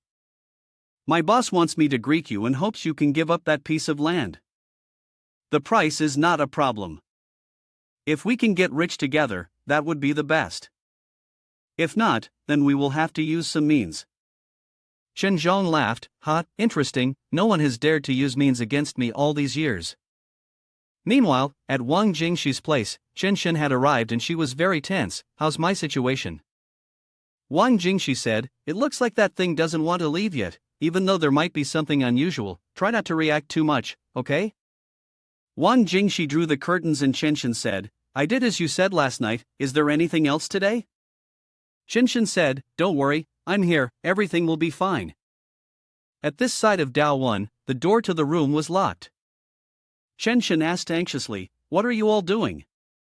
The three people, Wang Jingxi, standing around Chen Shen, made him even more scared. Wang Jingxi said, now you can't run anymore, come out. Wang Jingxi approached Chen Shen, and a demon appeared and cried to Wang Jingxi. Wang Jingxi said, you dare to mock me, huh? Wang Jingxi held Chen Shen back, then put his hand on her forehead. Wang Jingxi took a deep breath and blew his yang energy on Chen Shen. From Chen Shen's body, the demon was forced out by Wang Jingxi's yang energy, and the demon jumped onto the wall and continued to cry. Chen Shen now also saw something entering her body. The demon jumped and tried to strangle Wang Jingxi. Wang Jingxi laughed and said, let it enter me. The demon growled and entered Wang Jingxi's body. Tai Daowen on this side sneered, this toy is a bit weak. The demon king can't even do anything, will this toy come seeking death?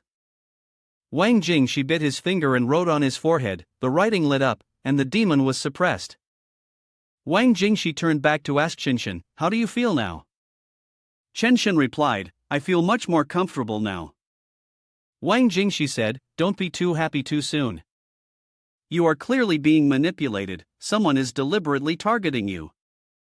Chen Shen panicked, how is this possible? I have never teased anyone, and I have never had any disputes with anyone before. Wang Jingxi said, if it's not you causing trouble, then it's likely someone from your family. On Chen Zhong's side, the other car left, and the driver asked, does the boss need to investigate the license plate number? Chen Zhong said, no need, let's go. If they dare to come here, they definitely don't fear us investigating them. Chen Zhong made a phone call, Xiao Xiao, investigate for me. If anyone showed interest in the land the company bought 2 months ago, even a little bit of interest, you must find it for me. Bring the documents on my desk this afternoon. Then Shinjong sat back contentedly. Haha, who is this dragon trying to cross the river and cause trouble at my workplace? Then he made another phone call. Mr. Chen, it's not good, something unexpected happened to the madam. Shinjong exclaimed, what's happening? Isn't madam supposed to be in Chongqing for a conference? Quick, tell me what's going on. The voice on the other end of the phone said, yes, madam was supposed to have a conference in Chongqing this morning, but she's still in bed, so we opened the door to check on her and found her unconscious. She has been taken to the hospital, and they are still conducting tests. Shinjong said, all right, I will come to Chongqing this afternoon. Meanwhile, Shinshin said to Wang Jingshi, if it's someone from my family, it can only be my father. I have no idea how many people he has offended in his lifetime, but now someone wants to harm me as a way to threaten my father. Tai Dawen interjected, because you are his biological daughter. If your ancestors have spiritual blessings, then naturally those blessings will fall to your father. Chenshin wondered, do ancestors have different treatments of blessings? Tai Dawen explained, of course, when a daughter gets married, she takes on her husband's family name and is no longer able to receive blessings from her own ancestors. For example, if you marry into the Wang family, you would be called Wang Qinshi. So, you would not receive blessings from your own ancestors. Wang Jingshi shook Shinshin's hand and said, don't listen, he's talking nonsense. That's the feudal era's method, very likely a threat. But if he really wants to deal with your father, using this method on you means the other party is not ready to end this matter. The person behind must still want to negotiate with your father. Shenshin replied, I have never asked about my father's affairs before, so I don't know anything. Wang Jingshi said, you can rest assured, since I foresaw for you, I have been enemies with the other side. If I don't look for him, he will come to me. Just ask the thing inside me, it might know who is controlling from behind. Later, everyone got in the car, and Wang Jingshi said to Qinshin, I'll lead the way, you drive a little faster. If it takes too long, the other party will sense it, and it will be difficult to find him. At this moment in a room, someone is holding a doll with Qinshin's Taoist name pasted on it. He is about to stab it with a needle, but it is stopped by a ring. On the other side, Wang Jingshi senses that the person is making a move. She tells Qinshin, hurry, when you reach the intersection, turn left. On the other side, he saw that his needle couldn't pierce through. So, he took out a bottle of corpse oil, dipped the needle into it, and then forcefully stabbed the figurine. The demon inside Wang Jingshi began screaming, while Wang Jingshi felt pain. Seeing that there was still no reaction, the other person stabbed himself with the needle, drew blood, and then stabbed the figurine with force. The demon inside Wang Jingshi was awakened, and Wang Jingshi felt even more pain. Chenshin asked Wang Jingshi, are you okay? Wang Jingshi said, you don't need to worry about me. Just run ahead and turn left at the second intersection. We're almost there. Tai Dawen spoke up, can you hold on? If not, then let it go. Wang Jingshi said, it's okay, we're almost there. We can't let him detect any movement and run away. Chenshin drove to an alley, and Wang Jingshi told everyone, that's the building above. At this point, Wang Jingshi cursed the demon, fuck, you tortured me the whole way, turn into dust and disappear. Wang Jingshi pointed to his forehead, and the demon inside gradually dissipated. The person holding the figurine was shocked and realized he had encountered a master, so he quickly ran away. Just as I arrived at the door, I saw 3 brothers waiting here for a long time. Tai Dawen raised his foot and the other person had already flown in. Tai Dawen ran up again, gave this person another pillow, and then grabbed his head and asked, who made you do this? This person tried to ask, who are you guys?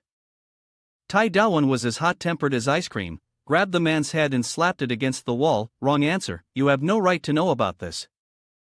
The man had wild white eyes, but could still speak, we don't know each other, you guys are messing up my business, it's against the rules. As soon as he finished speaking, he saw the 3 brothers looking very fierce, their muscles tensed, no one knew how they looked, but his face had already swollen. Tai Dawen said, you should think about it carefully, and also change your attitude in speaking. He's very obedient now. Yes, I understand what you're asking, sir. Tai Dawan looked at him. No, it seems you still don't understand. And then the three brothers dragged him out and gave him another beating, to make his speech smoother. After the second beating, his mouth was very smooth, he didn't need to ask, and he said on his own, It's a person named Wu Yang looking for me, he told me to use my skills on that girl. On the other side, the secretary Chen Zhong handed over the list of people who had bought the land 2 months ago to him. Chen Zhong looked through and said, none of them are the ones, these people are all too scared to confront us. Later, Chen Zhong received a call from Chen Shen, Dad, something's happened to me, someone is trying to attack me. Chen Zhong panicked, Where are you? Chen Shen replied, I'm on my way home.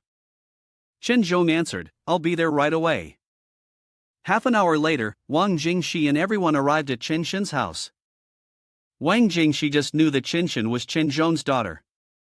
Chen Zhong hurried back and asked Chen Shen, what happened? Chen Shen told him everything. Chen Zhong praised, Wang Jingxi did a great job. I remember everyone since the last time before coming to Chiquan, they are all quite good. Then, the subordinate who attempted the attack was also tied up and brought to meet Chen Zhong. He asked him, who is Wu Yang? He replied, I don't know him, I haven't even met him. All communication was through the phone, he told me what to do. Tai Dawan carefully took out the dagger and said, Be honest, if you're not honest, I won't let you leave the Chen family. Chen Zhong spoke up, Are you sure what you're saying is true? The other person said, I've come this far, how can I not be honest when you're all going to catch me? I can't ask for life, and death won't solve anything. What else can I do? Wang Jingxi asked, You don't know him, so how did you use his birthday to perform the operation? Did he tell you over the phone? The other person said, Yes, that's right. I was paid to do this, he is very mysterious. I also don't know who he really is. Tai Dawan took out 2 amulets and said, If he knows your tricks and you claim not to know these 2 people, it's hard to believe. I suspect you are all from the Wuman sect. Tai Dawan removed the 2 amulets and handed them to Chen Zhong, who was shocked to see the characters written on them. Where did you get these 2 birth dates? The other person trembled, I truly don't know. Even if you kill me, I can't tell you anything, and he doesn't even know where he got these birth dates from. At this moment, someone ran in to announce, Master Ma has arrived. Chen Zhong quickly went to greet him, Mr. Ma, you finally arrived. Tai Dawan was quite surprised when he saw Mr. Ma, and Wang Jingxi was curious, Do you know this person? Tai Dawan said, I am not familiar with him, but I know that Mr. Ma Sichuan is a great figure, calling him the king of Sichuan is not an exaggeration. His words sometimes have more impact than local officials. Chen Shen ran over to greet Mr. Ma, and Mr. Ma looked towards Wang Jingxi. According to Mr. Chen's introduction, you are his junior brother, do you also understand a bit of martial arts? Wang Jingxi smiled, My elder brother used to be a master in the family, I only know a little bit, nothing to boast about. Chen Zhong spoke up, Yes, the other party has taken a liking to your land, Chen Shen and his mother are seeking your help, if you agree, then they will have nothing to worry about in the future. Chen Shen panicked, Father, what happened to my mother? Chen Zhong said, Something happened to your mother in Duchang, she is still not awake, they have taken her to the hospital for examination, but the cause has not been found yet. Wang Jingxi saw that there was nothing more to do at the moment, so he asked for permission to leave. Chen Zhong thanked Wang Jingxi for helping to solve Chen Shen's problem, and promised to invite him to dinner next time. Chen Shen saw Wang Jingxi and 2 others off. Wang Jingxi reminded Chen Shen to take care of himself and find a doctor to prescribe some nourishing and blood-enriching medication. Chen Shen replied, I will remember, but I don't plan to continue managing the other matter. Wang Jingxi said, I don't want to get involved in your family matters, and besides, your father has already looked for Mr. Ma. The less people know about this, the better, I shouldn't intervene. Chen Shen said, All right, thank you all this time. If there's nothing left in a few days, I will invite you all to dinner. Wang Jingxi thought for a moment and said, Forget about dinner. However, if you really want to thank me, then help me with something.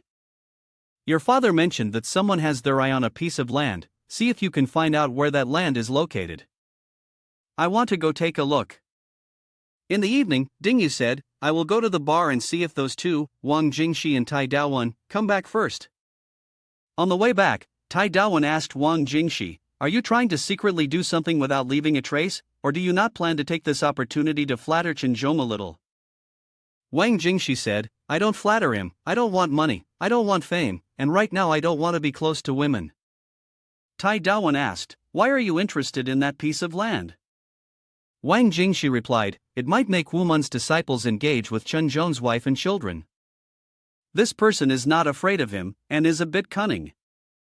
Let me try saying it, perhaps it's not the piece of land he's aiming for, there's something interesting about it. Tai Daowen looked at Wang Jingxi, aren't you too free? Why suddenly interested in that piece of land? Wang Jingxi looked up at the sky, exactly, I'm free, every day besides eating and sleeping, I have nothing to do. I'm so bored I want to die, but at night I have a feeling. It seems like there's something important I have to do, unfortunately I can't remember. The scene then switches to Fengdu, where Xiao Xiao is walking along the riverbank looking for something, holding a map in her hands. Xiao Xiao reminds herself, I have to quickly find Fengdu Shan, hopefully I can find the entrance to Demon Gate there. As she walks, Xiao Xiao also wonders, I wonder if anything happened to the silly pig in the underworld. Suddenly it started raining. Xiao Xiao was bored and complained, what kind of karma did I create in my past life that now I have to risk heavy rain and strong wind to find that foolish pig? Xiao Xiao came to a stream, thinking to herself, I must be getting close, just follow the stream until Demon Gate appears, then Soul Guiding Lantern will definitely locate its position. After a while, the Soul Guiding Lantern reacted. The rain was getting heavier and heavier. Xiao Xiao ran quickly after the Soul Guiding Lantern to a cave, where yin qi was thick. Xiao Xiao took out a talisman to dispel some of the yin qi to see the entrance more clearly. With the yin qi dispersed, the entrance to Demon Gate became clearer. Xiao Xiao was happy to have found the entrance. She quickly ran inside, but someone standing above spoke, oh, little girl, finding you is not easy. I almost chased you to Panqing Shan. Luckily, I casted divination halfway through and discovered you had left Tian Daofeng. I didn't expect you to be so stubborn, running to Fengdu to find Demon Gate. Having said that, this person jumped down to block the entrance and said, hey, little girl, the Demon Gate of Fengdu City is not like in Liangshui Chang. Last time, you were lucky to find a neglected Demon Gate, but the Demon Gate in Fengdu City is guarded by elite soldiers. It's best not to cause trouble. Xiao Xiao asked, who are you? The person replied, if I hadn't found you in time, you would have run into the Demon Gate. Just consider yourself lucky that you weren't captured by the demon soldiers, otherwise you would have found that boy is no longer in there. You don't need to be wary of me. A good daughter-in-law not only needs to help her husband raise children but also needs to know how to deal with her future father-in-law, for example, by putting down what's in her hands first. Xiao Xiao asked loudly, who are you exactly? How do you know about me? The person said, I am Wang Jingxi's father, and also your future father-in-law. Back then, it was me and your grandfather who arranged the engagement between you two. Xiao Xiao was surprised to hear Wang Xianji speak like that. Before she could understand, Wang Xianji called out, daughter-in-law, let's go. Your father-in-law, we can't just stand in the rain and chat forever. I've chased after you for so many tired paths already, come quickly with me down the mountain. Wang Xianji and Xiao Xiao went down to Fengdu City and entered a small restaurant. Wang Xianji also told Xiao Xiao about his previous engagement. Xiao Xiao asked, if that's the case, then if I hadn't run out of the house that night, I would have met him, and all these things wouldn't have happened, right? Wang Xianji said, it's all fate. You ran away, but that doesn't mean we would still be together after that, right? Xiao Xiao continued, if you already knew he wasn't in the underworld, then you must know where he is now, right? Wang Xianji replied, he's not far from you, he's now in Chuanzhong. Xiao Xiao looked at Wang Xianji in confusion, regarding the divine punishment, is it really true that he cannot live past 30 years old? What you and Grandpa did is really heartless, leaving me a young widow. Please don't use fate as an excuse with me. Besides fate, there is also the fate we create for ourselves, not just determined by heaven. Wang Xianji took a sip of beer, you still don't believe in fate? Before, when he asked for marriage, one person refused, another wanted to break off the engagement. But in the end, what happened? Fate bound the two of them together. Fate is not just determined by heaven, it is also created by us. In the end, in this world, heaven is still the greatest. Xiao Xiao thought about everything and felt hesitant. It's really unfair, it's all because of the foolishness in your family, it's like the wandering soul not dispersing. Wang Xianji continued, there is also this saying, defy heaven, alter fate. After Wu Zetian became a consort and then an empress, she defied heaven for herself, breaking the rule that women cannot become an emperor. If she could defy heaven and alter fate, why wouldn't it be possible for divine punishment? Xiao Xiao sat in contemplation. Are you giving me a sedative, grandfather? Wang Xianji asked. Do you really think so, daughter-in-law? This time I came to find you. Besides the fact that I wasted your trip to the underworld, it is also because of what is on top of your head. I have found a way to help Wang Jingxi, but a few things are still missing. Huangling under the Lishan mountain holds a strand of the Way of Heaven's energy. I want to bring it out to help Wang Jingxi, but I need a few conduits, and Zhang Daoling's lantern is one of them. Xiao Xiao was puzzled. How do you think I can give that to you? Wang Xianji did not speak, only smiled brightly, writing future daughter-in-law on his face. Xiao Xiao was angry. Fine, you win. Take it. Wang Xianji praised his daughter-in-law. She is a very spirited girl. Xiao Xiao was still upset. You and he are just talking nonsense. He is in Xuanzhong but doesn't even know to inform me of his safety, and he has always been so indifferent. Wang Xianji said, Wang Jingxi, she's a bit unpredictable right now. If you want to know why, just go to Xuanzhong and you'll find out. Xiao Xiao pouted and said, I'm not going to look for him. Wang Xianji took the soul guiding lantern and said, Alright, you've eaten and drank enough, it's time for you to go. You need to go to a few places to find some items and also find someone to help. After some calculations, maybe in 3 or 4 months, you'll have gathered everything you need. If by that time, you can bring the Way of Heaven's energy from Huangling, the chance of passing that test will be even greater. After you have everything prepared, let me know. Then, you and I will go to Lishan to find him. The next morning in Xuanzhong, as soon as Wang Jingxi opened her eyes, she received a phone call from Chenshin. Hurry down, I'm waiting for you in the car.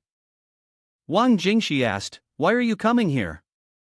Chenshin said, I've heard about that piece of land, and now I'll take you there to see it. After that, Wang Jingxi and Tai Daowen went down to the house. Wang Jingxi praised Chenshin for her excellent work performance, but she also said that the red hair behind her kept asking to go with her. Chenshin said, it's okay, that plot of land is not far, I can drive and we'll be there in no time. When they arrived at the plot of land, Wang Jingxi got out and surprisingly called both her father and mother. Tai Daowen and Chenshin also ran down to ask what was going on. Wang Jingxi said that this plot of land had 4 fierce beasts guarding it, and the hill opposite looked just like a sharp sword, no longer a haunted piece of land, but it was Yanwang Mudi itself. Tai Daowen was shocked and Chenshin was curious about Yanwang Mudi. Wang Jingxi told everyone to get back in the car first, and she would explain on the way back. On the way back, Chenshin asked Wang Jingxi what had happened. Wang Jingxi noticed that Chenshin's face seemed a little off. Wang Jingxi said, Chenshin, quickly call your father, no matter where he is or what he's doing, make him stop.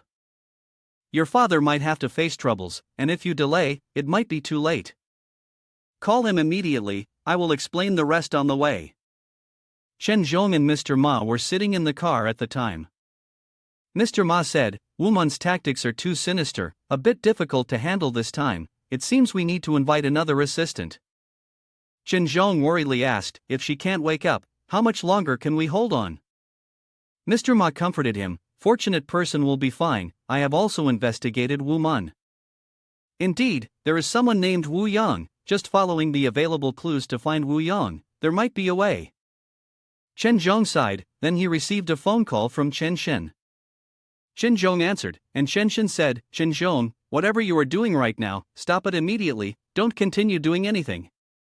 Chen Zhong was surprised. What nonsense is Chen Shen talking about? Right now, my father is on the highway, there's no way he can stop the car. On the other side, Wang Jingxi and Tai Daowen were discussing with each other. I noticed that Chen Shen's face looks a bit abnormal, his eyebrows are not even and there's a slight depression. These are the signs of someone being advised to harm their parents. Her mother had an accident, the next person to be attacked might be her father. Wang Jingxi told Chen Shen, "Give me the phone."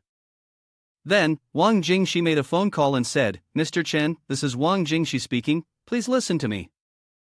I have checked your piece of land, which is Yanwang Mudi. It may have economic value to you, but to others, it's a precious piece of land. Regardless, you need to let go." Shen Zhong said to Wang Jingxi, "Right now it's not a matter of me letting go or not, they have already attacked my family. If we just overlook this then." Wang Jingxi interrupted, "I understand what you're saying. We can negotiate this later, but for now, you need to stop the car immediately, or there will be danger, someone is about to attack you." Shen Zhong said, "Stop the car." The driver quickly pulled over to the side of the road and was about to ask what was going on when Chen Zhong saw rocks and earth falling from the mountain wall next to them, right in front of the car. Chen Zhong and Mr. Ma turned pale. Wang Jingxi asked, "Are you okay?" Chen Zhong replied, "I'm fine." Wang Jingxi said, "I'll go over there." Chen Zhong said, "I'll send the location to you."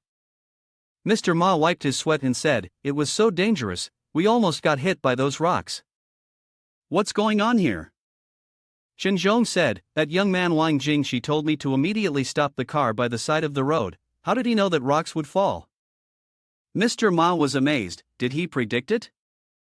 On the other side, Wang Jingxi told Chen Shen, "Your father's disaster has not yet passed, quickly tell me his horoscope." On Chen Zhong's side, everyone got out of the car to observe, and Chen Zhong received a call from Chen Shen. Chen Zhong answered, and Wang Jingxi asked, "How is everyone?" Chen Zhong replied, "The road is blocked due to falling rocks, we are standing by the road waiting." Wang Jingxi said, "You quickly go to another place, quickly stay away from the car. If there is a barrier, then cross it." Chen Zhong said, "I understand." Chen Zhong called Mr. Ma, "Quickly cross the barrier." As the three of them crossed, a truck came rushing from a distance, hitting the car next to them and then swerving head-on into Chen Zhong's car. When Chen Zhong and the others saw this, they were shocked. Chen Zhong's face turned pale and he said, "Wang Jingxi, what should we do next?" Wang Jingxi said, "Everyone stay calm, I will go over immediately." Chen Zhong's car caught fire. On the other side of the road, a car stopped, with a hot boy named Wu Yang. Wu Yang made a phone call to someone, informing that Chen Zhong was not dead. The voice on the other end said, "It's probably because he has a big life. In recent years, he has done a lot of charity work, and he hasn't done anything harmful." Wu Yang said, "I will personally handle him." But then the voice on the other end of the phone said, "No, if he's not dead accidentally, just leaving a little evidence at the scene, we will have a big problem. You go back first, there will still be opportunities in the future." On this side, Chen Zhong's side, this time lucky to have Wang Jingxi, otherwise I would have been killed by the little devils over there. An hour later, Chen Shen also arrived at the scene. When Chen Zhong saw his daughter, he felt lucky to have Wang Jingxi, otherwise he would never have seen his daughter again. Chen Shen also ran over and hugged his father. Wang Jingxi and Tai Daowen also arrived, and Chen Zhong thanked Wang Jingxi. Wang Jingxi said, "I just happened to know, so I helped without any courtesy." Chen Zhong said, "In the future, if you need help, just ask. As for the piece of land you mentioned before, can you explain it clearly to me now?" Wang Jingxi said, "In feng shui, that piece of land is very unlucky, it's called Yanwang Mudi, it's not suitable for anything to be built on it. If possible, it's best to get rid of that piece of land." Chen Zhong was stunned. "Now, it's no longer just a simple matter of land. They have tried to harm our family 5 times and 7 times. How can I back down? Just remembered, I have one more thing to ask you. Chen Shen's mother still hasn't shown any signs of improvement, maybe they have done something. I hope you can come and see if there is anything you can do." Wang Jingxi said, "It's not a problem. The next morning, Chen Zhong took Wang Jingxi to the hospital where Chen Shen's mother was lying. Upon entering the hospital room, Wang Jingxi said, "Let me take a look and see what's going on." Wang Jingxi carefully observed the complexion and appearance of Mrs. Chen. Indeed, there was something unusual. Suddenly, Wang Jingxi noticed a dark energy emanating from Chen Shen's mother. It seems like she's being haunted by a wandering soul. Chen Zhong asked Wang Jingxi, "Did you find anything?" Wang Jingxi sighed, "The yin qi is too heavy in the hospital. First, let's discharge Chuan Zhong's mother. Furthermore, help me prepare some things. She has been possessed by a wandering soul. Life force in her body is being depleted, and the vital spirit and recovery spirit of the 3 souls and 7 spirits are both in danger of running away. I need to perform a ritual to summon back the vital spirit and recovery spirit. Help me prepare 2 candles, cinnabar, gold paper, and a bowl of sand." Chen Shen's mother was discharged and taken back to the Chen family's home. Wang Jingxi took the prepared items to set up the ritual. Wang Jingxi placed 2 candles on either side and lit them. The vital spirit is the master spirit. If the vital spirit goes too far and cannot return, then the body can only wait to slowly die. The recovery spirit is the consciousness. If the recovery spirit is gone, then the person is just like a moving corpse, completely unconscious like a plant. As the candles burned with a green flame, Wang Jingxi wrote 2 more talismans and wrapped them around the 2 candles. Wang Jingxi chanted, "Yang Fire Truing Meridian, Tai Shan Lao Jun, provide guidance as law commands." Wang Jingxi cut her hand and dripped a few drops of blood into a bowl of water, then took a mouthful of the water in the bowl and sprayed it on Chen Shen's mother. The wandering soul haunting Chen Shen's mother dispersed. Then, Wang Jingxi took a talisman from a candle and burned it in the water. Outside, Chen Zhong and Chen Shen were very anxious. Wang Jingxi stepped out, and Chen Shen quickly asked, "How is my mother?" Wang Jingxi said, "The wandering soul has dispersed. Now I need your help. Vital spirit and recovery spirit are surely still lingering around. Hold this candle and follow the direction of the flame. When the flame stops moving, you call out 3 times, 'Mother, come home with me.'" Chen Shen took the candle and said, "I understand." Chen Shen followed the direction of the flame. Chen Zhong called Wang Jingxi over to sit with him. Chen Zhong said, "Wang Jingxi, you don't look very old, you must be close to Chen Shen's age, right?" Wang Jingxi said, "Yes, I'm only 24 years old this year."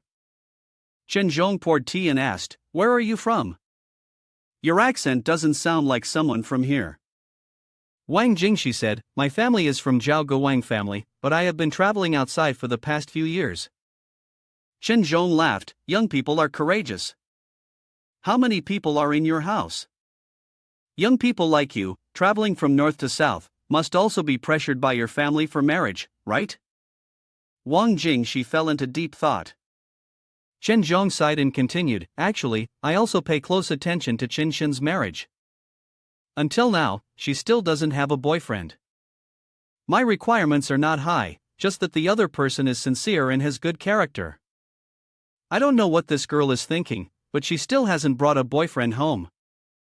Chen Zhong was about to ask Wang Jingxi about how Chen Shen is like in her house, when Chen Shen turned back and said, "I have done what you said, what should I do next?" Wang Jingxi said, "Take this bowl, then go straight to the bedroom upstairs. Your mother's soul may have calmed down and returned, so after you finish, let your mother rest for a while, find a doctor, get a prescription for her, it's best to nourish her blood and energy right away." The next morning, Mr. Ma stood at Chuanzhong Airport waiting for someone. A person pulled their suitcase towards him, and Mr. Ma happily called the person Wu Jia. Mr. Ma and Wu Jia got into a car, and Mr. Ma told Wu Jia about the Chen family, saying they had captured a member of the Wuman, who was very stubborn and couldn't get any information out of him.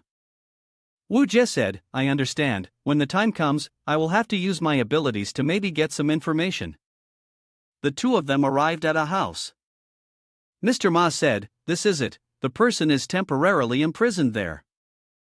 We'll have to rely on you from here on. Tomorrow we will go negotiate the plan with Mr. Chen." At the bar, a person complained that they had put in a lot of effort to gather information, but the person had escaped and not reported back to them. Wang Jingxi and Tai Daowen also arrived at the bar, and Wang Jingxi asked, "Why do you always insist on bringing me here? Can't you go by yourself?" Tai Daowen said, "No, I promised your sister that I would take good care of you," and then the two of them walked off together. Inadvertently catching Xiao Xiao's sight, Xiao Xiao smiled when she saw the two of them and said, "You foolish pig, you finally arrived." Wang Jingxi sat back with Tai Daowen and drank. Wang Jingxi sighed, "For my sister to treat you well, you really took a risk, but if you continue like this, it will slightly diminish my impression of you." Tai Daowen waved his hand, "It's all fate, as with a girl like Dongji, if she likes you, it doesn't matter what you look like, and if she doesn't, then it's a waste of effort to improve yourself. It's better to just enjoy what you have." Wang Jingxi laughed, "Then I'll declare a death sentence for you, not even a chance for clemency." Xiao Xiao, listening to the two, laughed inwardly, "This fool, nothing's changed." Xiao Xiao stood up, "It's time to punish this fool." As Xiao Xiao was about to pass, Qinshan ran past her and went over to Wang Jingxi, saying, "Wang Jingxi, it really is you, I'm looking for you." Wang Jingxi asked her, "What are you looking for me for?" Qinshan sat down next to Wang Jingxi and said, "I came to thank you." As soon as he finished speaking, Qinshan's hair tie broke. He held the hair, then took out a box and said, "This is for you, consider it as a gift from our Chen family." Wang Jingxi accepted it and asked, "What is it? You really don't need to be so polite?" Qinshan picked up another hair tie and said, "Can you help me tie my hair back?" Wang Jingxi agreed. Xiao Xiao stood by and said, "I am being cuckolded, am I?" After tying his hair, Qinshan said, "Thanks, the item inside the box belongs to my father. It is given by the Tianzhu temple, saying it can dispel evil spirits. If you keep it, it can be very helpful." Xiao Xiao angrily cried. Wang Jingxi looked over and asked puzzledly, "Why is that girl giving me an angry look?" Wang Jingxi told Qinshan, "Keep the item, it has no effect for me." Xiao Xiao cried in frustration, "I'm so frustrated, I went through a lot to climb mountains and cross streams for you, and you're here happily hitting on girls." At this point, Tai Daowen saw Xiao Xiao. Tai Daowen wondered, "Why is she here? It seems like there might be another misunderstanding again." Xiao Xiao sadly turned back to the table, "I don't understand why you were able to come out but did not look for me. So it turns out you have someone new. When I wanted to teach him a lesson earlier, it's so foolish, why did he act like that? Could it be fate? Furthermore, why doesn't he acknowledge me? Is he afraid that acknowledging me will hinder his good deeds and prevent him from pursuing other girls?" While Xiao Xiao was lost in thought, someone poured wine into her glass. "Don't blame him, he has lost his memory." Xiao Xiao was surprised, "Why is that?" Tai Daowen sat down and said, "Here's what happened. After you left, the Demon King captured him, but couldn't extract his soul. So they brought him to Nai He Bridge and made him drink Meng Po's soup." Xiao Xiao said, "I understand, I didn't expect so many things to happen after I left." Tai Daowen asked Xiao Xiao, "Do you want to come over and sit on the other side for a while?" Xiao Xiao stood up and said, "No, I suddenly want to sing a song." Xiao Xiao walked onto the stage, then sat down and started to sing. Wang Jingxi sat below and listened to Xiao Xiao sing, feeling that this girl must have a lot on her mind. Earlier, Tai Daowen had talked to her and said, "Still feel that a simple person like him can't match with her." Then, Tai Daowen left and said, "I will not waste my time with this girl, she really does not fit with me." Qinshan asked Wang Jingxi, "Do you think she matches you?" Wang Jingxi looked up at Xiao Xiao and said, "Whether she matches me or not, I don't know, but just looking at her, I suddenly remembered a saying, in your youth you should not meet overly beautiful girls, otherwise the rest of your life will be consumed by the image of that girl." On Mr. Ma's side, two people got into the car, and Mr. Ma said, "This time is really tough for you, and it's getting dark, let me take you back to rest." Wu Jie sighed, "It's a pity that we had to resort to such means, and we only got a little information. It seems that person really knows only so much." Mr. Ma said, "No need to rush, tomorrow morning we will meet with Mr. Chen." The next morning, Wu Jie met with Chen Zhong, and they all sat down. Chen Zhong asked, "Did you get any interrogations?" Wu Jie said, "The person we caught is indeed from Wu Mun, but he is just a small fry. The important figure is actually Wu Yang, the adopted son of Chen. For now, I only have a little information about Wu Yang. He is currently in Chuanzhong. I have asked someone to identify his face so we can help find him, but I need a few more people to support me. Chen Zhong spoke up. All right, I will immediately instruct Qi Quan to coordinate what needs to be done. You can directly assign tasks. Tonight, we will take action immediately. I'm worried that any delay will cause a change in the situation. In the evening, Tai Dawan again brought Wang Jingxi to the bar. Wang Jingxi said, "Why do you always bring me here, always looking for fun? Aren't you afraid that your body can't handle it?" Dingyu was also here, but then Dingyu received a phone call from Qi Quan. Qi Quan said, "Boss Chen has something to do. He told me to lead the team. Everyone participating must be moderate, must be our own people. Outsiders are not allowed to participate. This is a good opportunity. I want to bring you with me." Dingyu returned and said to everyone, "Qi Quan called me for a trip. The two of you stay here and have fun slowly." Wang Jingxi saw Dingyu's serious expression, and also became curious. I wonder if there is something important. When Dingyu left, Xiao Xiao also arrived, and when Tai Dawan saw Xiao Xiao, he said to Wang Jingxi, "I don't feel well, I need to go to the restroom." Tai Dawan went towards Xiao Xiao and winked, "Give her a chance." Wang Jingxi sat alone on this side, drinking beer by himself. Xiao Xiao came over with a bottle of wine. "Do you handsome want to drink?" Wang Jingxi said, "Agree." Xiao Xiao exclaimed, "Truly a foolish pig, not recognizing oneself." Xiao Xiao told Wang Jingxi, "What's the fun in drinking beer, drink wine instead." Wang Jingxi, tempted by the girl's proposal, also joined in. The two drank wine and then asked each other's names. Xiao Xiao said, "Just call me Xiao Xiao." Wang Jingxi also introduced himself, "I am Wang Jingxi, born on March 6th. Xiao Xiao felt sad, familiar dialogue, but the person doesn't remember me anymore. Xiao Xiao praised, "Nice name, let's continue drinking." On the Chen family's side, Chen Zhong told Qi Quan, "This time, all actions will follow Wu Jie's lead." At this time, Mr. Ma received a phone call, reporting Wu Yang's location. "Everyone quickly go there." Qi Quan's people go up to the 3RD floor and go to room 302 first. "Everyone take out your weapons, then quickly kick down the door." When the door opens, a knife from inside the room rushes out, injuring someone next to him. The two people in the room ran away through the window. Qi Quan told his brothers, "Chase after them quickly."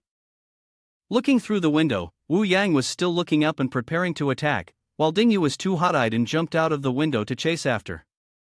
Qi Quan called Mr. Ma and reported the situation. "The enemy is very alert. Not only did they detect us first, but they also injured one of our men. Currently, he has escaped through the window, but Dingyu is in pursuit. I will lead the others to follow." Dingyu chased after the two while Wu Yang shouted to the blonde guy, "Quickly jump over the fence, I will block from behind." Wu Yang dashed forward and Dingyu couldn't react in time. Wu Yang grabbed Dingyu and pulled out a knife. A stab straight to Dingyu's face. Qi Quan chased after, but Wu Yang had already jumped over the fence and ran away. Qi Quan ran over and rescued Dingyu. "You must hold on. I will take you to the hospital immediately." Dingyu told Qi Quan, "Don't tell Wang Jingxi about today." At the bar, Wang Jingxi and Xiao Xiao left. Xiao Xiao stumbled and fell into Wang Jingxi. Wang Jingxi asked her where she was, and seeing that she was drunk, he called a taxi and asked, "Does the young man need to go to a nearby hotel?" Wang Jingxi hesitantly replied, "It's fine." Wang Jingxi rented a room and took Xiao Xiao up.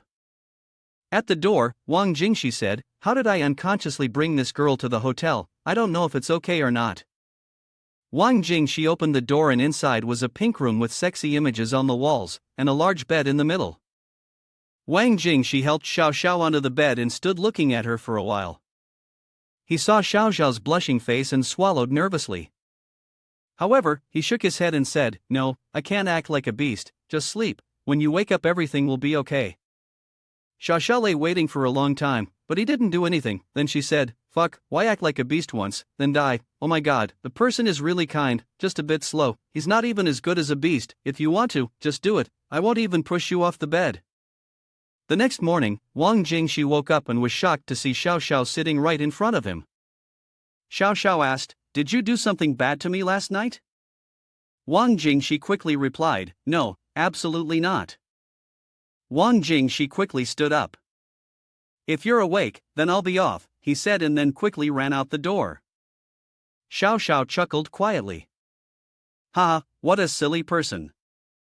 Xiao Xiao looked out the window, watching Wang Jingxi below, and pondered, "The way he looks, it's like he's pulling up his pants after eating and running. What's he running for? He hasn't even eaten anything yet." As Wang Jingxi caught a taxi, he also wondered to himself, "Why am I so tense? What did I do wrong?" Suddenly, Wang Jingxi's phone rang. The caller was Chi Quan. "Wang Jingxi, something happened to Dingyu last night. He was stabbed by someone, and he's currently in the intensive care room, still in critical condition." Wang Jingxi said, "I'll be right there." Wang Jingxi's face turned pale. "Although I have amnesia, Dingyu had once said that he's my only friend in this world." Wang Jingxi rushed to the hospital, where Chi Quan was waiting outside the sick room. Wang Jingxi looked inside the room, angry. "What has happened? Why didn't anyone immediately inform me?" Chi Quan said, "Dingyu didn't want me to tell you, but I felt it would be better if you knew, so I called you." Wang Jingxi said, "He must be afraid that I will worry, but he ended up like this. Is it because of Qinzhong or something?" Chi Quan confirmed. Wang Jingxi was angry. "If this matter has pushed Dingyu to this point, then I can't just stand by and watch. Explain everything to me." Chi Quan, seeing Wang Jingxi's expression, felt, this time, Wang Jingxi is really serious. Chi Quan recounted everything from last night. After stabbing Dingyu, Wu Yang ran away, but one of Mr. Ma's men caught someone with him. Back at the Chen family, Wu Yang was brought back, and Mr. Ma said that Wu Yang is obviously a cunning person. In the underworld, we can never predict them. Qinzhong sighed, "Everyone has tried their best, it's just that it won't be easy to catch him later. Wang Jingxi's friend, Dingyu, is still in the hospital. I hope nothing happens to him."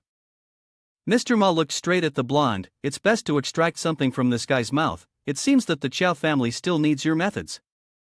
The blonde, upon hearing Qiao family, was curious. "The Qiao family, is it related to Beichuma Wu Jia?" Wu Jia praised him, "Impressive knowledge." TCVing chuckled, "You are too verbose, aren't you? In the past, your family only operated in the north. Why dare to come to the south now?" Upon hearing this, Wu Jia looked at him lovingly. "Are you clearly defining the boundaries of Chu Han, or the boundaries of yin and yang with me?" After speaking, Wu Jia affectionately kicked him. He fell back and rolled against the wall. Leaning on the wall, he wiped the blood from his mouth and shouted, "Why is the Beichuma acting so recklessly? Previously, Wuman consistently understood the boundaries with you. Beichuma did not go south, Wuman did not leave the north. Why have you forgotten?" Qinzhong spoke up, "If we are talking about rules, I will also speak about my rules. My rule is that if someone does not touch me, then I will not touch them. But Wuman and the others touched my wife and children, almost taking my life. Have you lived too comfortably that you have forgotten the division of the north and south, or do you feel that over the years, I, Qinzhong, have already lost my fangs and no longer exist?" The blonde laughed. "It's not my doing at all, it's all because of Wu Yang. You surely don't think that I'm an accomplice just because I follow him. It's really funny, if you get angry and go looking for Wu Yang to catch me, it's useless. And even if you catch me, you'll have to obediently take me back, haha." As soon as he finished speaking, Qinzhong's phone rang. Qinzhong answered, "Mr. Li, how come you know I'm free these days and call me? Just when I wanted to invite you for a drink, now you want to meet up first? You choose the place and I'll come right away."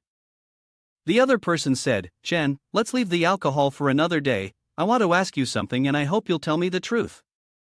Qinzhong went outside and the other person asked, "Do you have someone in your hands who was caught last night outside the Huilong district?" Qinzhong replied, "What are you talking about? I don't understand." The other person continued, "Chen, don't play dumb with me. I've never asked you for anything before, but the pressure from above is really getting to me." Qinzhong said, "There's something you don't know, they've targeted my family, this person can't be released." Then, Qinzhong hung up the phone. Chen Zhong said to Mr. Ma, hurry up and investigate him, I estimate that someone will come to ask me for help again in a moment. I can refuse someone, but there will be someone I can't refuse. While the person with weight has not arrived, we need to resolve it quickly. As soon as he finished speaking, he received a phone call from his third uncle. Chen Zhong sighed, even third uncle is calling, I wonder how big this person's face is. At the hospital, the doctor announced, the situation has stabilized, but he is still not out of danger. We will do our best to save him. Wang Jingshi said, thank you, doctor. Then, she turned to Chi Quan and said, can you call your boss? I want to meet the person who caused the trouble. Chi Quan replied, all right. Chi Quan called Chen Zhong and said, hello boss, this is Chi Quan, Wang Jingshi is with me. She wants to meet that guy, is that convenient? Chen Zhong sighed, this time it's not convenient, earlier all the people with status in the business and political circles called to ask for help for this person.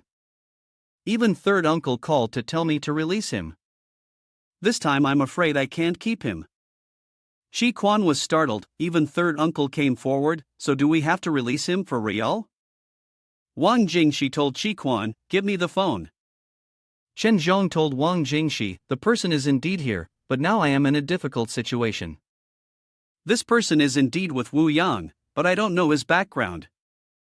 Many people have called to tell me to release him. I can't not release him at the moment. Wang Jingshi said, I understand, so just let him go, but... At this moment, Wu Jia heard Wang Jingshi's name and secretly laughed, truly a thicket of fresh flowers, and even more scheming.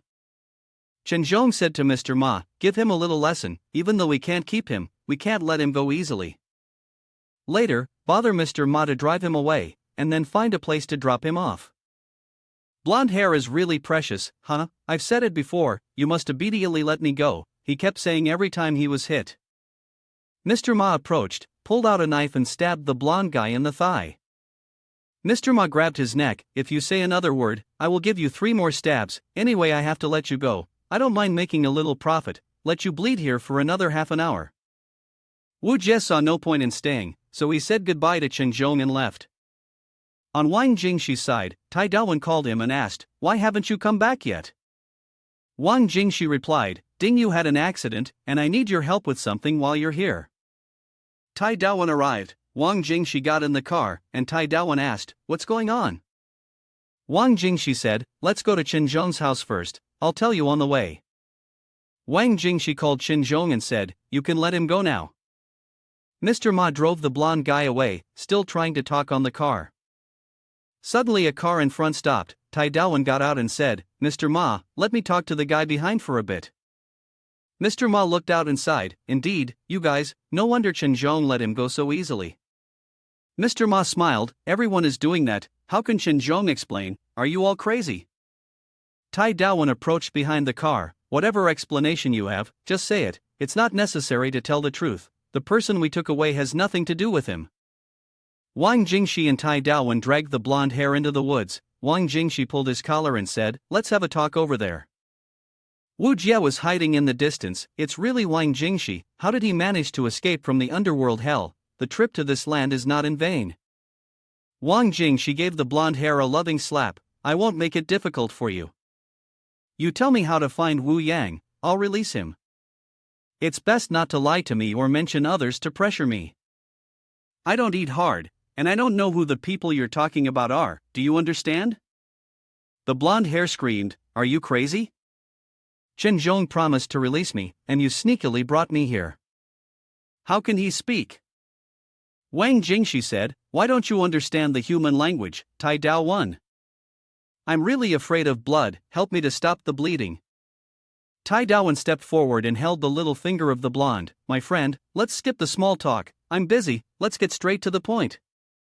Then with a snap, the little finger curled up, the blonde screamed in pain, rolling back and forth. After the pain subsided, she said, you two must be crazy, I won't let you get away with this, not even Chen Zhong would dare to treat me like this, you are even braver than him. As soon as she finished speaking, Tai Dawen held another finger and snapped it, causing her to scream in agony.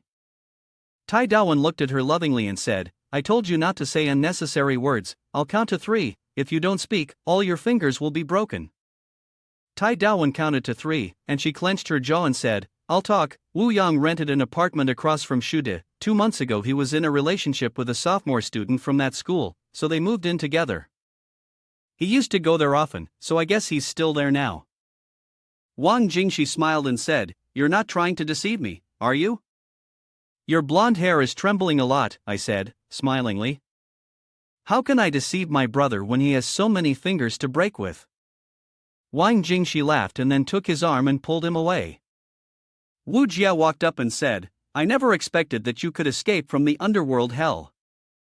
I heard that you haven't been able to leave the Demon Gate official and enter the spirit realm. At that time, I was still very angry, but I never thought I would meet you here. It's a coincidence in fate. Wang Jingxi was surprised to hear him say that. Who are you? Wu Jia frowned. Are you trying to turn your back on me now, pretending not to know me? Tai Dawen asked, Do Bei Chuma and Wu Jia know each other? Wu Jia continued to frown. We do. When he was surrounded by people from Xinmun and Chang'an, I arrived just in time to help him break free. But look at this kid, he doesn't even recognize me when I pull my pants up. How shameful. Tai Dawen patted Wu Jia's shoulder. Actually, I can't blame him. He had some trouble in the spirit realm, drank a bowl of mangpo's soup, and then, you understand, now even if 3 of him stood in front of him, he wouldn't recognize them, let alone me. Wu Jia hung his head in frustration. I thought I was really lucky, but it turns out I'm unlucky. I was going to extract some lost laws of Chuma Xian from his mouth, but now I can only slowly calculate it. Wang Jingxi looked at Wu Jia. I really don't remember you. Wu Jia forced a smile. We can consider ourselves friends, but I want to remind you, my debt of gratitude may not be counted now, but don't forget to repay it later. This meeting with you this time is really a coincidence. The Lord Ma called me to Chuanzhong, and now if you want to find Wu Yang, I will go with you on a trip. Wang Jingxi threw the blonde man onto the carriage, then looked at Wu Jia and asked Tai Dawen, Who is this Wu Jia? He doesn't seem like a small person based on his appearance. Tai Dawen said, Nan Kuan Bei Chuma, he is the Wu Jia of Bei Chuma. Many Chuma Xian in the north are like this, they all see him as Tian Lei, wherever he goes, he causes trouble. Wu Jia behind then jumped up and frowned. Hey, you all just discuss me in front of me like this, do you two even have any morals?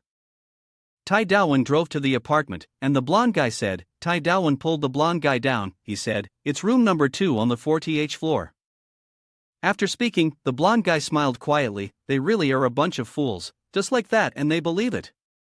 While he was about to pull him up to take a look, a car quickly approached, a guy pulled out a knife and was about to attack the 3 of them. Wu Jia pushed Wang Jingxi aside, the car stopped, and Wu Yang pulled a few more guys, each holding weapons in their hands. Wu Yang rushed to attack Wang Jingxi, Wu Jia also rushed to fight. Tai Dawen was surrounded by 2 guys, Tai Dawen kicked the blonde guys but, I'll pay you back for this. The other 2 guys grabbed the blonde guy, he said, Hurry to the hospital, it hurts a lot, and we'll settle this debt with them later. Wu Yang fought with Wu Jia, but when he realized he couldn't win, he immediately called for his younger brothers to run. Wu Yang quickly drew his knife and jumped on the motorcycle for a chance to escape, while Wu Jia hurriedly grabbed a garbage can and threw it in front of the motorcycle. Then, Wu Jia told Wang Jingxi to quickly chase after them and catch up as soon as they saw Wu Yang falling asleep on the motorcycle. Wu Jia told Wang Jingxi to borrow a bike and both of them quickly brought helmets.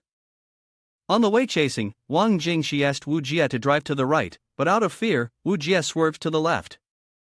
Wang Jingxi, furious, hit the car window hard, causing Wu Jia to panic and swerved the car into the woods. The car crashed into a tree, and Wu Yang got out of the car and started to fight with Wu Jia.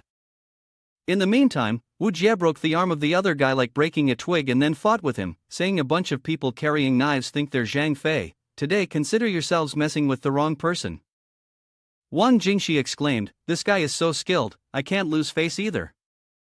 Wu Yang, hand him over to me. Wang Jingxi ran over to greet Wu Yang, who smirked and said, Don't celebrate too early. Wang Jingxi rushed forward and then kneeled in front of Wu Yang, saying, Don't pretend. Whoever it is, if they harm my brothers, they will pay the price. Wu Yang stooped down and laughed, he's here.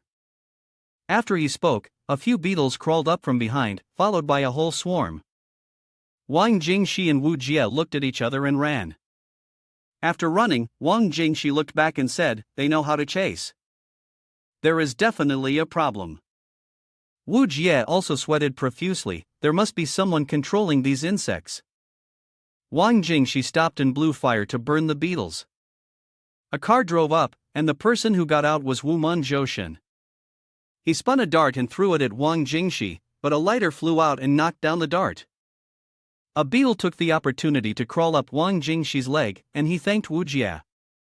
Suddenly, Wang Jingxi felt dizzy and fell down. Zhoushan swung a talisman, while Wu Jie picked up a lighter and lit the talisman on fire.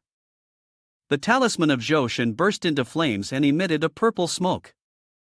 Wu Jie noticed that there was poison in the smoke. It seems that the person who came is from Wu Man. At that moment, a group of beetles crawled towards Wang Jingxi and then aggressively towards Wu Jie. Wu Jie jumped to avoid the beetles, throwing darts and talismans at them. Wu Jie avoided and said, "There's a bit of trouble now. My yang fire can't possibly eliminate this toxic skeleton group, it could even make them spread further. There are ancient insects in front and poison talismans behind. At this rate, I'm afraid I won't be able to escape. I can only apologize to Wang Jingxi, keep the Green Mountain and not worry about running out of firewood." Wu Jie ran away, and Zhoushan looked at Wang Jingxi lying on the ground and laughed. "He almost ruined everything, now I can use him to threaten Xinzhong." Zhoushan threw the keys to Wu Yang. "You take Zhou Yu to the hospital first, I'll deal with this guy and then come find you." Wu Jie ran back to find Dao Wan. Dao Wan asked, "Where is Wang Jingxi?" Wu Jie said, "I'm sorry, brother. Wang Jingxi has been captured by them." When they were about to capture Wu Yang, suddenly a group of strange insects killed them. And there is also a master of Wu Man. Wang Jingxi was hit and fell into a coma. Dao Wan was shocked. "What? Injured? Is there any danger to his life?" Wu Jie said, "Don't worry, he's just in a coma, not injured. I think it may be related to those strange insects.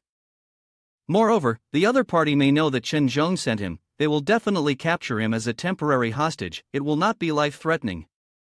At the Chen family, Chen called Xinzhong and said, "You must find a way to save Wang Jingxi." Xinzhong said, "Dad, I know. Don't worry, I'm here. Wang Jingxi is temporarily safe, but I can only temporarily stabilize him. I also have someone pressuring me. If possible, try to use some underworld tactics. If it still doesn't work, I will give up that territory." Xinzhong sighed heavily. "This situation is really bad. It's like stealing chickens but losing the rice as well." Chen hurried to Chuanzhong Hospital to meet with Tai Daowan. Chen exclaimed, "I just called my father, and he said he will stabilize the other party, but unfortunately he is also under pressure and unable to directly intervene to save the person." Tai Daowan said, "It's okay, it's just a prediction." Based on his personality, how could he easily let go of that young master? Chen asked, "What should we do now?" As someone approached, Xiao spoke up, "You're all too hasty about this matter." Xiao stepped into the sparkling light. Chen looked at Xiao. "She has such an air about her. I wonder who she is. I have to have that same air standing in front of this girl, absolutely cannot lose." Xiao narrowed her eyes. Tai Daowan wondered to himself, is this a look that could burn the entire earth? Xiao smiled, "Hello, Miss Chen, I am Mao Xiao. Chen asked, "How did Xiao know who I am?" Xiao replied, "We met at the bar before, I heard it from Wang Jingxi." Xiao turned to Tai Daowan and asked, "I heard what you said on the phone and immediately came here. What do you want to do next?" Tai Daowan said, "For now, I can't think of a good plan. Maybe we should persuade Xinzhong to hand over that piece of land." Xiao poked him in the shoulder and said, "Man, can you think a little bit before doing something? The enemy is already in control, and you still want to go along with their wishes. First, you must understand one thing: in the past, we were all passive, always led by the other side.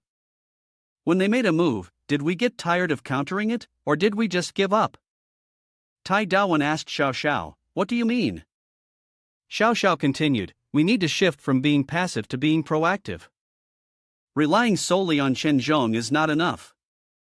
His status is predetermined and he cannot act arbitrarily. You should go to the other side and help investigate where Joyu is in the hospital. Didn't you say he was injured? He definitely needs treatment. Let's go to the nearby major hospitals and wait for news from the other side. Once we find the location, we should directly kidnap Joyu. If we don't act quickly, that fool will suffer in their hands. At Chuanzhong Hospital, Joyu is lying and asking Wu Yang, "When will my brother come? I want to ask him about that guy." Just as she finished asking, Joshin arrived, and Wu Yang called him, "Young master." Joshin said to Joyu, "Don't worry about that guy for now. Focus on getting better here. I will arrange for someone to guard the door and make sure you don't encounter any danger." Joyu sat up and said, "But I've lost 2 fingers and I've been stabbed 3 times in the leg. I can't just let this go. I want them to pay back tenfold. You have to help me with this." Joshin smiled and said, "The moment something happens, you immediately seek me out.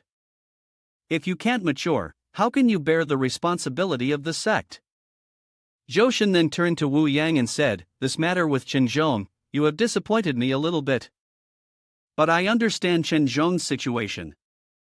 I can't blame you for it. Now go back and see Uncle and me, and let's figure out how to deal with Wang Jingxi." On their way to Chuanzhong Hospital, Tai Dawan exclaimed, "She really went through so much trouble for Wang Jingxi, even personally helping him." Xiao Xiao said, "If a man can't handle it, then let me handle it." Whether it's before losing memory, or after losing memory, he's like an immature child, with some troubles he can't understand. Tai Dawan laughed, "Getting to know you is also his good fortune." Xiao Xiao told Tai Dawan, "Park the car in a quiet place." The two got off the car. Tai Dawan asked Xiao Xiao, "What's next?" Xiao Xiao said, "Just follow me, learn a little from me, and you will live better if you learn." Arriving in front of the nurse's room, the two smiled wickedly as they watched Joyu busy playing Free Fire. The 2 doctors approached and said, "Doctor, check the room and also give an injection." He was also busy playing and didn't pay much attention. The 2 doctors entered the room, and Joyu was fast asleep like a drunk puppy. The doctor took Joyu's hand. Joyu startled. The doctor said, "Don't be nervous, you are Joyu, right? Don't move, it's time for your shot, I'll give you a shot." Joyu blushed. "Okay, go ahead, please give me the shot." The doctor gave him a shot, and Joyu, feeling a little high, said, "This nurse is so beautiful, I need to find a way to pursue her." While feeling high, he became sleepy and fell asleep. The doctor tapped him a few times and said, "No more response, just take action." The 2 tied him up. Dawan carried him on his back and jumped out the window. They ran to the car. Joyu was thrown into the trunk. The 2 took off the doctor's clothes, got in the car, and Dawan sighed, "I feel like today is like taking off pants to fight a fart." In the end, we still managed to capture him. Xiao Xiao said, "You guys are too complicated, not focusing on the most important thing. If this guy is important, then just go directly after him." The scene changes to the Zhou family mansion, where Zhou Xin and Wu Yang return. Zhou Xin asks Wu Yang to come inside, and Wu Yang says, "The smell of blood here is strong, even though I've been here a few times, I still can't get used to it." Zhou Xin led Wu Yang inside, to the front door. Wu Yang was curious, "Why, uncle, do you like to be in such a dark basement?" Zhou Xin replied, "Stop talking nonsense, if you can hear, your life will be over." Zhou Xin opened the door and a cold, dark air rushed out. Wu Yang sweated. Inside was an old man, chewing on something that looked very fresh. The old man turned around. "So, how is the king of hell's graveyard doing?" Zhou Xin said, "It's going very smoothly, Chenzhong is about to give in, today we even captured a spy." The old man laughed loudly. "Well done, come down and explain everything to me." The old man stood up, still holding a hand that was half-eaten. At this time, Tai Dawan and Xiao Xiao had returned to the apartment. The 2 of them carried Joyu up and threw him into the bathroom. Xiao Xiao told Tai Dawan, "Splash some water on him to wake him up."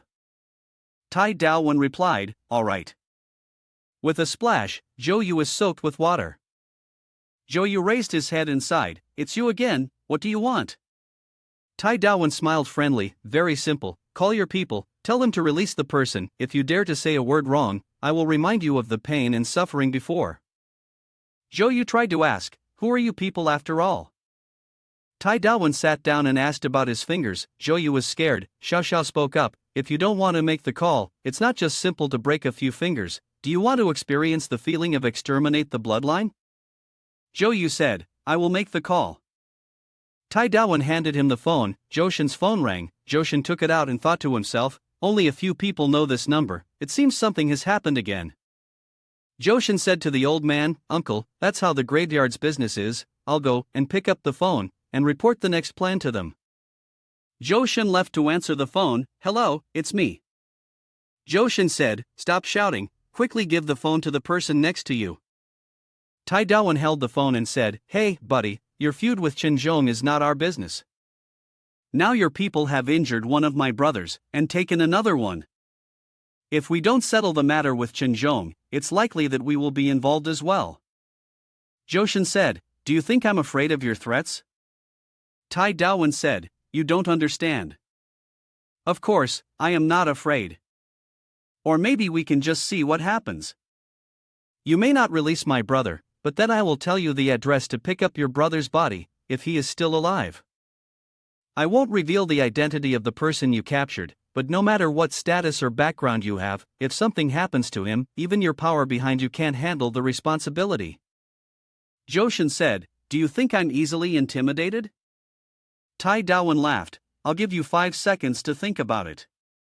When the count reached 1, Zhou said, I agree to release the person. Tai Dawen praised him for understanding the situation, so, tonight, we will exchange the hostages in the forest area number 3 in the northern suburbs. In the evening, Zhou and Wu Yang arrived at the meeting point. After that, Tai Dawen also arrived. Zhou said, Wu Yang, take Wang Jingxi over there. Tai Dawen came out and called Zhou. The two sides exchanged people. When Wang Jingxi passed by Zhou, he said, I haven't seen this young master for a long time. Zhou gritted his teeth, you guys wait, just a little longer, I will show you what the morality of the martial arts world is. Wang Jingxi said, it's tiring to wait. Wang Jingxi went to Tai Dawen again, I don't know which hero came to the rescue. Xiao took off the blindfold for Wang Jingxi.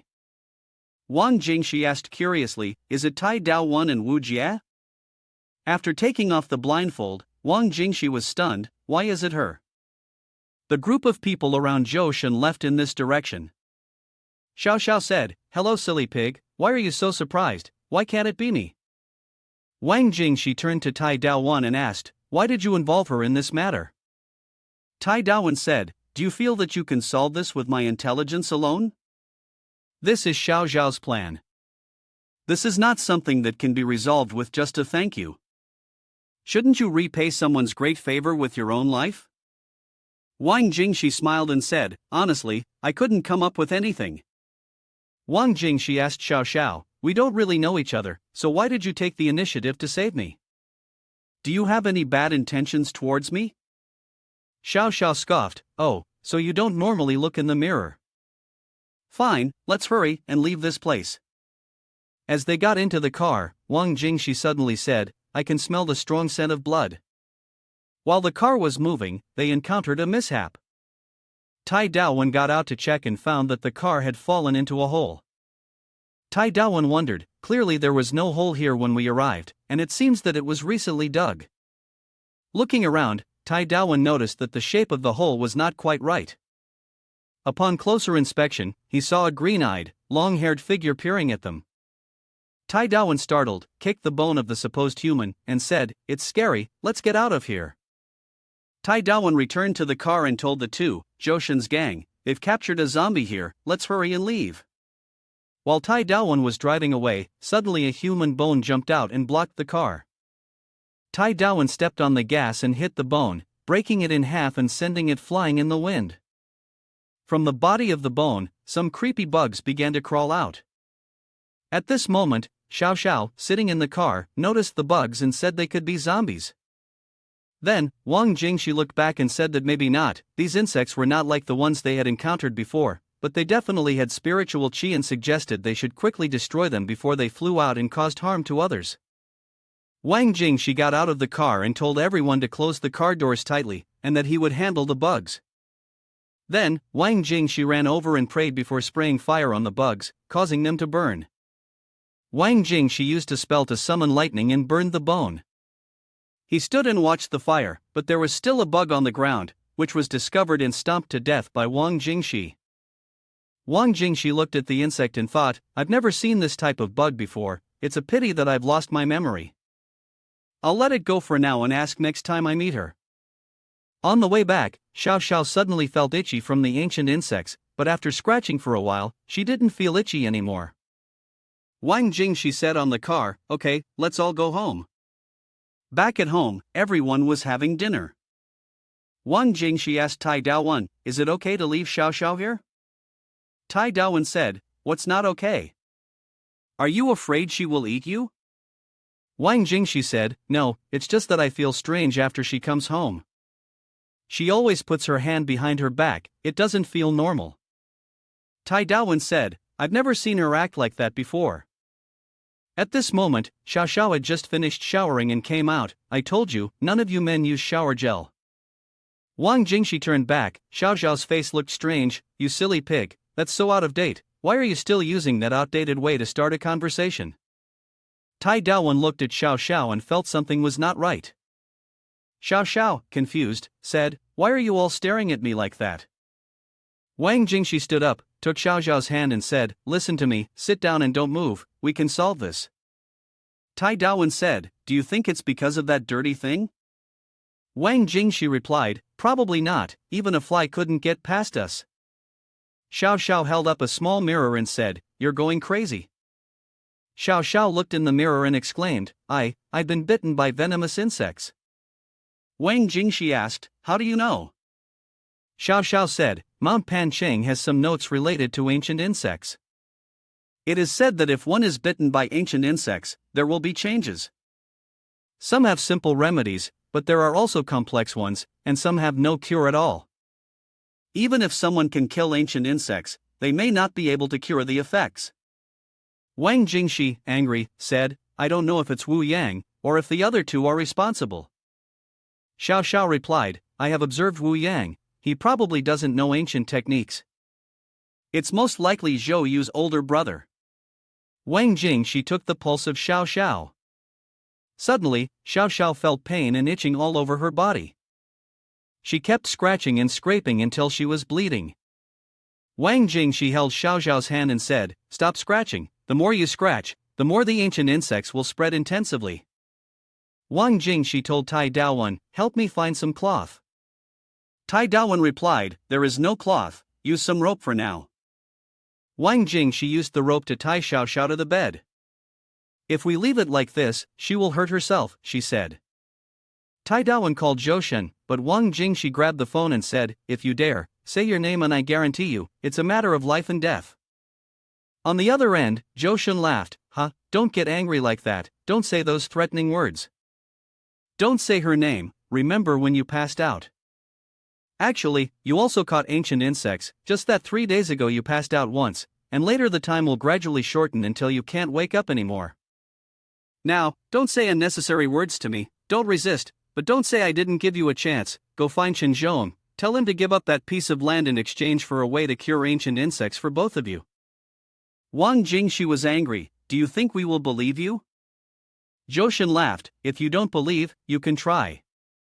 Your girl hit by ancient insects will go crazy for a total of 49 days, then the ancient insects will burst out of her body, she will not survive, and you will barely make it for 2 months. If you don't go find Chen Zhong, you better prepare for the worst sooner. Wang Jingshi threw her phone, Tai Daowen asked Wang Jingshi, what do we do now? Wang Jingshi looked at Xiao Xiao for a while, seeing that Xiao Xiao had stopped scratching herself, she untied Xiao Xiao, I'm sorry, I didn't mean to treat you like that, I was just out of options. Xiao Xiao said, I don't blame you. Xiao Xiao sighed and thought, I wonder how much I owed Wang Jingshi in my past life. Tai Daowen spoke up, Zhoushen's intention earlier was for us to go find Chen Zhong, his words might be true. Wang Jingshi agreed, saying, I will try a trip to Chen Zhong's place, he said he would provide a way to solve the ancient insects, but I don't need his way. When Tai Daowen heard this, he was surprised, Wang Jingxi looked at Xiao Xiao and said, "We can't use his methods. Who can guarantee that they won't play any tricks? I will personally deal with Xiao Xiao's venomous insects. We can't let outsiders get involved, because I dare not take the risk. You have to try your best."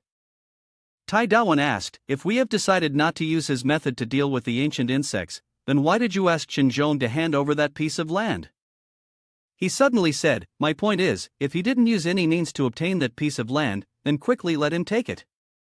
By doing so, we either stabilize him or wait for him to use the land for something, and then strike him, so that they will suffer even more." Tai Dawen gave Wang Jingxi a thumbs up. "Excellent, this plan is both dangerous and toxic. I have to admit that what you are doing will make them fall into a big trap." Wang Jingxi told Tai Dawen to take care of Xiao Xiao while he went to find Qinzhong. Wang Jingxi left, and Tai Dawen looked back at Xiao Xiao. "You and Wang Jingxi, truly a life of ups and downs. Just when you see a glimpse of light, you fall into a deep abyss. It's really tragic." Xiao Xiao laughed. "Marry a chicken, follow the chicken, marry a dog, follow the dog. What can anyone do? If you feel uncomfortable, just scream loudly and let it out. Now can I still leave him?" The next morning, Wang Jingxi came to find Qinzhong, who poured tea and said, "Wang Jingxi, last night's matter, you explained it clearly to me over the phone. I am not an insignificant person, this time it was my fault affecting everyone." Wang Jingxi said, "My people fundamentally seek revenge, probably can't wait 10 years to retaliate, but will do so immediately. This time Uncle Qin should hand over this piece of land to them, temporarily stabilize the overall situation first. I never thought of fighting against fate, but now I've discovered that someone is constantly forcing me to become a dragon." Qinzhong looked at Wang Jingxi in admiration. "I didn't expect you to be so young and decisive. If that's the case, then I will also cooperate with you to slowly suffocate them." Wang Jingxi thanked Qinzhong. "I won't bother you anymore, I still have to go back and prepare. If there's any problem, we'll contact each other later." Wang Jingxi left. Qinzhong told his secretary, "You contact Zhou Shen's side and instruct the legal department to negotiate the sale of that piece of land with them. If they are willing to sell, they must take the money. If not, they will think that I, Qinzhong, am easy to bully. I don't do any losing transactions." On Zhou Shen's side, he was dancing to the music with his girlfriend when Wu Yang called, causing him to miss a few beats. Zhou Shen told her, "Wait a moment, I'll be right back." When Zhou Shen opened the door, Wu Yang said hurriedly, "The young master has a way. Qinzhong has compromised, but the price is twice as high as the original." Zhou Shen said, "Tell him I understand what he thinks very well. Just rely on his quoted price. As long as we can get that piece of land, it's fine. Oh, by the way, do you feel that Qinzhong is paying too much attention to the two people who hit the ancient insects? Based on Qinzhong's personality, it will not be easy to agree. This matter is certainly not simple. It is important to make it clear that the two people who hit the ancient insects are significant, at least it can make Qinzhong take them seriously." Wu Yang had a wicked look on his face. "In that case, does the young master need me to investigate their schedule again, or quietly eradicate them from the root?" Zhou Shen replied, "No need, as long as we use a little trickery, we can deal with their ancient insects." Back at Jingxi's apartment, Tai Dawen handed over the solution to the ancient insects, which Zhou Shen had assigned to Qinzhong to give to Wang Jingxi. Wang Jingxi took it and immediately threw it away. Tai Dawen was surprised. "You don't even bother to look at it." Wang Jingxi threw it into the trash. "Once I've made a decision, I don't need to look at it anymore. I'll figure out how to deal with the venomous insects myself, who knows what they've done in there." Tai Dawen said, "That's true, so what's your plan next? Xiao Xiao suffers every day, not just the usual suffering, but you've also been affected by the venomous insects." Wang Jingxi sighed. "She had another attack earlier. I want to take her to Miaozhu, she's only suffering like this because of me. I can't help but worry about her." Tai Dawen reminded Wang Jingxi, "You need to be careful." Wang Jingxi stood up, grasped Dao Wen's shoulder. "After Xiao Xiao and I leave, please take care of Dingyu. Also, remember to keep an eye on the King of Hell's graveyard, but don't act rashly. First, we need to know exactly what they are planning. Wait for me to deal with the venomous insects on Xiao Xiao's body, and then I will come back to handle them." Dawen replied, "Okay, but this piece of land is too full of evil spirits, not really suitable for someone like Zhou Shen. Who knows, maybe he's not the real mastermind after all. Based on his strength, how could he possibly confront Chen Zhong? Wang Jingshi pondered, according to you, perhaps he's just a figurehead. Oh, and what about that Wu Jie person, isn't he quite formidable? If the situation gets out of control, seek his help. Wang Jingshi went to Xiao Xiao's room and asked, "How are you feeling?" Xiao Xiao replied, "I heard everything you said." "Are you feeling guilty?" Wang Jingshi was sweating profusely. "Maybe, but I had already packed our luggage beforehand." Xiao Xiao lay on the bed, glowering at him. You can't blame this on me."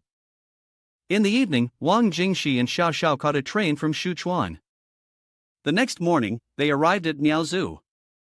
After getting off the train, Wang Jingshi inquired around and found someone who was knowledgeable about venomous insects. He then took Xiao Xiao to a village called Miao Village. Wang Jingshi asked a farmer for information about the expert in ancient techniques. Inside the village, the farmer looked at Xiao Xiao and said, "This girl, with her pale face and strange eyes, seems to have been bitten by ancient insects. You've come here to find someone to cure her, haven't you?" Wang Jingshi confirmed, "Yes." The farmer then enthusiastically said, "In our village, there is indeed a wise old man who understands ancient techniques. We call him Jiejia. If someone in the village accidentally gets bitten by ancient insects while climbing the mountains, he helps them cure the ancient insects." Wang Jingshi was delighted to hear that. "That's great, could you please take us to his place?" The farmer was very enthusiastic. "It's a small matter, I'm just heading back, it's on my way to take you to his place." The farmer then led Wang Jingshi and Xiao Xiao to Jiejia's house, where he called out to Jiejia, "There are 2 guests here who want you to solve the ancient insects." Jiejia from inside the house replied, "Please come in." Wang Jingshi and Xiao Xiao went inside and sat down. Jiejia looked at Xiao Xiao for a while and then exclaimed in surprise, "From the look on the girl's face, it seems that she has been affected by the ancient insects." Wang Jingshi then recounted to Jiejia the process of the 2 of them being affected by the venomous insects. After listening, Jiejia understood and stroked his beard. "The ancient insects that are simple, I can solve, but I am not an ancient master. Based on what you just told me, it seems that this type of ancient insect cannot be solved for the girl by me." Wang Jingshi looked at Xiao Xiao sadly, and Jiejia continued, "However, 30 miles from this village, there is a Fengshuang Kou, where an old man who is now 80 years old resides. He knows more about ancient techniques than I do. If you both go to him, perhaps he will have a solution." Wang Jingshi happily said, "Is that so? That's great. Thank you for your guidance." Jiejia then said, "It's been over 10 years since I last went to his place, so I'm not sure if he's still alive or not." The scene then shifted to Chuanzhong, where Wu Jie, with the information provided by Mr. Ma, learned about the location of Zhoushan's base. Wu Jie stood high up observing, noticing a strong and intense yin qi emanating from that direction. Wu Jie wondered to himself, "I wonder if there is some powerful spiritual artifact over there." At that moment, Mr. Ma arrived and asked, "Have you found any clues?" Wu Jie replied, "From a distance, I could see the frightening yin qi coming from there, which means there must be something or someone special causing a disturbance. But I still need to go there in person to confirm." Mr. Ma said, "When it comes to these matters of yin and yang, I am just an outsider, and my subordinates are just ordinary people who can't be of much help. Looks like this time, we can only rely on you alone." Wu Jie said, "Mr. Ma, don't worry, I will be back in a moment." At Zhoushan's mansion, Zhoushan instructed Wu Yang, "Now you go gather the workers, start the construction site, the basic depth, the workers' spiritual BTT, have you remembered all of it? I do not expect any accidents during the construction process, or else it will cause a lot of trouble." Wu Yang got on the car and said, "Zhoushan, don't worry. I will handle this well." Zhoushan watched Wu Yang leave and thought to himself, "If Uncle's plan can be carried out smoothly, then with my strength, I can become a deity. At that time, I will leave Wu Mun and start to dominate other sects, the position of the Zhou family will easily increase." After laughing to himself, Zhoushan went back into the house. At this time, Wu Jie also jumped over, observing the yin qi escaping from the house, which was terrifying. Wu Jie decided to sneak over to see what it was. Wu Jie landed and observed, "This house is facing the north, in market oppressing yang." It seems that from the time it was built, this mansion had a purpose. This place is where negative energy overpowers positive energy, an ideal place for souls to gather, with the 7 killing formation. It seems that it's not just any spiritual artifact, but rather a place where an evil cult is hiding. The evil cult of the celestial mandate destroys the world. Today, I will act on behalf of the heavens. Wu Jie put his palms together in prayer and summoned his supernatural powers. He used his X-ray vision to observe the mansion. He noticed an ambush formation arranged underground, where there were several coffins. From inside the coffins, undead creatures emerged and attacked Wu Jie. Unfazed, Wu Jie swiftly handled the 3 creatures with ease. Meanwhile, in the basement, an old man with white hair was sitting and chewing raw meat when he noticed someone entering the ambush formation. Above, Wu Jie used fire to burn the undead creatures, preventing them from escaping their bodies. Then, he used fire to burn the bugs that emerged from the creatures' bodies. Zhou Xin on the upper floor said, "It's been a long time since I've seen Xiao Jia. Let me guess why you're here. Is it for those 2 venomous insects or for Chen Zhong?" Wu Jie said, "What are you really raising in here? Why is the yin qi so heavy? I'm here not for anyone, only for slay evil and eliminate demons." Zhou Xin clapped and laughed, "You're truly a righteous hero, but I advise Xiao Jia not to worry about it anymore. I know you have the ability, unmatched in the younger generation, but the senior here is not someone you can mess with. Shuma and Manju, although they have deep roots, cannot protect you in this land." Back to Miaozu, Wang Jing she carried Xiao Xiao to find someone to solve the ancient insects. Xiao Xiao asked Wang Jingshi, "Why didn't we stay at Jie Jia's house last night? Why did we have to leave immediately? We spent the whole night in this damp lowland area. Can the dampness solve the ancient insects?" Wang Jingshi said, "I have been bitten by ancient insects for a few days now. I have to immediately find Feng Shuangkou. I don't know when I will fall into a coma. If I stay there overnight, it will take a lot of time again, and every time your venomous insects flare up, it's very severe and can't be prolonged any longer." Xiao Xiao asked Wang Jingshi, "Are you feeling sorry for me?" Wang Jingshi fell into thought. After a while they arrived at Feng Shuangkou. Wang Jingshi carried Xiao Xiao up the mountain stairs. Wang Jingshi told Xiao Xiao, "Hang in there, we're almost there." Wang Jingshi went ahead to a house and thought happily, this might be the place. Wang Jingshi called out to see if anyone was home. A boy ran out and asked, "Who are you two?" Wang Jingshi said, "We came to ask for the cure for ancient insects." The boy, pleased, said, "The cure for ancient insects? I know about it too, my master taught me. Quickly show me your hand so I can see what type of ancient insects you're bitten by." Wang Jingshi put Xiao Xiao down and then held out her hand, saying, "Let's see what type of ancient insects I'm bitten by." Wang Jingshi reached out and suddenly felt unwell, then slowly fainted. Xiao Xiao caught Wang Jingshi and the boy asked anxiously, "What happened to him?" Xiao Xiao told the boy, "His venomous insect has acted up, can you please invite my master here?" The boy said, "Okay."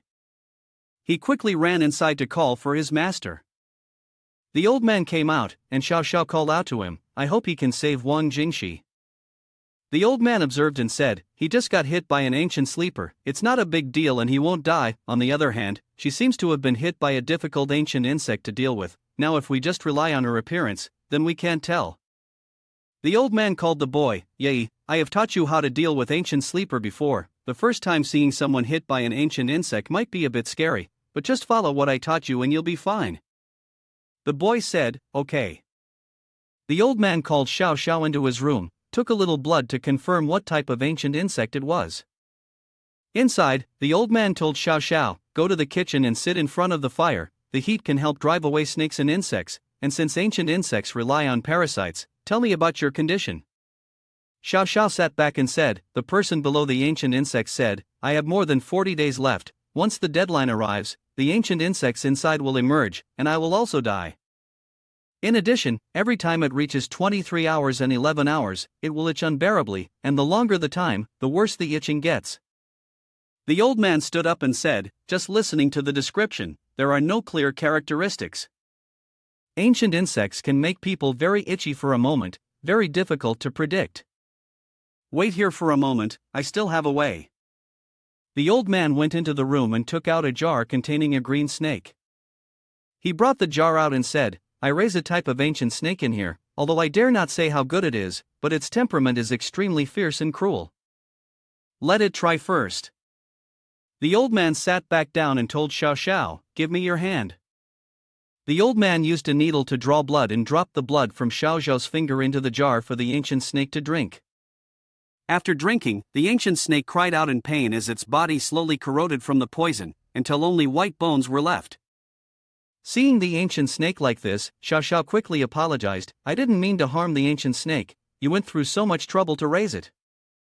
The old man said, it's okay, I have been studying ancient techniques for many years, there is no ancient insect that I can't solve, but this time I really can't solve it. Outside, all the ancient insects on Wang Jingxi's body had been solved by the boy.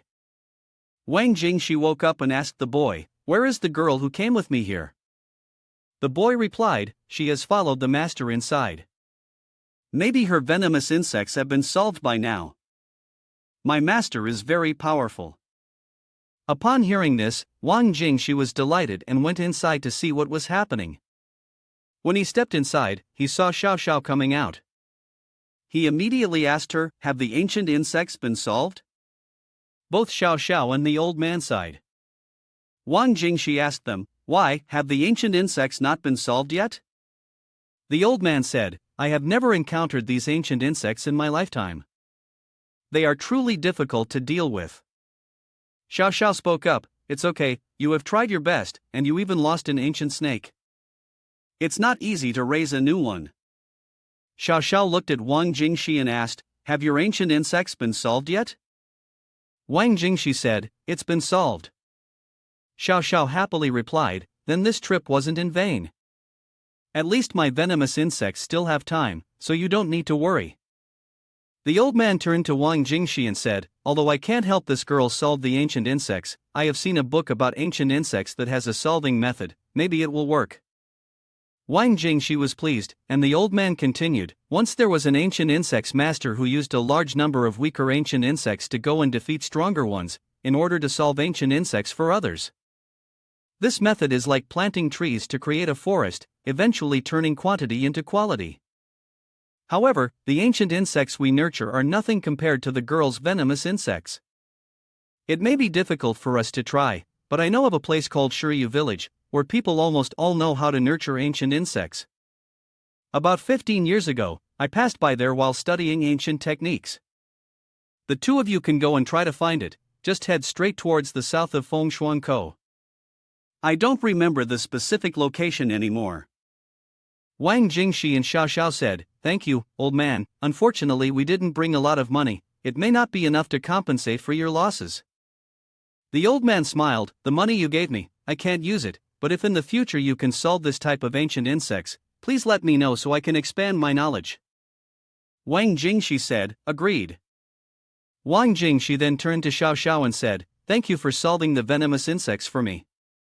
Then Wang Jingxi raised his hand to Xiao Xiao and said, climb on my back, the road ahead is still long, you must conserve some energy. Xiao Xiao and Wang Jingxi said goodbye to the old man and the boy. The old man felt, the two of them are really a pair of unfortunate, I hope they can succeed. Back at Chuanzhong, the fighting from yesterday was still ongoing, but now Wu Jie had returned to his bed. When Wu Jie woke up, Mr. Ma came over and asked, what happened in the end, when you came back to find me? Although you don't look injured, you are extremely weak. Wu Jie said, I'm fine, it's just that the time spent seeking immortality was too long, so I'm a bit exhausted. Mr. Ma wondered, what is there that even you would be forced to go to such lengths? Wu Jie recounted last night, I encountered the ambush formation, a very treacherous formation that uses the Ninein secret art. Even though I pleaded with the celestial beings to possess my body, I still couldn't defeat it in a short time. And then, a stronger evil person appeared. I had to retreat, or else I would have died there. That evil person looked like a demon, a zombie, and a human all at once. More importantly, if I'm not mistaken, they want the piece of land, the king of hell's graveyard, for that evil person to cultivate. Once that person cultivates, their power will be unimaginable. Mr. Ma listened, then mused, this seems somewhat troublesome. Wu Jia reassured Mr. Ma, don't worry. If they want to use the king of hell's graveyard for that evil person's cultivation, it will definitely cause a major disturbance. At that time, the organization will likely take notice. At least for now, we don't need to worry about Chen Zhong's side anymore. The other party has achieved their goal, so they won't cause further trouble. We have to focus on the king of hell's graveyard matter from now on. Mr. Ma agreed, but what about Wang Jingxi? Wu Jie said, if it's Wang Jingxi, then there's even less need to worry.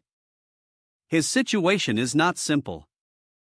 If he is under too much pressure, the people behind him might turn the whole Wuman upside down. If that organization doesn't act, just wait for Wang Jingxi to come back and then we'll see. Mr. Ma was surprised to hear Wu Jie say that.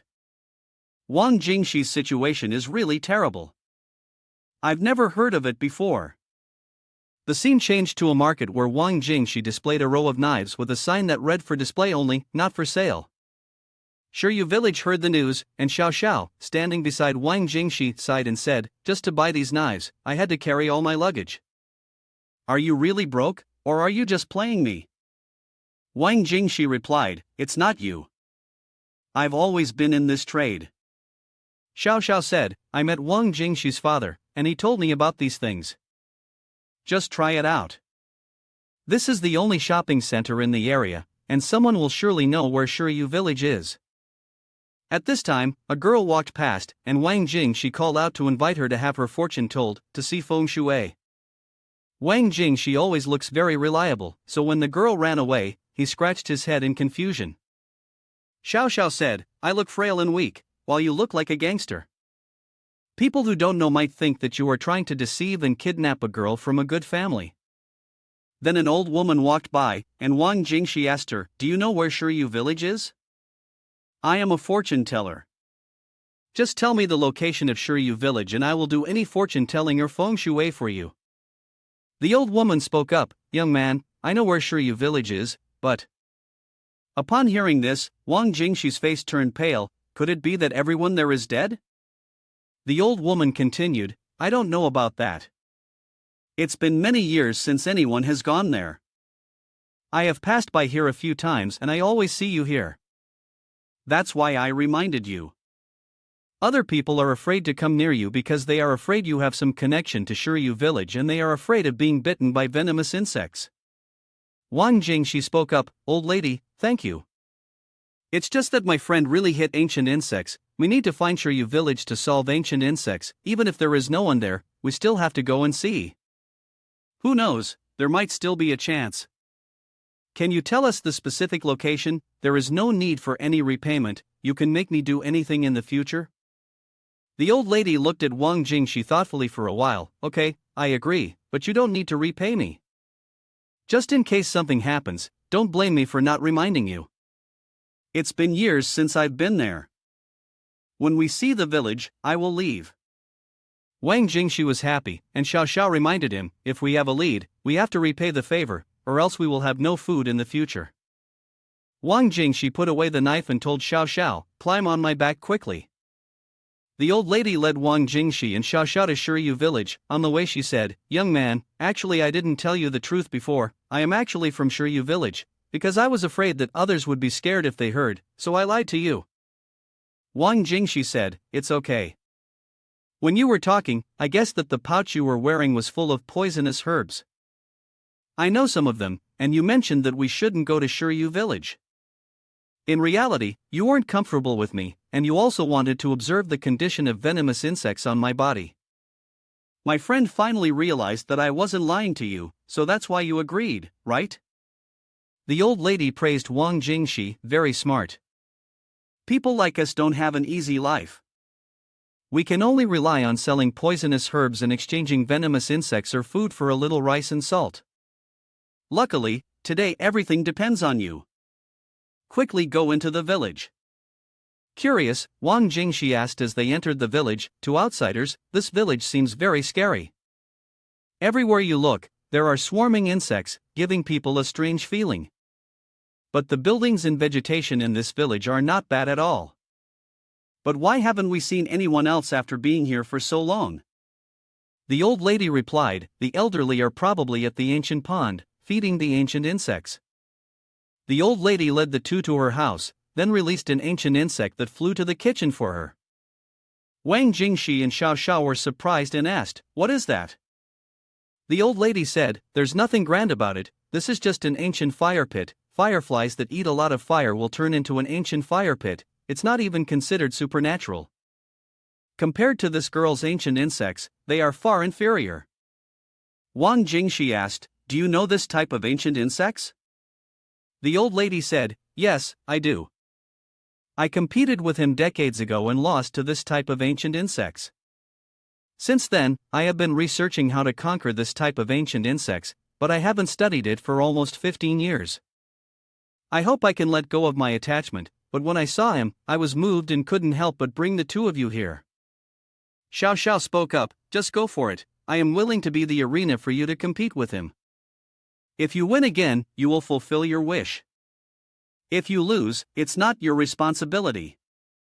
If you are familiar with the elder, maybe he can help us find him." The old lady said, "That's difficult, his age is similar to mine. If he's still alive, he's probably over 80. People like us have all experienced ancient insects, dying early is common." After speaking, the old lady reached into the fire and took out a red coal. Xiao Xiao was astonished. The old lady said, "I'm fine, quickly put your hand out here and let me see your wrist." The old lady brought the coal close to Xiao Xiao's hand. The blood vessels appeared, but the blood had turned black. The old lady was stunned. "It can't be, this can't be. His venomous insects back then didn't reach this level. This is not the level I tested him at. Just by looking at this reaction, I already know, it's much more dangerous than back then. I can't cure it, I can't cure it." Xiao Xiao said, "I have been bitten by ancient insects for a few days, so maybe the symptoms will be even more dangerous, it's just a common thing."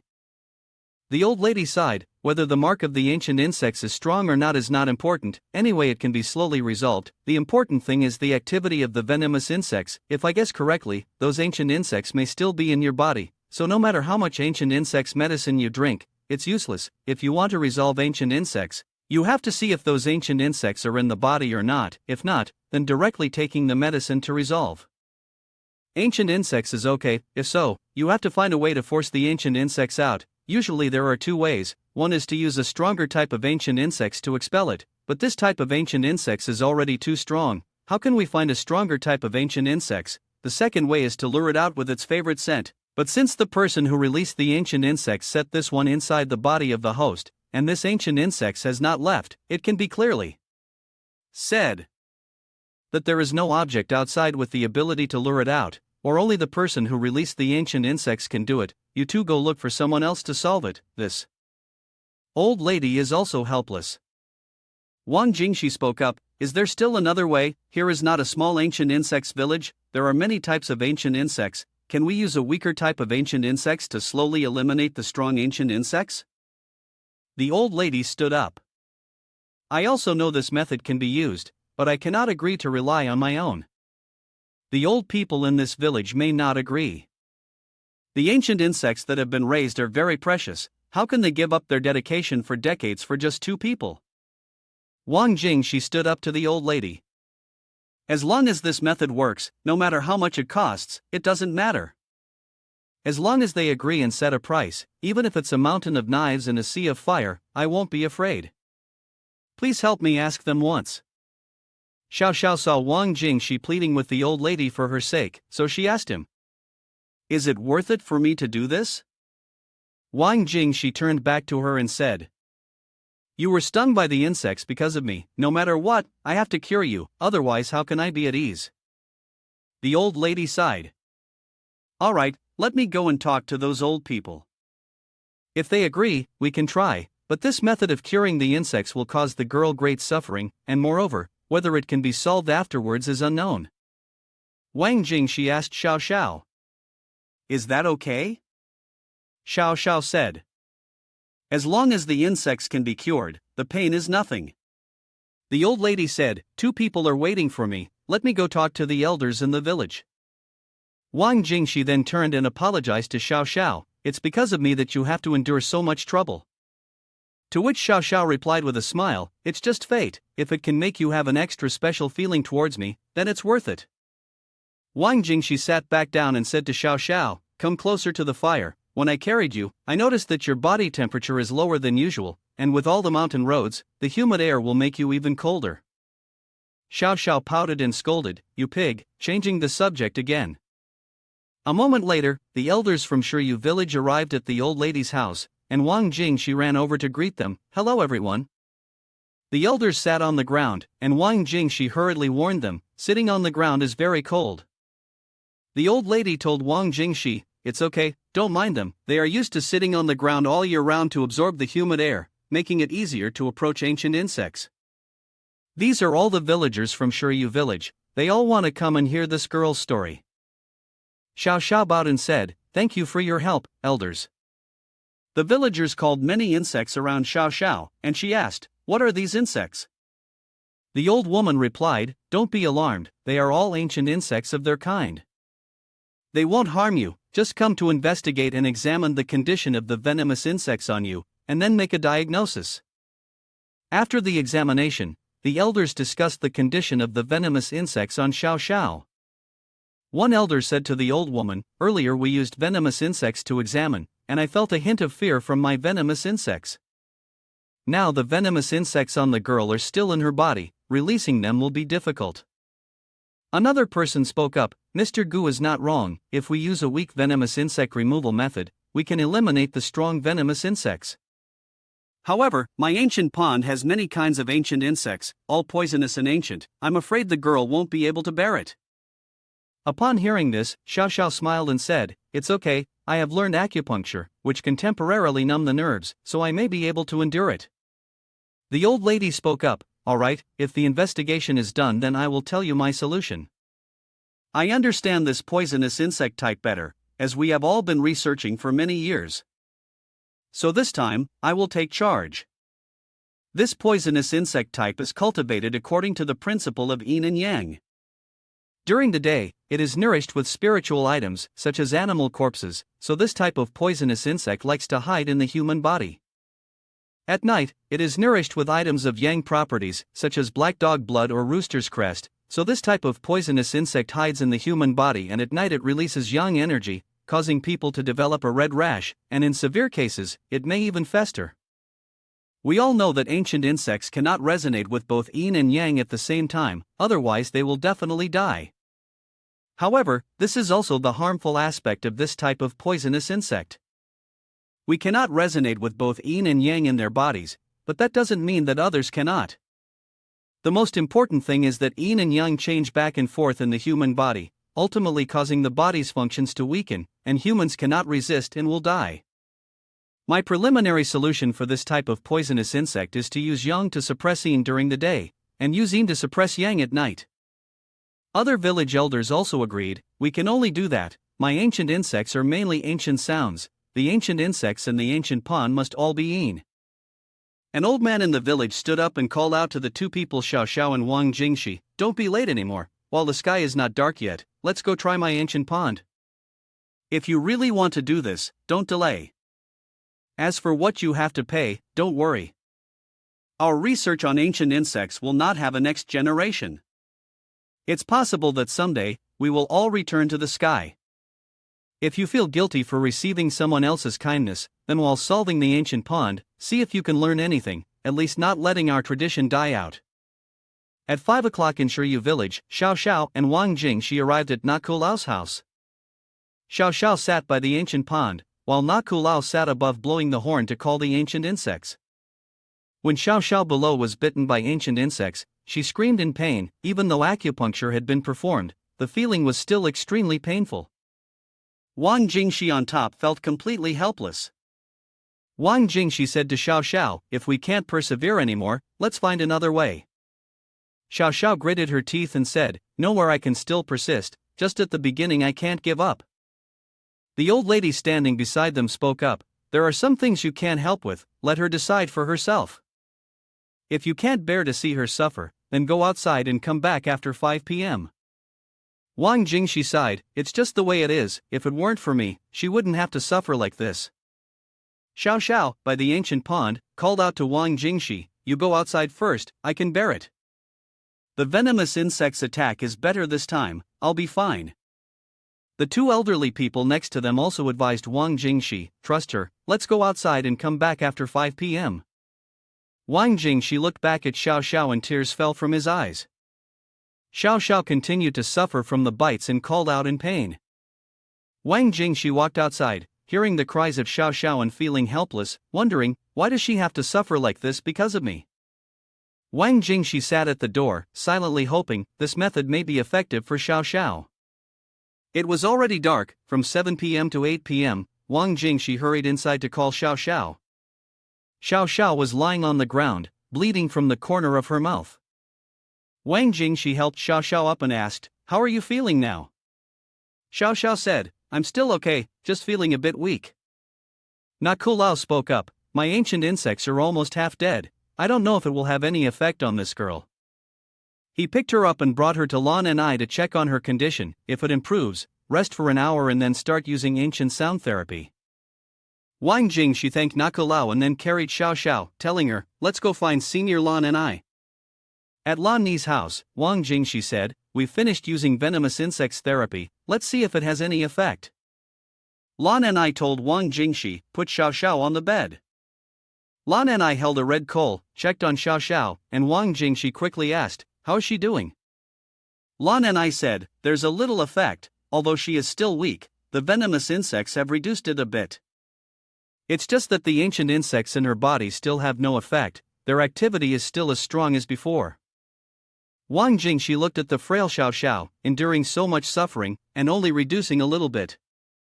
Lan and I said, a little effectiveness is still good, at least it proves that this method is not wrong. We just have to see if the two of them are willing to persevere. Even if our herd dies, we can still train another one, as long as the ancient insects in this mountain don't die out. Xiao Xiao looked at Wang Jingxi and said, we must persevere. If there is hope, we cannot give up. Lan and I said, you two rest for a bit, in an hour we will go to Mr. Gu's house for treatment. An hour later, Lan and I took the two to Mr. Gu's house. Inside the house, under Mr. Gu's control, are scorpions, snakes and even mice. Mr. Gu asked, these ancient insects all have a yin attribute, their toxicity is not as mild as Iko's. It may be even more painful. Are you sure you want treatment? Xiao Xiao said, I'm fine, I can endure it. Xiao Xiao sat down next to the ancient pond and said, Mr. Gu, you can start. Mr. Gu manipulated the ancient insects, and Wang Jingxi said to Xiao Xiao, there's no need for me to be here. I'll go outside and keep watch. Call me if you need anything. Coming outside, hearing Xiao Xiao's painful cries, Wang Jingxi couldn't stop the tears from flowing. Lan and I said to Wang Jingxi, young man, don't worry too much, Mr. Gu will know his limits, if it's too much, he will stop at the right time. Wang Jingxi replied, I feel a lot of pain in my heart, every time I see her suffering. Lan and I comforted him, 8 or 9 times out of 10, things in life don't go as planned. If you can't change it, learn to accept it. If you can't accept it now, then slowly grow and mature, don't let the same thing happen again. Wang Jingxi said, thank you for your guidance, please rest first, I will stay here and wait for her. That night, Xiao Xiao had to endure the bites of venomous insects for treatment again, her painful cries echoing throughout the village. The next morning, after the treatment, Wang Jingxi ran to hug Xiao Xiao, you have suffered, this method is too much torture, let's think of another way, there must be one. Xiao Xiao at this point was extremely pale. Wang Jingxi, this method still has at least 23 hours of effect. I can't stand the itching anymore. I can still persist, you haven't slept all night, don't watch over me for detoxification in the future. Wang Jingxi said, no. Xiao Xiao said, you can't argue, I don't want to die, maybe this is the disaster that we have to go through. 3 days later, every day was treated, every day Xiao Xiao had to endure the pain from the venomous insects biting and tearing, every day Wang Jingxi sat helplessly, listening to Xiao Xiao's screams. Wang Jingxi listened to Xiao Xiao's pain and couldn't bear it anymore. Wang Jingxi ran to call the village elder. Quickly, stop it, she says, her heart is about to burst. The village elder said, no, the ancient insects in her body have been awakened, the venomous insects have invaded from outside and started to resist. Now if I stop, the ancient insects in her body will attack back. I have to continue until 1 am, negative energy overpowers positive energy, only then it will end. Wang Jingxi helplessly knelt on the ground. Xiao Xiao told Wang Jingxi, I'm fine, I can still persist, I have to keep living. Wang Jingxi looked at her with tears in her eyes. He kept saying, I'm sorry. This went on day and night for 10 days. Wang Jingxi sat there in frustration, heartbroken at the sound of Xiao Xiao's screams of pain. Wang Jingxi saw Xiao Xiao in so much pain that he couldn't bear to see her suffer like that anymore. He told the elders, we can't continue the treatment, please stop. Wang Jingxi went inside. Lan and I was using fire to treat Xiao Xiao. Wang Jingxi saw Xiao Xiao in agony and knelt down and told Lan and I, stop treating her. Lan and I sighed, I've tried my best, but I didn't expect the ancient insects in her body to start biting again, and the effectiveness of this method is diminishing. Wang Jingxi said, you have all tried your best, I cannot blame anyone. Lan and I continued, now I will slowly reduce the yang energy, so that the ancient insects in her body can gradually calm down, reducing the pain. By 23 o'clock, the ancient insects in her body will no longer disturb her. Xiao Xiao called out to Wang Jingxi, who quickly jumped to catch her. I'm here, I'm sorry I caused you so much pain like this. Xiao Xiao leaned on Wang Jingxi, let me die, I'm not okay and I can't hold on anymore. I used to believe I could, but now I'm sorry, I'm afraid I can't fulfill our destiny. It's a pity that you still haven't regained your memory. Wang Jingxi held Xiao Xiao tightly, no, I won't let you die, absolutely not. There's still a glimmer of hope. Let's go find the old master who raised this type of venomous insects. Maybe he's still alive. Senior Lan and I said he's not a member of Wuman, so he definitely isn't involved with the venomous insects. Lan and I spoke up, if he's no longer around, there might still be his descendants. There's still hope for the two of you. But it's been decades ago, I don't remember the exact location of the camp. I just remember it was near a river, with 2 large mountains nearby. Wang Jingxi called to Xiao Xiao, can you hear that? We still have hope, and we will find him for sure. I will definitely find him. Half a month later, Wang Jingxi and Xiao Xiao were still looking for the place Lan and I had mentioned. Xiao Xiao said to Wang Jingxi, we have been searching in this direction for over half a month but still haven't found it, maybe it's. Wang Jingxi said, we will find it, there's still over a week left, we have been searching for so long, I am sure it's right in front of us, let's keep trying a little longer. Xiao Xiao said to Wang Jingxi, stop, take a rest. Wang Jingxi said, no, while it's not dark yet, we need to try a little longer, maybe we can find that place a little sooner, then I will feel a little more at ease. Xiao Xiao asked Wang Jingxi, are you worried I will die? Wang Jingxi said, if your pain could transfer to me, I would rather suffer, I don't want to see you in pain.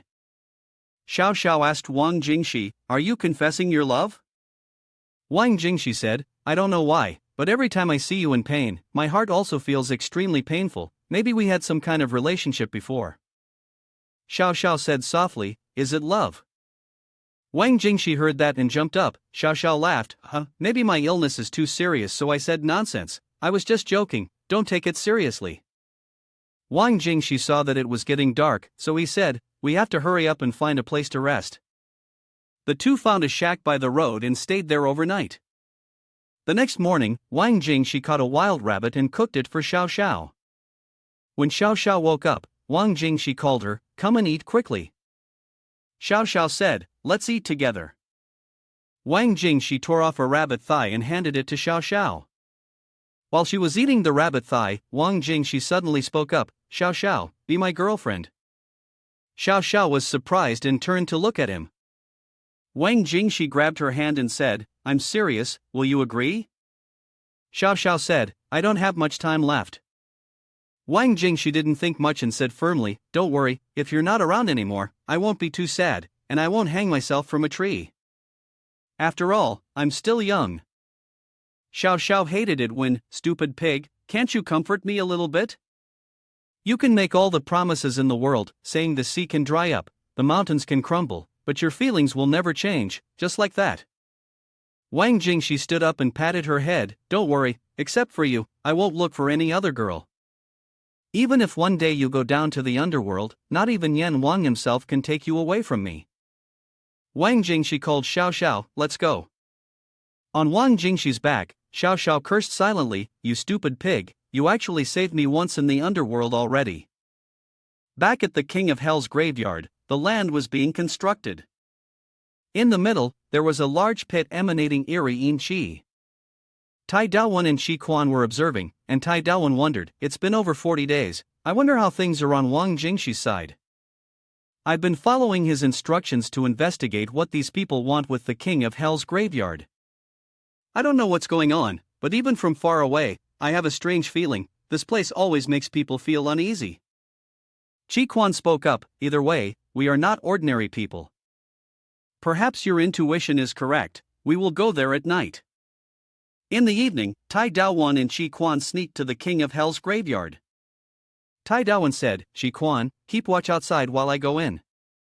Shi Quan disagreed, how can I let you go in there alone? Tai Daowen reassured Shi Quan, stay calm. Can you feel the cold now? Shi Quan suddenly felt cold, it's autumn now, it shouldn't be this cold. Tai Daowen said, there are things you cannot see here, but I can sense the heavy yin qi inside. If you go in, it will be dangerous. It's safer for you to stay outside. Don't worry, I will be fine. I will retreat immediately if something goes wrong. Inside, Zhou Xin and Wu Yang were observing the large pit. Zhou Xin explained, the outer area below is the 70 ambush formation, and there are 4 ancient sound offerings on all sides.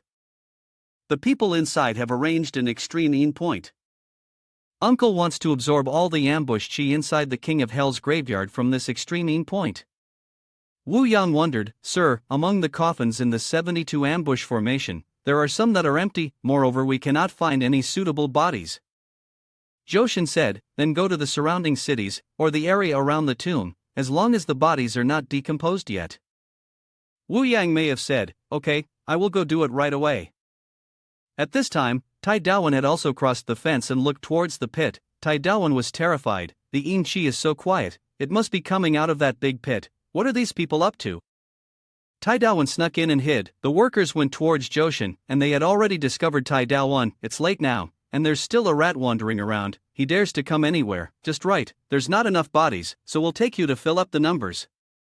Zhou Xin drew a spell, and from the spell, there were souls flying towards and attacking Tai Daowen.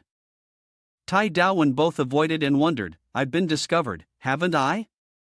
Tai Daowen used the technique of using his strong vital energy to resist the yin qi, but he was quickly knocked away. Lying on the ground, he blamed himself, my cultivation is not enough to escape from this weak and feeble soul, now besides stopping the invasion of yin qi and the evil spirits, I can't do anything else. As soon as he got up, a few more spirits rushed towards him. Tai Daowen folded his hands and chanted a palm technique evil dharma, and though the spirits were hit, they only writhed a little. At this point, Tai Daowen's internal force was running out. Zhou Xin stood on the other side, laughing, monk, if this is all the strength you have, you might as well leave your life here. Then Zhou Xin chanted again, at the moment of death, one's grievances are settled, and their spirit finds peace. The spirit then takes on a new form. 2 laborers were possessed and charged crazily towards Tai Daowen. Sweating profusely, Tai Daowen said, if the spirits have possessed them, then I cannot harm these 2. In the midst of the fierce battle, Tai Daowen endured the strikes from the 2 adversaries. With a swift motion, one of them grazed Tai Daowen's arm with their sharp ghostly claws, leaving a gash from which a malevolent aura began to seep into Tai Daowen's body. Sensing danger, Tai Daowen clutched their arm and attempted to flee, but before they could take more than a few steps, the 2 spirits leaped ahead and blocked their path. As the malevolent spirits charged forward, seemingly intent on breaking Tai Daowen's resolve, Wu Jie intervened from behind, placing a hand on the heads of the 2 adversaries and invoking celestial possession.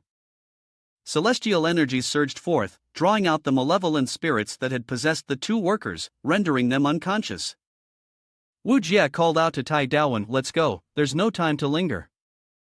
Zhou Shun, frustrated by his physical weakness, refrained from pursuit, standing gritting his teeth. Wu Jie, you always show up to disrupt my plans.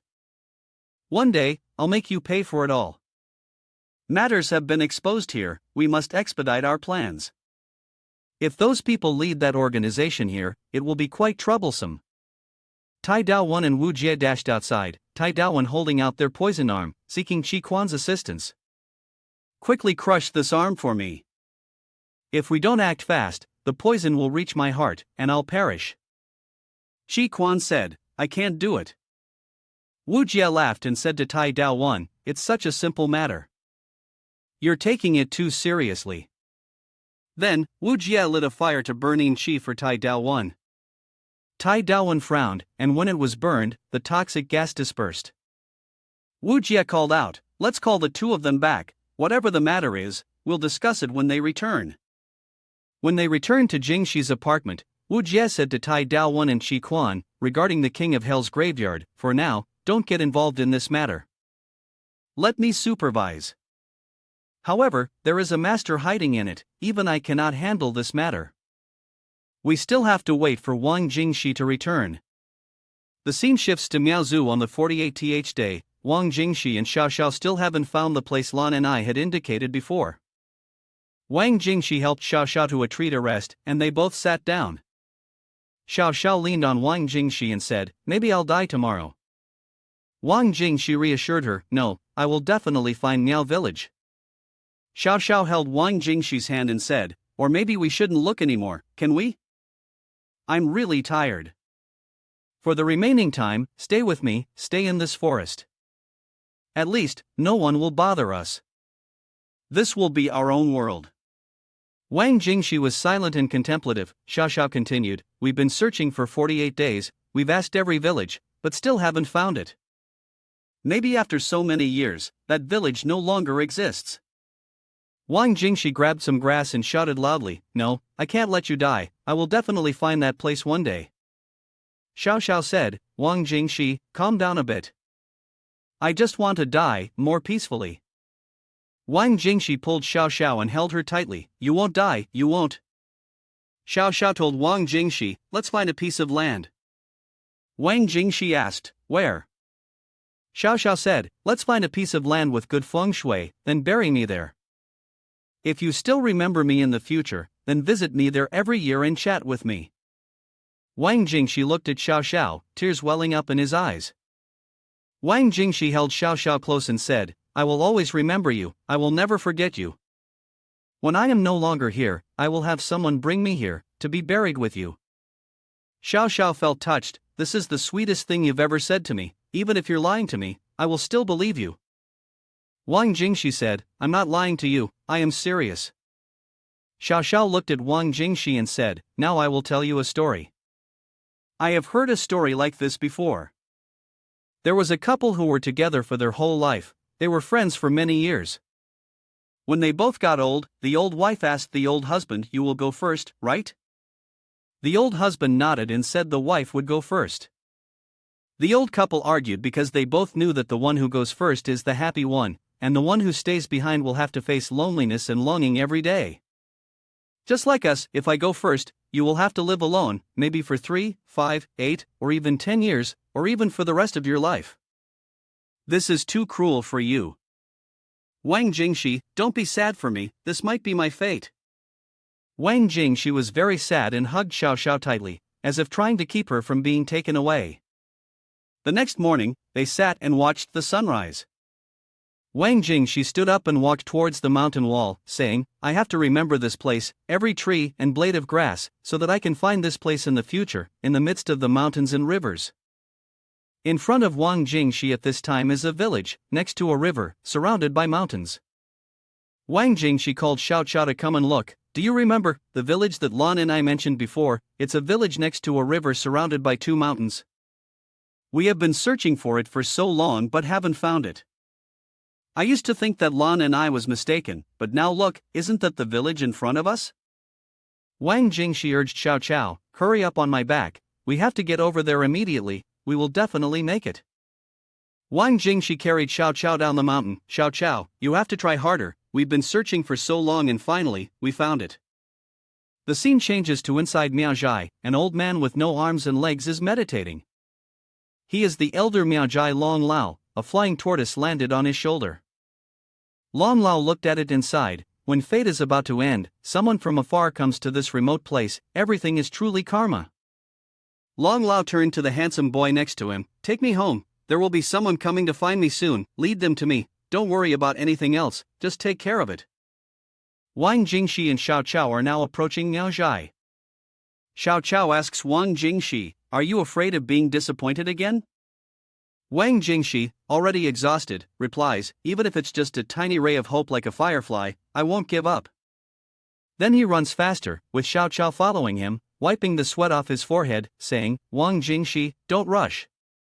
Even if it's a real village, what if they refuse to get rid of the venomous insects? Wang Jingshi says, I will definitely negotiate with them. Xiao Qiao asks again, what if they refuse, or if the villagers and the person who controls the venomous insects are related, or if he is a member of the village? Wang Jingshi's eyes are determined as he says, then I will try to negotiate further. If negotiation is impossible, I will use force to make them get rid of the venomous insects. If they still refuse, I will take action. The person who knows how to control venomous insects but refuses to get rid of them deserves punishment. Later, Wang Jingshi and Xiao Qiao finally arrive at the village. Wang Jingshi tells Xiao Qiao, I feel that this place will definitely bring a new life for you. Seeing two people, a village man approached and asked, why have you come to solve the venomous insects? I can see from the girl's eyes that she seems to have been affected by a difficult type of venomous insects. Wang Jingshi happily replied, yes, it seems we have come to the right place. My brother, I can't hide it. We have come to find someone to solve the venomous insects. If you know, can you solve this type of venomous insects? The village man said, I can't solve this type of venomous insects, but there is an old man at the end of the village who can solve them. Wang Jingshi thanked the village man and quickly ran towards the end of the village, so happy that tears filled her eyes. They arrived at a house and a handsome young man in front of the house said, please come in, Grandpa has been waiting for a long time. The two of them were puzzled, how did they know we were coming? Wang Jingshi and Xiao Qiao entered, and the old man sitting on the mat spoke, it's not easy that you two found your way here. Since he left, no one has come here. Please sit down. Why did this girl get infected with the neck parasite? Wang Jingshi and Xiao Qiao sat down, and Wang Jingshi said, it's because ancient insects from a body caused it. Long Lao said, yes, indeed, this type of neck parasite only parasitizes on human bodies. They are similar to bedbugs. If I'm not mistaken, the venomous insects on the girl's body have been there for nearly 49 days. Xiao Qiao confirmed, today is the last day. Long Lao continued, although solving the venomous insects is a bit troublesome, I can help her get rid of them, but you all have to agree to something. Wang Jingshi happily replied, if it can be solved, no matter what the conditions are, as long as we can do it, we will definitely not refuse. Long Lao asked Wang Jingshi, do you know why I lost both my legs and arms? It's because the person who brought the venomous insects to you cut off my limbs, and he learned about this type of neck parasite from me. Wang Jingshi and Xiao Qiao were amazed, then Long Lao continued, several decades ago, because I was knowledgeable in ancient techniques, I was targeted by the people of Wuman. Although they came several times to invite me to leave the mountain, I firmly refused. I thought everything was over, but then 2 years ago a young man came to Miaozhai. He was very talented and passionate about ancient techniques, which made me want to pass on my teachings to him. Unbeknownst to me, when I decided to accept him as my disciple, it also marked the beginning of a tragedy. He studied very seriously, and within just 2 years, he had learned all the ancient techniques and methods for solving my venomous insects. I also gave my daughter to him in marriage, but the only thing I didn't teach him was the method to solve the neck parasite. Unexpectedly, he resented me because of that, and killed my daughter. Later, he deceived me into going up the mountain to find my daughter, forcing me to hand over the method to solve the neck parasite. When I refused, he cut off my limbs and pushed me down the mountain crevice. Fortunately, by the grace of God, I survived. After regaining consciousness, I struggled and crawled back to the village. The only reason I have survived to this day is because of my desire for revenge. I can solve the venomous insects for you, but you must also seek revenge with me, and kill him with your own hands. Wang Jingxi looked at Xiao Qiao and thought to herself, indeed, Zhou Shen's method of dealing with venomous insects is fake. Wang Jingxi spoke up, I dare not hide the truth. I have long decided that, regardless of whether she can solve the problem on her own, I must kill that person. Long Lao said, that's your business. What I want is for you to promise me. Wang Jingxi said, agreed. Long Lao told Wang Jingxi, for now, leave and let me handle this girl. Wang Jingxi got up and patted Xiao Qiao's head, telling her, you must cooperate with the treatment. If anything happens, call me. I'll be right outside. Wang Jingxi walked out, and the young man handed her a tangerine, saying, this is a specialty of our place. Its scent can ward off insects when approaching humans. Wang Jingxi accepted it, and the hot boy said to her, don't worry. This is an ancient technique from my grandfather. No one can match it. Soon, many ancient insects crawled towards them, and Wang Jingxi jumped and asked, why are there so many bugs? The hot boy turned and said, do you think I gave you the tangerine for no reason? Eat it quickly. My grandfather uses ancient secret techniques to lure out the venomous insects in the girl's body. The scent of this ancient technique is very attractive to all insects, but humans can't smell it. From inside came a whiff of air. Wang Jingxi asked, why is there suddenly such a strong foul smell? The hot boy laughed, no need to be surprised, it seems that my grandfather has managed to lure out the ancient insects inside her, and in the process, forced out the foul water in her body, caused by the long-term presence of the ancient insects. Wang Jingxi was delighted, so you mean the ancient insects in her body have been neutralized? Xiao Qiao then stepped out and Wang Jingxi asked, have the venomous insects been neutralized? Xiao Qiao replied, not yet, we've just started, it will take a few more attempts to completely eliminate the poison. Xiao Qiao proudly showed Wang Jingxi the venomous insects, which had been knocked unconscious in the palm of his hand. It was this that caused her to suffer for the past 10 days, and almost cost her her life. Long Lao called out from inside to Xiao Qiao, before 11 am tomorrow, you must come to me for the second detoxification treatment. Xiao Qiao obediently replied, yes, master. Wang Jingxi, curious, asked, so Long Lao has accepted you as his disciple? Is there anything else you would like me to assist you with? Xiao Qiao said, yes, the master said that he may not live for much longer. He has always relied on hatred to live, waiting for his wish to be fulfilled.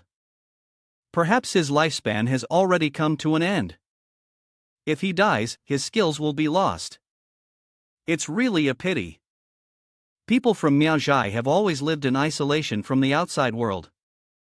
It's not easy for them to leave. That's why he wants to take you as his disciple. Wang Jingxi replied, that's good. If we happen to encounter an opponent who knows how to use venomous insects, we'll have a way to deal with it. Long Lao called his grandson, Tainate, and said, Tainate, prepare everything for these two to stay. Tainate led the two to a small house and said, you can rest here for now. Wang Jingxi thanked Tainate, and they went inside. Wang Jingxi asked Xiao Qiao, do you really want to stay and learn about venomous insects? Xiao Qiao laughed and asked, why do you ask? Are you worried, or are you afraid that I will pursue eternal love after you? Wang Jingxi was angry, you speak nonsense. One piece of my affection has the sun as evidence. Why should I be afraid? But I feel like studying venomous insects will take 2-3 years. We can't stay here for too long. Xiao Qiao said, it doesn't need to take that long. With my aptitude, it will take a maximum of 3 to 5 months to finish studying. This kind of theory is just a part. The main thing is the practical aspect. I used to have free time in Shiryu village, and I always studied. The basic theory is not a problem, but the other aspects need to be mastered by oneself. I'm very smart, so it won't take much time. This hardship is as good as over. If one day you were in the same situation as me, maybe you wouldn't be able to do anything, but I'm sure you would be like you are now, not leaving my side even an inch. Xiao Qiao lit a candle. For the past 2 months, I have slept on the ground every day. But today, I will sleep on the bed, as you said. Wang Jingxi suddenly swallowed hard and sat back down. Is that really true?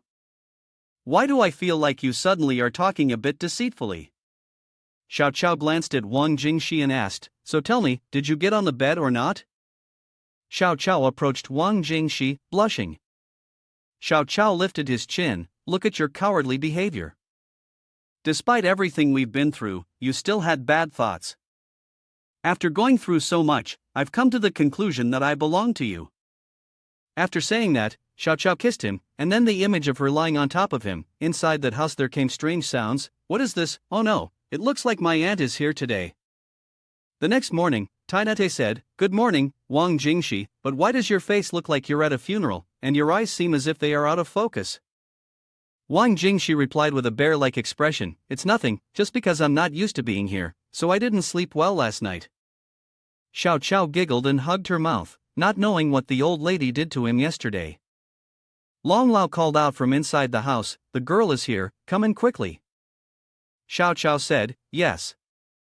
Xiao Qiao turned back to hug Wang Jingxi, Stupid, you should go back first, at most 3 to 5 months later I will come back. There are still things over there that you need to handle. This is Chen Sansui's phone number. If you need any help after you come back, you can call him. Wang Jingxi said, I know, you have to take care of yourself here. After saying that, Wang Jingxi said goodbye to Xiao Qiao and left. Wang Jingxi reached the pier and called Daowen. When he answered the phone and she said she was Wang Jingxi, Daowen shouted, Fuck, you finally showed up. It's been almost 50 days, I almost thought you two had failed. Wang Jingxi said, Both Xiao Qiao and I are fine. Xiao Qiao will stay for a while to study ancient techniques about the King of Hell's graveyard. I will be back tomorrow, and then we can discuss further. The scene shifts to the King of Hell's graveyard, where Zhou Shen and Uncle are present. Uncle praised him, You have done a great job in renovating this place. As long as there are no mistakes in the main battle, there won't be a shortage of good places for the Zhou family. During this time, no one has come to investigate or cause trouble. Has the organization noticed? The human sacrifice may start soon. Zhou Shen said, Uncle, don't worry, we are acting in secret. They probably won't be aware of it for a short time. We are still lacking 10 bodies, and 2 more sacrifices to complete it. Those following me will ensure the success of this battle in half a month, and the blood needed is also being prepared. Zhou Shen led Uncle into a prepared room, sweating profusely. He felt increasingly helpless in the face of Uncle's growing power. At that moment, Wu Yang ran over and called Zhou Shen, saying, We've just obtained a few bodies, we need the young master to handle them. Zhou Shen went over to inspect them, and Wu Yang asked, Can we use these bodies? Zhou Shen replied, Yes, but first let's use ancient insects to extract the moisture from them. Wu Yang praised, The young master's ancient insects are getting more skilled. Zhou Shen said, I'm not that skilled, it's just that Uncle has them follow me. Even the situation with Wang Jingxi is because of Uncle. I only understand a little bit, but the venomous insects of Wang Jingxi are under my ancient slumber. We couldn't have raised the venomous insects the girl had. If Uncle didn't personally solve it, she would have died for sure. Zhou Shen instructed his younger brothers, Divide the 4 bodies into the coffins as planned. We still need 6 more bodies, we need to quickly find them. And there's also the matter of sacrifice. There will be a wave tomorrow, it's best not to make any mistakes, otherwise we'll all die here. The next morning, Wang Jingxi was still on the boat when Daowen called him. Wang Jingxi said, I'll be back around 11 p.m. Have you prepared to welcome the wind to cleanse yourself with me? You're dreaming, it's not because Qin Shen asked me 5 times, I'll call you back much later. I warn everyone not to talk about me returning with Qin Shen. I still want to rest a bit. And has Dingyu been discharged from the hospital yet? He just got discharged today, he can come with me to pick you up tonight. Wang Jingxi said, All right. He hung up and then called Zhou Shen and Wu Wen's people, Prepare to welcome my wrath. In the evening, there were 2 people observing from the top of the King of Hell's graveyard. One of them was Mo Liang Xiu, and the other was Han Guangshan. The 2 did not understand what the people of Wumen were trying to do. Recently there have been many secret transports of bodies, however Wumen is a powerful force, so we should not disturb the situation for now. Below, Wu Yang and a few of his men arrived, and Joshin asked, "Is everything okay?" Wu Yang replied, "It's okay." Two men behind them spoke up, "Master, we don't want to do things like this anymore, we really can't do it anymore." The two men knelt down and begged, "We are really going crazy, please don't make us do this again." Joshin walked over and opened the car door. Inside were two girls tied up. Wu Yang said, "Do you know when we caught them, how they reacted?" Their eyes were filled with extreme horror, and their bodies were shaking non-stop. One of them even told me that she was pregnant and begged me not to harm her. Although I am not a good person, but this immoral matter, even if I die, I will not have the face to meet the ancestors. Only when I do it, do I realize that I am actually soft-hearted. It's really ironic. Joshin said, "Hurry up and take them down." Wu Yang asked, "Can you really take them down?" Joshin pointed and said, "Everyone has parents who gave them life and raised them. No one is heartless. You asked me if I can do it, and honestly, I'm scared too. But we still have a choice. What we do now can still be a choice." They then pushed the two girls into a large pit, where they were attacked by ancient insects and spirits below. Joshin sighed, "We still need two more people." The scene then switched to the Chuanzhong train station, where Wu Jie, Dingyu, and Daowen waited to pick up Wang Jingxi. Dingyu called out to Wang Jingxi, who asked, "Have you recovered, Dingyu?" Dingyu replied, "I'm fine. This time you were in danger." Wang Jingxi said, "It's all over now. Next, it's time for us to counterattack." Wu Jie spoke up, "You sound very confident. Let's be clear, even if I do my best, I can only delay the enemy. If you don't have a clever plan, leave." Wang Jingxi said, "I heard everything over the phone before, and in the future, we will still need a lot of help from the Chao family. If you really want to fight back, you need to have a complete plan. Rest assured, I will arrange it." Then, the four of them went to a bar to celebrate, according to Wang Jingxi's suggestion. Dingyu called out, "Boss, bring us a barrel of beer, the four best dishes, and 2 large servings of peanuts." The boss wrote it down, saying, "Sure, everyone wait a moment." Tai Daowen spoke up, "You're so generous, why so lavish?" Dingyu laughed, "Good brothers won't regret these things. Besides, if it wasn't for me, there wouldn't have been so many consecutive incidents. I'll treat you to this meal." Then, Dingyu told everyone, "You all sit here, I'll go get the food." At the table next to them, 2 handsome boys were eating and waiting for someone, asking each other, "Why hasn't he arrived yet?" Just then, the person they were waiting for arrived, also a handsome boy, who asked them, "Bebe, Xiaodong, why are you two here so early?" The other 2 people called this hot boy Mr. Lin, and asked, "Did you contact us last night because you wanted to go into that tomb?"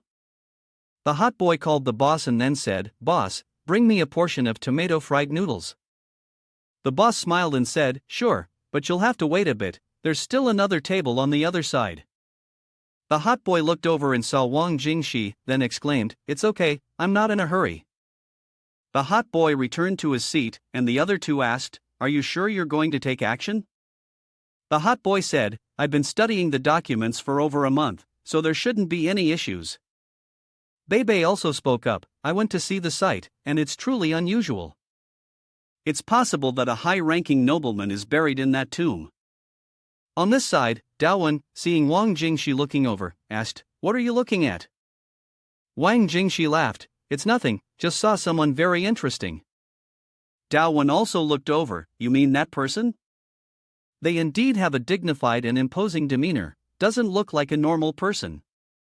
Wang Jingxi continued, "No, on this person's head, there is a heavy aura of death, perhaps they frequently visit a grave site, but within that aura, there is a piece of illusory metal suppressing the death aura. This person is the celestial killer Lonely Star, perhaps from the lineage of the Mo Jin Jiaowei family, or Fho Zhonglang Zhang."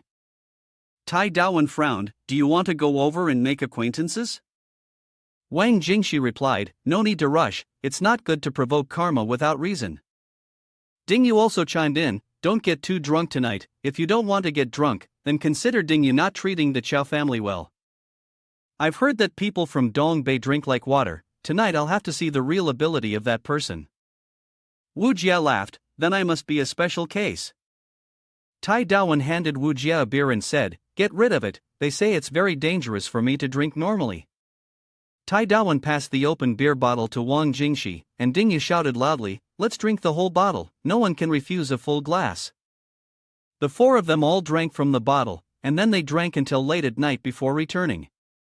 The next morning, while Wang Jingxi was brushing her teeth, she kept hearing the sound of vomiting, and Tai Dawan was cursing, "If I had known last night, I shouldn't have drunk so much with them before eating, I feel terrible, and that Wu Jiegai is so sly, just like a barrel of wine." Wang Jingxi laughed, "Who would have thought, I'm the one who can't handle their drinks the most. And hey, did you guys let Qinshin know that I returned? It's not even dawn and she already messaged me saying she will come to find me today." Tai Dawan said, "If you didn't tell her, in the time you were gone, she messaged you and you didn't reply, there's no way she wouldn't come find us." Just then, there was a knock on the door outside. "Wang Jingxi, come out with me," said a voice. Dingyu said, "Miss, don't knock anymore, come out immediately." Wang Jingxi looked at Dawan affectionately, and Dawan just smiled. "Huh, she asks me when you will come back every 4 or 5 days, although I casually brush it off, but in the end, I can't hide it from her anymore, it's meaningless to hide it from her anyway." Wang Jingxi walked out and said, "I'm not blaming you, whatever will be, will be." As Wang Jingxi looked at the dining table, she sighed, "I haven't even had breakfast yet." Just as she sat down and took a bite, Qinshin came up to her. "Wang Jingxi, you're back, why didn't you let me know?" Wang Jingxi, while eating, said, "Why let you know? Besides, I was very tired when I came back yesterday, so I slept right away until I woke up, and you're already here early in the morning. You probably haven't had breakfast yet, right? If there's something, let's finish eating first and then talk, okay?" Qinshin pushed away Wang Jingxi's bread. "You eat, I've already eaten. I heard that everyone's problems during this time are related to my Qin family. I heard that next, everyone wants to deal with the Joshin gang, so I came to see if I can help." Wang Jingxi said, "This is not urgent. If you really need me, I will find you, but isn't your best friend about to get married?" Qinshin was surprised. "How did you know?" "It's true that my best friend is getting married today, and there's a party tonight, and I'm invited." Wang Jingxi took a sip of milk and said, "Her engagement ring is shining, but it's not the main ring, which means it's not her happiness, but someone else's happiness beside her." Qinshin said, "Actually, I came to see you today because of this." Wang Jingxi asked, "What does that have to do with me?" Qinshin sat back and pulled Wang Jingxi's shirt shyly. "Well, it's like this, my best friend requested that I bring a date to the party, so I want." Before he could finish, Wang Jingxi said, "I disagree." Dingyu spoke up, "Wang Jingxi, you've been invited, there's no reason to refuse." Wang Jingxi took another bite of her sandwich. "I can't go. I'm Xiao Qiao's boyfriend now, and if something happens when I go out, or if your best friend misunderstands me, it will be difficult. I think Dingyu and Dawan are better suited to go with you than me." Qinshin felt disappointed and said, "Don't worry, I just want you to pretend, you don't have to do anything. Our personalities don't match, and if they have any bad intentions towards me, what should I do? I don't want to get married so soon." Tai Dawan heard this and said, "Why are you so disappointed? Do I look that bad?" Dingyu laughed and said, "Look at yourself, it's normal for people not to like you. But honestly, you do look quite bad." Wang Jingxi also laughed and said, "You looked somewhat decent before, but now that you've spoken, you suddenly look quite bad." Wang Jingxi said, "Well, then, whether good or bad, we're friends and I'll help you." In the evening at the luxurious villa area of Chuanzhong, Qinshin drove Wang Jingxi there. Wang Jingxi remarked, "This place is really extravagant." Qinshin said, "Of course, only the wealthiest people of Chuanzhong can come here."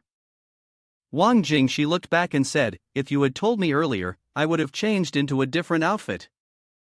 Is it okay to dress like this in such a luxurious place?" Qinshin said, "From before until now, my looks and clothes haven't helped me with anything. It doesn't matter what I wear, it's all the same anyway." Wang Jingxi replied, "Your words are really hurtful." The two got off the car and walked inside, where some friends greeted Qinshin happily. "Miss Chen has arrived." The two ran to hug each other, saying, "It's been so long since we've seen each other." The hot boy, holding a glass of wine, was curious. Why is the shipper here? Who ordered delivery food? Shinshin pointed to someone and said, "Don't tease my friend, I brought him here." Upon hearing this, the others laughed and a blonde guy walked up and said, "Indeed, Miss Chin doesn't like to take the normal route. She has a unique eye for choosing things. I heard her father recently started a delivery business, so she must want to move up from the basic position. I wonder which area the young man is in charge of." Shinshin retorted, "Chang Wei, if your dog mouth can't spew out ivory, I'll sew it shut for you." Chang Wei stepped back towards Wang Jingshi. "I can't spray ivory. Can this delivery guy do it? My friend, I don't mean anything, just want to joke a little, don't mind me." Wang Jingshi turned around. "Just now you were talking to me, it's embarrassing, I didn't hear." Chang Wei remained calm. "It's okay, you seem very interesting." Chang Wei asked Wang Jingshi, "Where do you work? Let's get acquainted." Wang Jingshi replied, "I don't work, just stay at home." Chang Wei was puzzled. "How do you make a living at home?" Wang Jingshi looked at Qin Shin. "Making money, isn't Miss Qin very rich, with a very good background? I just need to be by her side, everything is taken care of, even have extra money to send home, she takes care of everything for me, I feel proud of being with her." People there were shocked to hear this. Chang Wei turned away and mocked, "Turns out to be a foolish person." Shenshin laughed and then squeezed Wang Jingshi's face. "Just listen to me, tomorrow I will buy the vacheron that you like." Wang Jingshi said, "Okay, tonight I will wash my feet with you." The wedding ceremony was held, and the bride and groom walked down. "Thank you, everyone, for coming to our party." Looking at the sparkling bride and groom, Shinshin admired them a lot. Shinshin sighed with Wang Jingshi. "I'm thinking, when I get married, can I be as happy as this, with a genuine smile, or real smile from my heart?" Wang Jingshi said, "The happiness at marriage of course is genuine." Shinshin asked, "What if the other person is not someone I like?" Wang Jingshi laughed. "Could a marriage be forced to buy, forced to sell?"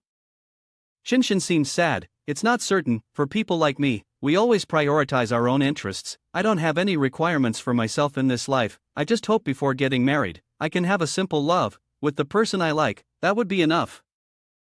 Wang Jingshi said nothing, just turned to look at Shinshin. The scene then shifted to Chuanzhong at the foot of Xinyo Hill. Two people were unloading things from the car, while another person stood observing and exclaimed, "It truly is a majestic mountain, 9 heavens star of fate hanging thousands of miles, the general looks up like a rhinoceros, the mountains are rugged and steep, the eagles fly around, 3 halves 3 advances, it is a typical feng shui treasure place." The hot boy, Mo Jin Jiaowei Lin Wenqi, had been observing all this time. Suddenly, he realized something. The two people behind had also finished moving things. The hot boy wearing a hat was Xiaodong, and the other person was Bei Bei. Bei Bei spoke to Lin Wenqi, "Boss, let's start now." Lin Wenqi took out a tablet and said, "Okay." On the tablet was a rotating map. Lin Wenqi instructed the other two, "After entering the mountain, you must stay close to me, absolutely no unauthorized actions. Now, let's start from here." Lin Wenqi raised his hand and pressed on the tablet, saying, "Divine Needle Acupoint." A beam of light shone directly onto the map in his hand. Lin Wenqi continued, "Dual fought game." A conversation opened under the feet of the three people. "Alright, you two pay attention to follow me closely, one wrong step could lead us to the wrong position of the acupoint. This moblin looks like a lying buffalo, with 4 bulky limbs and long horns on its nose. I guess the tomb is either on the horn or in its mouth." Lin Wenqi began to walk and recite, "Heaven's decree designates the mountains, the energy in the village suppresses the myriad creatures." Suddenly, Bei Bei discovered something. "Boss, why is there still a separate tomb here?" Xiaodong quickly ran over. "Don't worry about that, just dig it up and we'll figure it out. Maybe that's the entrance to the main tomb." Lin Wenqi felt a bit suspicious. This is definitely not the entrance to the main tomb, this is actually a trap. Looking over at Xiaodong, he was tirelessly digging, and Bei Bei called out to him, "Come back here quickly." Xiaodong continued to dig fervently, and suddenly an arrow shot out from the rock, followed by many other arrows. Xiaodong narrowly avoided them and exclaimed in horror, "It's too dangerous." Xiaodong ran back towards Lin Wenqi and asked him, "Is everything okay?" Xiaodong replied, "I'm fine." Lin Wenxi said, "This tomb is more complicated than we thought. We can't rely on past experiences, and we can't make any mistakes." The three continued to search. If the main tomb is not on the horns, then it must be in the mouth. "Let's prepare the rope and go down to check," Lin Wenxi said. Bei tied the rope to a big tree, and then Lin Wenxi told Xiaodong, "Stay on guard up here, and Bei will come down with me." Xiaodong said, "Okay, you two, be safe." As they lowered the rope down the deep abyss, they saw a ledge below. Lin Wenxi and Bei descended to the ledge, where they found a large cave. Lin Wenxi observed, "The layout is in the direction of yin and yang harmony. This must be it. It's exactly as predicted. The feng shui layout is that of a lunar horned rhinoceros." "Alright, Bei, bring out the candles and let's perform the yin-yang harmony." If the main tomb is truly in the mouth of this rhinoceros, it will be known as the yin devouring moon, and the feng shui will easily transform into zhongzi. Bei was agitated. Did he say that the person in the grave will turn into zhongzi? How can they rest in peace like this? What is he planning?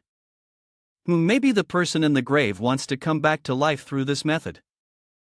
If we're here already, let's just go in, but let's be careful. Lin Wenxi lit a candle, and it burned normally. The two of them entered, and Lin Wenxi said, "The candle is short, but the ghost wind doesn't blow. The candle is normal, it seems that there is no movement of yin qi here. Looking through the door, it's true that the path under our feet has been repaired by humans. Although it has been a long time, it still can't hide its original appearance." Lin Wenxi stopped and examined the candle, then looked at the images of two statues. In the middle was a large gate. Bei glanced around and felt, "This is indeed a large grave. This time we hit the jackpot, old man." Lin Wenxi said, "Our profession cannot be too greedy, otherwise it will definitely harm us." Suddenly, a strange gust of wind blew through the crack in the door, blowing from the inside out. Lin Wenxi quickly covered the candle with her hand. "It's out." The mountain demon blew out the light. The door opened, and the gusts of wind only grew stronger. Lin Wenxi raised her hand and recited, "The golden lieutenant who never dies, the appearance of the golden talisman brings peace and deflects evil." The ring around Lin Wenxi's neck glowed, and it emitted an energy that dispersed the eerie gust of wind. The dark blue flames gradually returned to normal. Lin Wenxi called out to Bei, "Let's go, as long as we don't do anything excessive, we'll be fine." Bei asked curiously, "Master, this tomb is not simple. This type of ritual is the first time I've seen it." "Yeah, I haven't encountered it either, so we need to be even more careful." Suddenly, Lin Wenxi flinched. Bei quickly called out, "Master, look at the rituals in the palace below, could this be ASM? It's not wrong, following you for so long, I've finally learned a thing or two. However, there's something very strange. It's clear that this is the land of Chuanzhong, so how could there be ASM here? In theory, it shouldn't be possible, but perhaps it's a nobleman from the S Kingdom who died while away from home and couldn't conveniently bring the body back, so they built a tomb here instead." Lin Wenxi turned to Bei and asked, "Do you want to try to find out the identity of the host?" Bei immediately replied, "That's a matter for scholars. I'm just here to seek fortune." Alright, let's go inside the tomb. No matter what we see, we should not touch anything recklessly. If there is something valuable, I will take care of it. Oh, listen to me, I'm not greedy like that. Follow me, you don't understand the rules, Bei. Maybe your speculation is correct. From the outside, it has the rules of the So Kingdom, but inside it has the style of the Shu land. Surely the host, when alive, missed their homeland very much. Above, Xiaodong wondered to himself, "It's been down for a long time, I wonder what the situation is like. They've asked me to stay here and guard this wild place. Even the dog isn't here, so what is there to guard? Or should I go down there and find them?" Suddenly, Xiaodong heard a noise, and upon listening carefully, he was startled. Oh, it's the sound of a rooster crowing. Not good, not good. A rooster crowing at midnight is a bad omen. I must quickly catch that rooster and let it go down below. If there is really any danger, it will also warn the two of them in time. Back down to the tomb, Lin Wenxi lit the candle around. In the middle was a large coffin, surrounded by ancient objects and some gold and silver. Lin Wenxi told Bei Bei, "Go get the bamboo card in the copper bowl. These two items may not be the most valuable, but they will still fetch a good price, and taking them will not offend the owner of the tomb." Bei Bei quickly ran to the copper bowl and bamboo card, with sparkling eyes. Lin Wenxi walked around and observed the coffin. The material and craftsmanship of this coffin are superior. The owner must have a very noble status. "Bei Bei, come help me, let's open this coffin together." The coffin lid slowly opened, revealing the corpse inside. The body hasn't decayed. I wonder what method was used. There are many mummies in Egypt, but they are rare in our area. It is clear that the owner of this tomb intended to use magic to come back to life. The identity of the tomb owner is becoming increasingly mysterious. The jade in the corpse's mouth has become brighter over the years. It seems to be a good omen. Perhaps it was placed in the mouth to guide the soul of the owner after death. Let's leave it with him and take the bracelet instead. Lin Wenxi reached out to take the jade, but suddenly heard a rooster crowing. "It's over, Bei Bei, Yin Chi is outside, let's go quickly." The two quickly closed the coffin, but the lid suddenly stopped and couldn't be closed. Lin Wenxi called out to Bei Bei, "Quick, kneel down and thank him for the gift." A cold gust of air blew in, causing the candle to flicker. Lin Wenxi quickly bowed and said, "Mo Jin Jiaowei, today following orders to work for Mo Jin, I, Xia, humbly offer my respect. First bow to show my deep respect, second bow to express gratitude for the gifts, third bow to thank for sparing a life." The air flowed back into the coffin. "Bei Bei, let's go." The negative energy has entered the coffin, and the deceased is the most respected. We are fortunate to take some items with us, but we shouldn't be too greedy. As they stepped out of the store, they saw a rooster hanging there. Bei Bei curiously asked, "Who put it here?" "It just crowed earlier, saving our lives." "It must be Xiao Dong." It's unexpected that this trip would be so dangerous. Luckily Xiao Dong was careful. Let's hurry to meet up with Xiao Dong. Chuanzhong karaoke Lan Xiangfeng, Qinshen, Wang Jingxi, and a few friends were listening to sad music in a lively and cheerful atmosphere. However, his face remained gloomy. Qinshen asked Wang Jingxi, "Why are you so upset and not enjoying the atmosphere here?" Wang Jingxi sighed and said, "It's true, your world won't be as mundane as ours." Wang Jingxi looked at her and said, "It's just a circle, different relationships, that's all."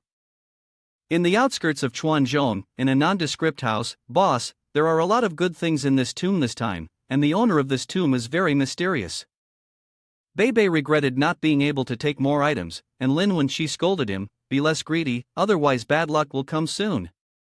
Looking at the pair of transparent jade rings, you can tell it's superlative jade, plus the bronze bowl and bamboo card. If we can successfully sell them, our dream of enjoying the beach and seeing our spring flowers bloom will come true. However, our profession makes things complicated. The better the items, the more trouble we have. Those who can afford to buy are definitely not ordinary people. Bei Bei, try contacting our connections, if not, we can look for those we have dealt with before. Bei Bei replied, "I've already contacted our connections." Upon hearing that, Lin Wenxi said, "Dealing with him is more reassuring, and if something really happens, he will take the responsibility. No need to worry anymore." Bei Bei sounded anxious, but this time, he said the buyer is not a returning customer. Lin Wenxi asked Bei Bei, "Do you know any details about the buyer?" Bei Bei replied, "No, maybe he's afraid we'll contact the customer directly, so he didn't disclose any information. Anyway, there have been incidents like this in the industry before." "Okay Bei Bei, call him now, we will deliver the goods." "Does the boss need it urgently? Can't wait a few more days?" "At least we have to wait for daylight. And we also have to give the customer time to prepare. Let's go get the monkey ready. Since it's a new customer, there's no need to prepare too much. A slightly lower price is okay, better than lots of trouble." "Go call him now," said Lin Wenxi. Bebe picked up the phone and dialed, saying, "Let me ask." On the other end of the line, a voice answered, "Hello, is that you, brother? It's already midnight, why are you calling at this hour?" "Yeah, we're looking for you for only one thing. Do you have the goods already?" "Wow, that was quick." "Yes, our boss personally took care of it, so it may not be as quick as that. The quicker thing is that we want to deliver the goods now. Please contact the buyer quickly, and we'll find a place with good feng shui for the transaction." "Hey, are you kidding me? How can it be that quick? At least you should let the buyer prepare. It might take 2-3 days, and it's already midnight. Why rush the transaction? Just taking off your pants and you want it right away? Blankets, pillows, everything is not ready. Hey, Mr. Biao, this is a special case, so it has to be done in a special way. We're in a hurry, please understand. If you can't make it, we'll immediately leave Chuanzhong tonight. We can find another buyer elsewhere. The reason we're looking for you is because of our familiarity. Don't rush me to think about this." "Okay, I understand," Bebe replied. Looking through Lin Wenqi, he was curious, why this time, the boss is in a hurry to deliver the goods, I don't know why. The other end of the line said, "If your end is in a hurry, then let me call the buyer to see what's going on." Bebe hung up the phone and said, "Maybe there's no problem, boss, anyway, we've done business with him a few times already." Lin Wenqi sighed, I'll be frank with you too, after delivering this time, I won't continue to follow him." Xiaodong, shocked, ran back and asked, "Why?" Lin Wenqi pondered and said, "There was a fortune teller who predicted my fate. My fate is not good, it's the fate of the celestial killer Lonely Star, specializing in harming people. I can't stay with someone else for too long, otherwise that person is very likely to be in danger. Lightly they will be injured, heavily they will die." Bebe spoke up, "Boss, don't say that, we work together, it's not just a day or two." Lin Wenqi signaled to stop, "You stop. There are certain things that must be believed. Wait until the delivery is done and everyone has their money, then wash your hands and put away your sword." Suddenly the phone rang, making everyone startle. Bebe answered the phone and the person on the other end said, "The discussion is over. I see everyone is in a hurry, and the buyer is also at Chuanzhong. So, everyone bring your things and go directly to the Gufeng tea shop on Yulin Street." Back at the Lan Xianfang karaoke, Wang Jingxi opened the door and said, "I'm going to the restroom for a bit, and I'll also go outside to get some fresh air. You stay here and have fun." Wang Jingxi went to the restroom, and Chang Wei and someone else were also heading there. Chang Wei called out to the other person, "Zhou, why are you just arriving now? You didn't even attend the wedding. All the girls are very attractive, and they suit your taste. Let's go together later. After all, I am the groom tonight."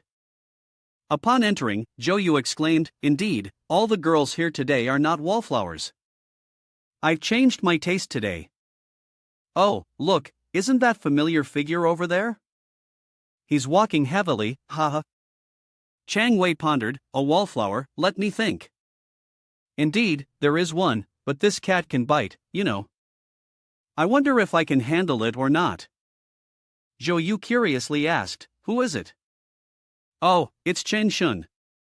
Their conversation made Wang Jingxi startled. Zhou was very happy to hear that it was Chen Shun. Chang Wei warned him, "Think carefully, her nails could turn your face into sliced potatoes. The most important thing is that she may have brought a male friend with her, maybe a messenger of the embassy. A wild cat's claws can be trimmed off easily. What's the background of the guy accompanying her? Maybe her little boyfriend. I've never met this person, he dresses like a shipper, definitely not someone in our circle. Ha, if he has no background, what else do I have to be afraid of? It's perfect, I also have some grudges against Qin Zhong. Dealing with Chen Shin will help me vent a little." Zhou took out a small paper package and said, "Later, you go in first, have a drink with Chen Shin. Then, find a chance to drop this into her drink. Don't let anyone find out. You seem to be quite skilled at this, huh? Always carrying that thing with you, eh?" "Ha, in places like this, one needs a little bit of skill, don't they? As for that shipper, tell the other two to take him away later. Alright, alright. Even though she's Chin Jon's daughter, just the thought of her gets me excited. After you're done, don't forget to bring me a bowl of porridge. Honestly, I've been craving this cat for a long time. But I still haven't dared to make a move. We can take turns, it's fine. Okay, you go in first. I'll call someone to take care of that shipper. Alright, you better hurry up. I don't know, maybe I'll be done in about 10 minutes. After that, Joyu took out his phone and called someone, saying, call a few people to come and help me deal with this. One person doesn't need to do too much, just find a reason to lure him away.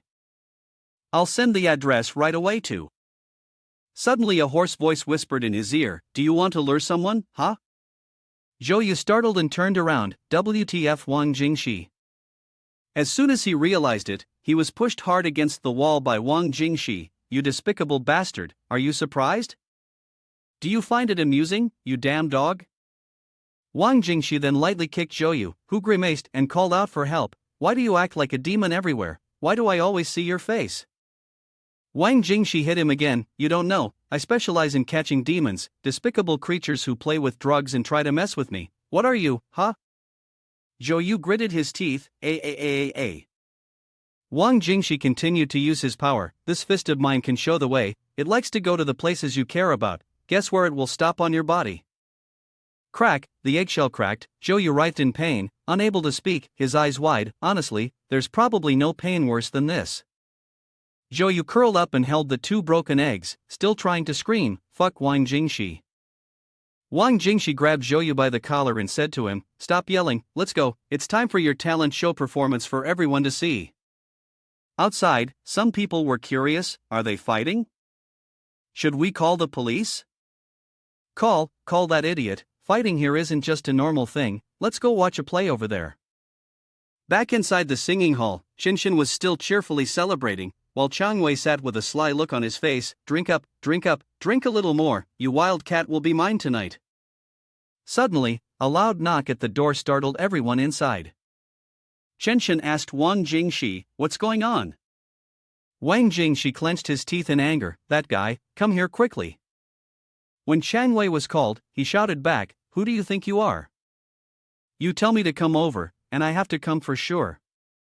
Wang Jingshi didn't say anything and kicked towards a bottle on the floor, causing it to crack in two. WTF, why dare you do that, are you looking for trouble?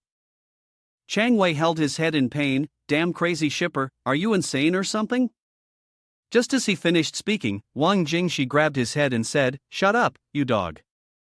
Wang Jingshi dragged his head and Changwei asked him, what are you doing, do you know who I am? Wang Jingshi didn't bother to know who this guy was. Whoever you are, go back and ask your father, he will tell you who I am. Talking too much for what? Wang Jingshi threw him aside. Garbage sorting is the responsibility of every citizen. If you are scum, you have to stay with scum, right? Changwei shouted, call the police.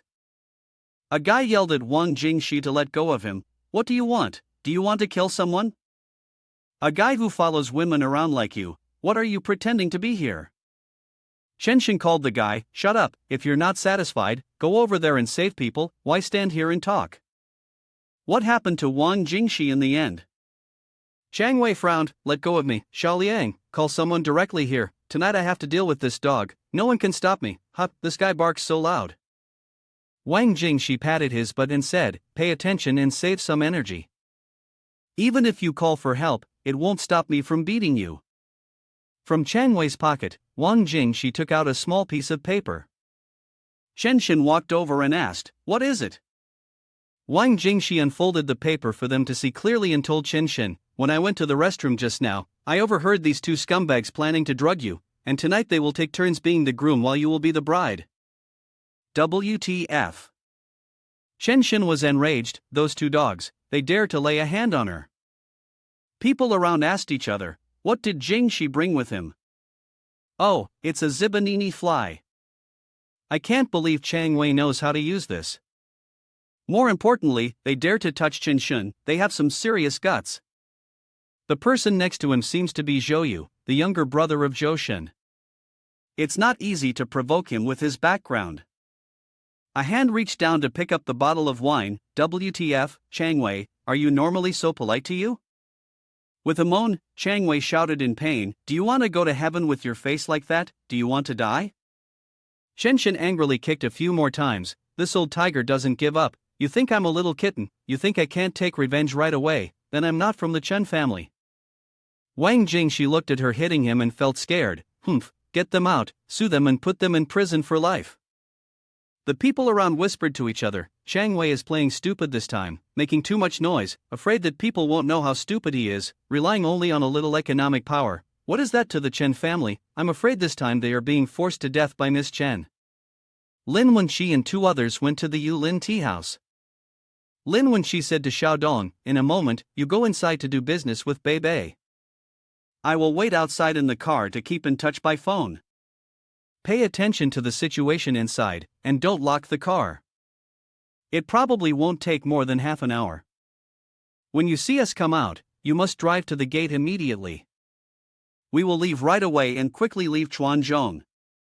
Xiaodong said, I will pay attention to the safety of both of you. Bei Bei asked the boss, we have done business with him before, so this time should be fine. Lin Wenqi said, it's better to be careful. If something happens, it will be too late. Remember the jade that the boss bought in Jinzhong before? He was also a new customer. If we hadn't been careful, he would have fooled us. Let's go inside and do our work according to the situation. The two went upstairs. Bei Bei saw someone and greeted him. That person is a young man wearing a black hat and sunglasses. Come on, the buyer is already here. Let's go inside. The door guard seems familiar. He stopped three people and asked, who are they? The man with black glasses said, they are delivery men, can they come in? It turns out to be Wu Yang's nephew. Wu Yang opened the door and said, come in, the boss is inside, better not play any tricks. Inside, Zhoushen was sitting with someone. The man with black glasses introduced the two people to Zhoushen as Lin Wenqi. Zhoushen requested to inspect the goods directly, and Bei Bei took out 3 items from the suitcase, a pair of jade bracelets, a roll of bamboo slips, and a bronze bowl. The man next to Zhoushen took the jade bracelet to inspect. Looking at the shining light of the jade, he was amazed and quietly said to Zhoushen in Japanese, Mr. Zhou, these items are all genuine, who can afford to buy them? Suddenly, Lin Wenqi panicked when he realized something. He quickly took back the jade bracelet, the bamboo slips, and the bronze bowl. I'm sorry, we are not selling them anymore. The puzzled black sunglasses, Lin Wenqi called Bei Bei to leave. Wu Yang stopped the two of them, saying, hey, buddy, what you did was not appropriate. Even though our business must be kept secret, it's still just business. We already agreed to make a deal, so you can't suddenly change your mind. It's really impolite of you to take us for a joke. You're the first person I've met who behaves like this. I'll tell you something tough to hear. If this incident gets out, no matter how good you are at what you do, no one will dare to do business with you in the future. The black sunglasses also spoke up, if you keep doing this, it's really not okay. If you really have a reason not to sell, then you should say it. We all follow the rules of the trade, and we don't do anything shady. Lin Wenqi spoke loudly, when it comes to rules, our rules are very simple, we only sell items to people within the country. I have made this very clear in our previous collaborations, haven't I? Although grave robbing is a disgraceful act, it is not too excessive to consider, and the ultimate limit is that items cannot leave the country. They must remain on our native soil as before. But the person buying today is not from within the country. It is a great embarrassment to my national pride. My beliefs do not allow me to sell antiques under this demon's name. If not, I fear that our ancestors under the golden stream will not be at peace. Hey friend, your words are those of someone immature. Do you know how many items you have sold? Can you be sure that none of them have left the country? Humph, I cannot control the items in someone else's hands, but no one will be able to take the items I sell out of the country, not even if they throw them away or give them to someone else. I will absolutely not sell to them.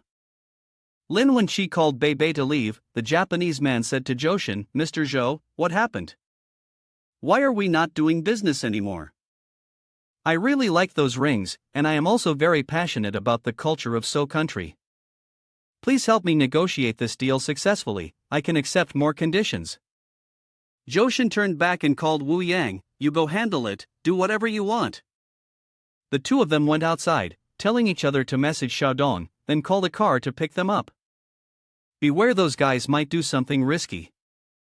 We will meet up with Xiaodong after leaving the city, they said.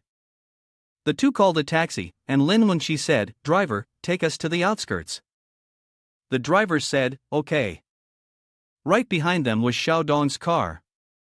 Seeing his older brother calling a car, he immediately realized that something had happened. He wondered if he should follow, then Xiaodong received a message, there's an unexpected situation. Quietly follow us and be prepared to assist. After reading the message, he looked back at the tea house, where Wu Yang was leading a group of people out. Oh my god, these guys really want to play dirty. They didn't even enter the tea house after arriving. They must have been quietly planning beforehand, Wu Yang said. Returning to Lan Xiangfang karaoke, Wang Jingxi had two people in her hands. Zhou Yu was shouting, my brother will not let you go. Wang Jingxi complained, these freeloaders, besides mentioning others, what else can you do? A friend hurried over to ask Qinshin, where do you want to take these two people? Qinshin still frowned, of course to the courthouse. A friend spoke up, there's no need to make a big deal out of it. Everyone is friends. Making a big deal out of it is not necessary, Qinshin. She's just a little scared. Teaching and getting them to apologize to her is enough. It's not necessary to involve the police. What if they drugged me today and something really happened? How would that be resolved? Will an apology be sufficient for my future happiness? Are you willing to take responsibility for it? The other friend didn't speak up. The friend grabbed Qinshin's hand, their families are not normal either. If we really make a big deal out of it, it will bring bad consequences. It may even cause more resentment and grudges. Qinshin called her friend, don't worry, those two are not capable enough to make trouble for my Qin family. Wang Jingxi, grab the two of them and let's go. Wang Jingxi dragged the two of them, and Zhou Yu called out to the people next to him, quick, call his older brother. Once outside, Wang Jingxi told Qinshin, get someone to help with the trunk, and put these two pigs in there for now. Zhou Yu said, no, I'm scared of the dark, let me sit in the car. Even though she was scared, Wang Jingxi said, forget about it, it's nothing, let's go. At the same time, on a road in Xuanzhong, two cars were following a yellow taxi. Lin when she noticed a nearby point and said to the driver, when the traffic light ahead turns yellow, brake and stall the car behind a bit, and then when the countdown reaches 0, we'll go forward again. The confident driver said, I've done lots of these tricks, don't worry. Lin when she called Xiaodong, at the traffic light ahead, don't go through. Can you see the two business cars following us? We'll cut them off at the red light, then we'll regroup at a few intersections. I'll send you the location, don't let them find out about us. The traffic signal at the intersection turned yellow, and the yellow taxi suddenly slammed on the brakes, causing the two cars behind to also stop abruptly. Then the taxi accelerated quickly, and the traffic light turned red on the taxi. The driver exclaimed, thanks to you too, today I feel so excited. The two men replied, you're running away from debt, aren't you? The driver took the opportunity to introduce his friend who borrowed money behind. In the back, Wu Yang frowned as he watched the yellow cow run away, and his friend asked, could it be that the other party has found out? There, no one knows how long it has been. Looking at the line of cars running in front, his friend asked, what should we do now, Yang? Running a red light is a small matter, but if there is an accident, we won't be able to catch up. Wu Yang called Zhoushin on the phone, hello, we've been found out and stopped at the red light. Zhoushin said, it's okay, you report the license plate number to me, I will arrange for someone to investigate. You guys continue in that direction, if we find a specific direction, I will inform you. The traffic light turned green, and Wu Yang called out to his brothers, keep driving, listen to my directions in a moment, we absolutely cannot let them escape. Xiaodong, observing the situation, immediately called Lin Wenqi, boss, the two of them are on Fu Shoudong Road number 2. Yeah, I'll follow them and get ready to meet up with the guys. It's not safe, boss, I've been following those two cars the whole time. They're still on this road. What's even stranger is that at every intersection, they are extremely precise, as if they knew everyone's direction in advance. I suspect someone is secretly guiding them. Alright, I got it, Xiaodong. You follow them, just stay a little distance away. We are heading straight to the airport now. You stay behind and observe their actions, absolutely do not let them notice. If they want to fight, it won't be easy to give up. Driver, our driver, head towards the airport. The driver listened to the conversation and was a little confused from the beginning until now. This brother, do you guys look like you're running away from debt? Have you caused any trouble? In my house, there are elders and children, the whole family relies on me driving to make a living, don't involve me. Yeah, you won't be involved, you just go towards the airport, wait until it's the right place to drop us, that's all. Back at the tea shop, Joshin bid farewell to the Japanese guest and promised, tomorrow at 8 am, I will personally bring the goods to your door. Watching the man leave in his car, Joshin sighed, money is hard to earn, and the task is difficult. I hope I can make him happy, and then doing business will become easier in the future. Joshin called Wu Yang and asked, what's the situation now? They have headed towards the airport, probably wanting to leave the city. There are many suitable places in that direction, and if we find an opportunity, we will take action. I am going there to support you, and no matter what, we must retrieve the goods. But we need to pay attention to those jade rings, don't damage them. The yellow taxi stopped, and the driver said, my friend, it's usually pretty empty here. It's not too far from the airport. Lin Wenqi took out the goods and said, Bebe, put it in your bag, the box is too bulky. He took out a knife and said, prepare yourself a little. Bebe asked curiously, why do we have to buy this thing from the other party? Perhaps the demon can see that it's not ordinary, and whether we can fight them back or not, we can't let the goods fall into their hands. The driver was very scared when he saw the knife. Sir, please speak slowly, don't use the knife, it's very dangerous. Lin Wenqi played with the knife. Didn't you say that this trip was very exciting before? Why don't you feel excited now?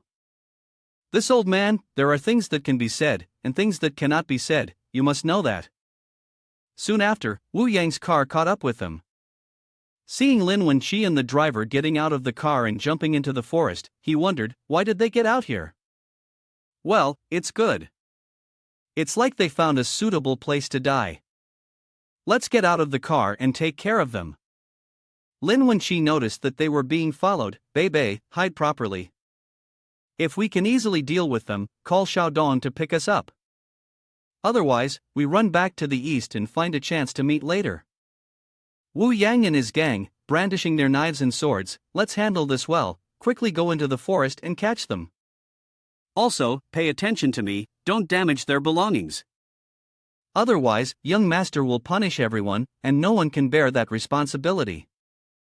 The younger siblings were curious and asked, what is that thing and why is it being taken so seriously? Wu Yang replied, it's the business of the young master, so it's best not to ask too much. After all, it's not like you guys will benefit from it. Lin Wenqi and two others were already waiting in hiding. He called Bebe and instructed, wait for the right moment to act, don't kill anyone unless absolutely necessary. Wu Yang also assigned a few younger siblings, split up and search. Two of you come with me, the others search to the east. Don't be surprised that they came down here, this forest is very dark and easy to hide. Be careful when you go in. Wu Yang then became angry when he couldn't find them. One of the younger siblings shouted, the enemy is coming out, quick! But then suddenly lost signal. Wu Yang and the remaining younger sibling detected some movement and exclaimed, WTF, we're being attacked sneakily. As they were looking around to find the enemy, the remaining younger sibling also lost signal. Wu Yang immediately located Bebe, deal with you first, not afraid of that guy not showing up. Wu Yang swiftly thrust the knife towards Bebe. Seeing how fast he was, Bebe thought to himself, luckily I managed to dodge one strike, but now he's coming at me again.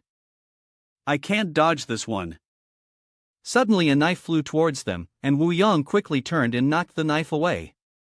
He said, "WTF, are you two only good at sneak attacks? We just want to buy the item in your hands, and all you do is steal and act like national heroes. Stealing antiques may not be a noble profession, but it's still better than selling out our country." Some of his comrades quickly arrived, and Wu Yang sighed, "Looking at your stance, you must be skilled in martial arts." Usually, those who train in martial arts focus on techniques and want to reach a level where they can freely use weapons. It seems you are an expert in this field. Lin Wenqi called out to the other person, "Stop talking nonsense. If you want to fight, then bring it on."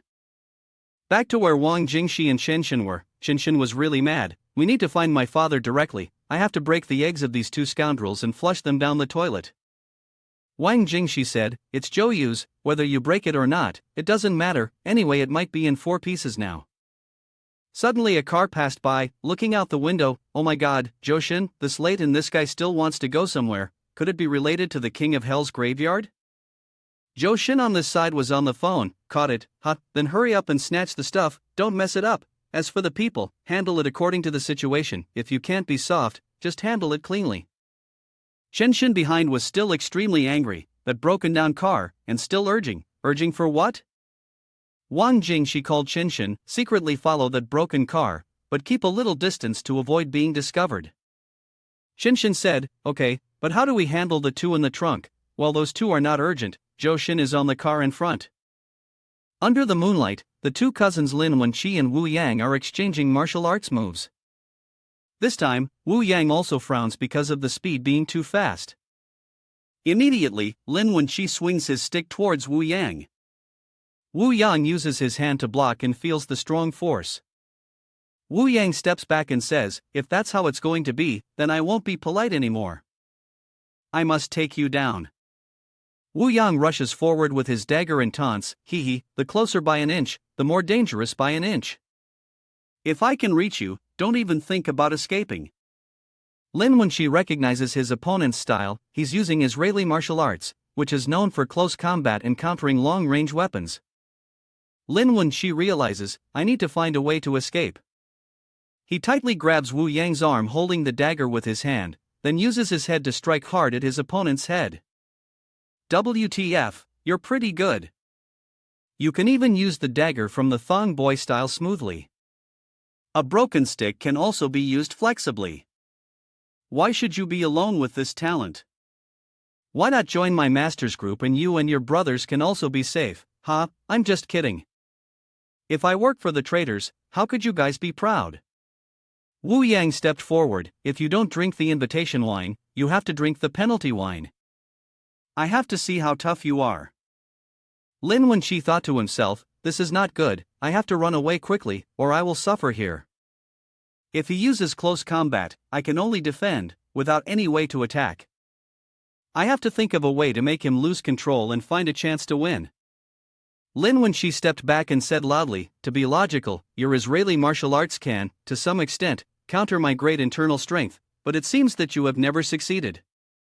With this level of ability, you want to be a watchdog for someone else, you should go home and plant beans instead."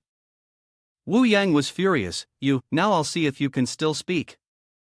Lin Wenqi saw the opportunity, and hit Wu Yang under the chin with a stick, causing him to fall backwards. Wu Yang asked, "Why, how could you see my weakness?" Lin Wenqi sneered, "There is no weakness, it's just because you are not my match."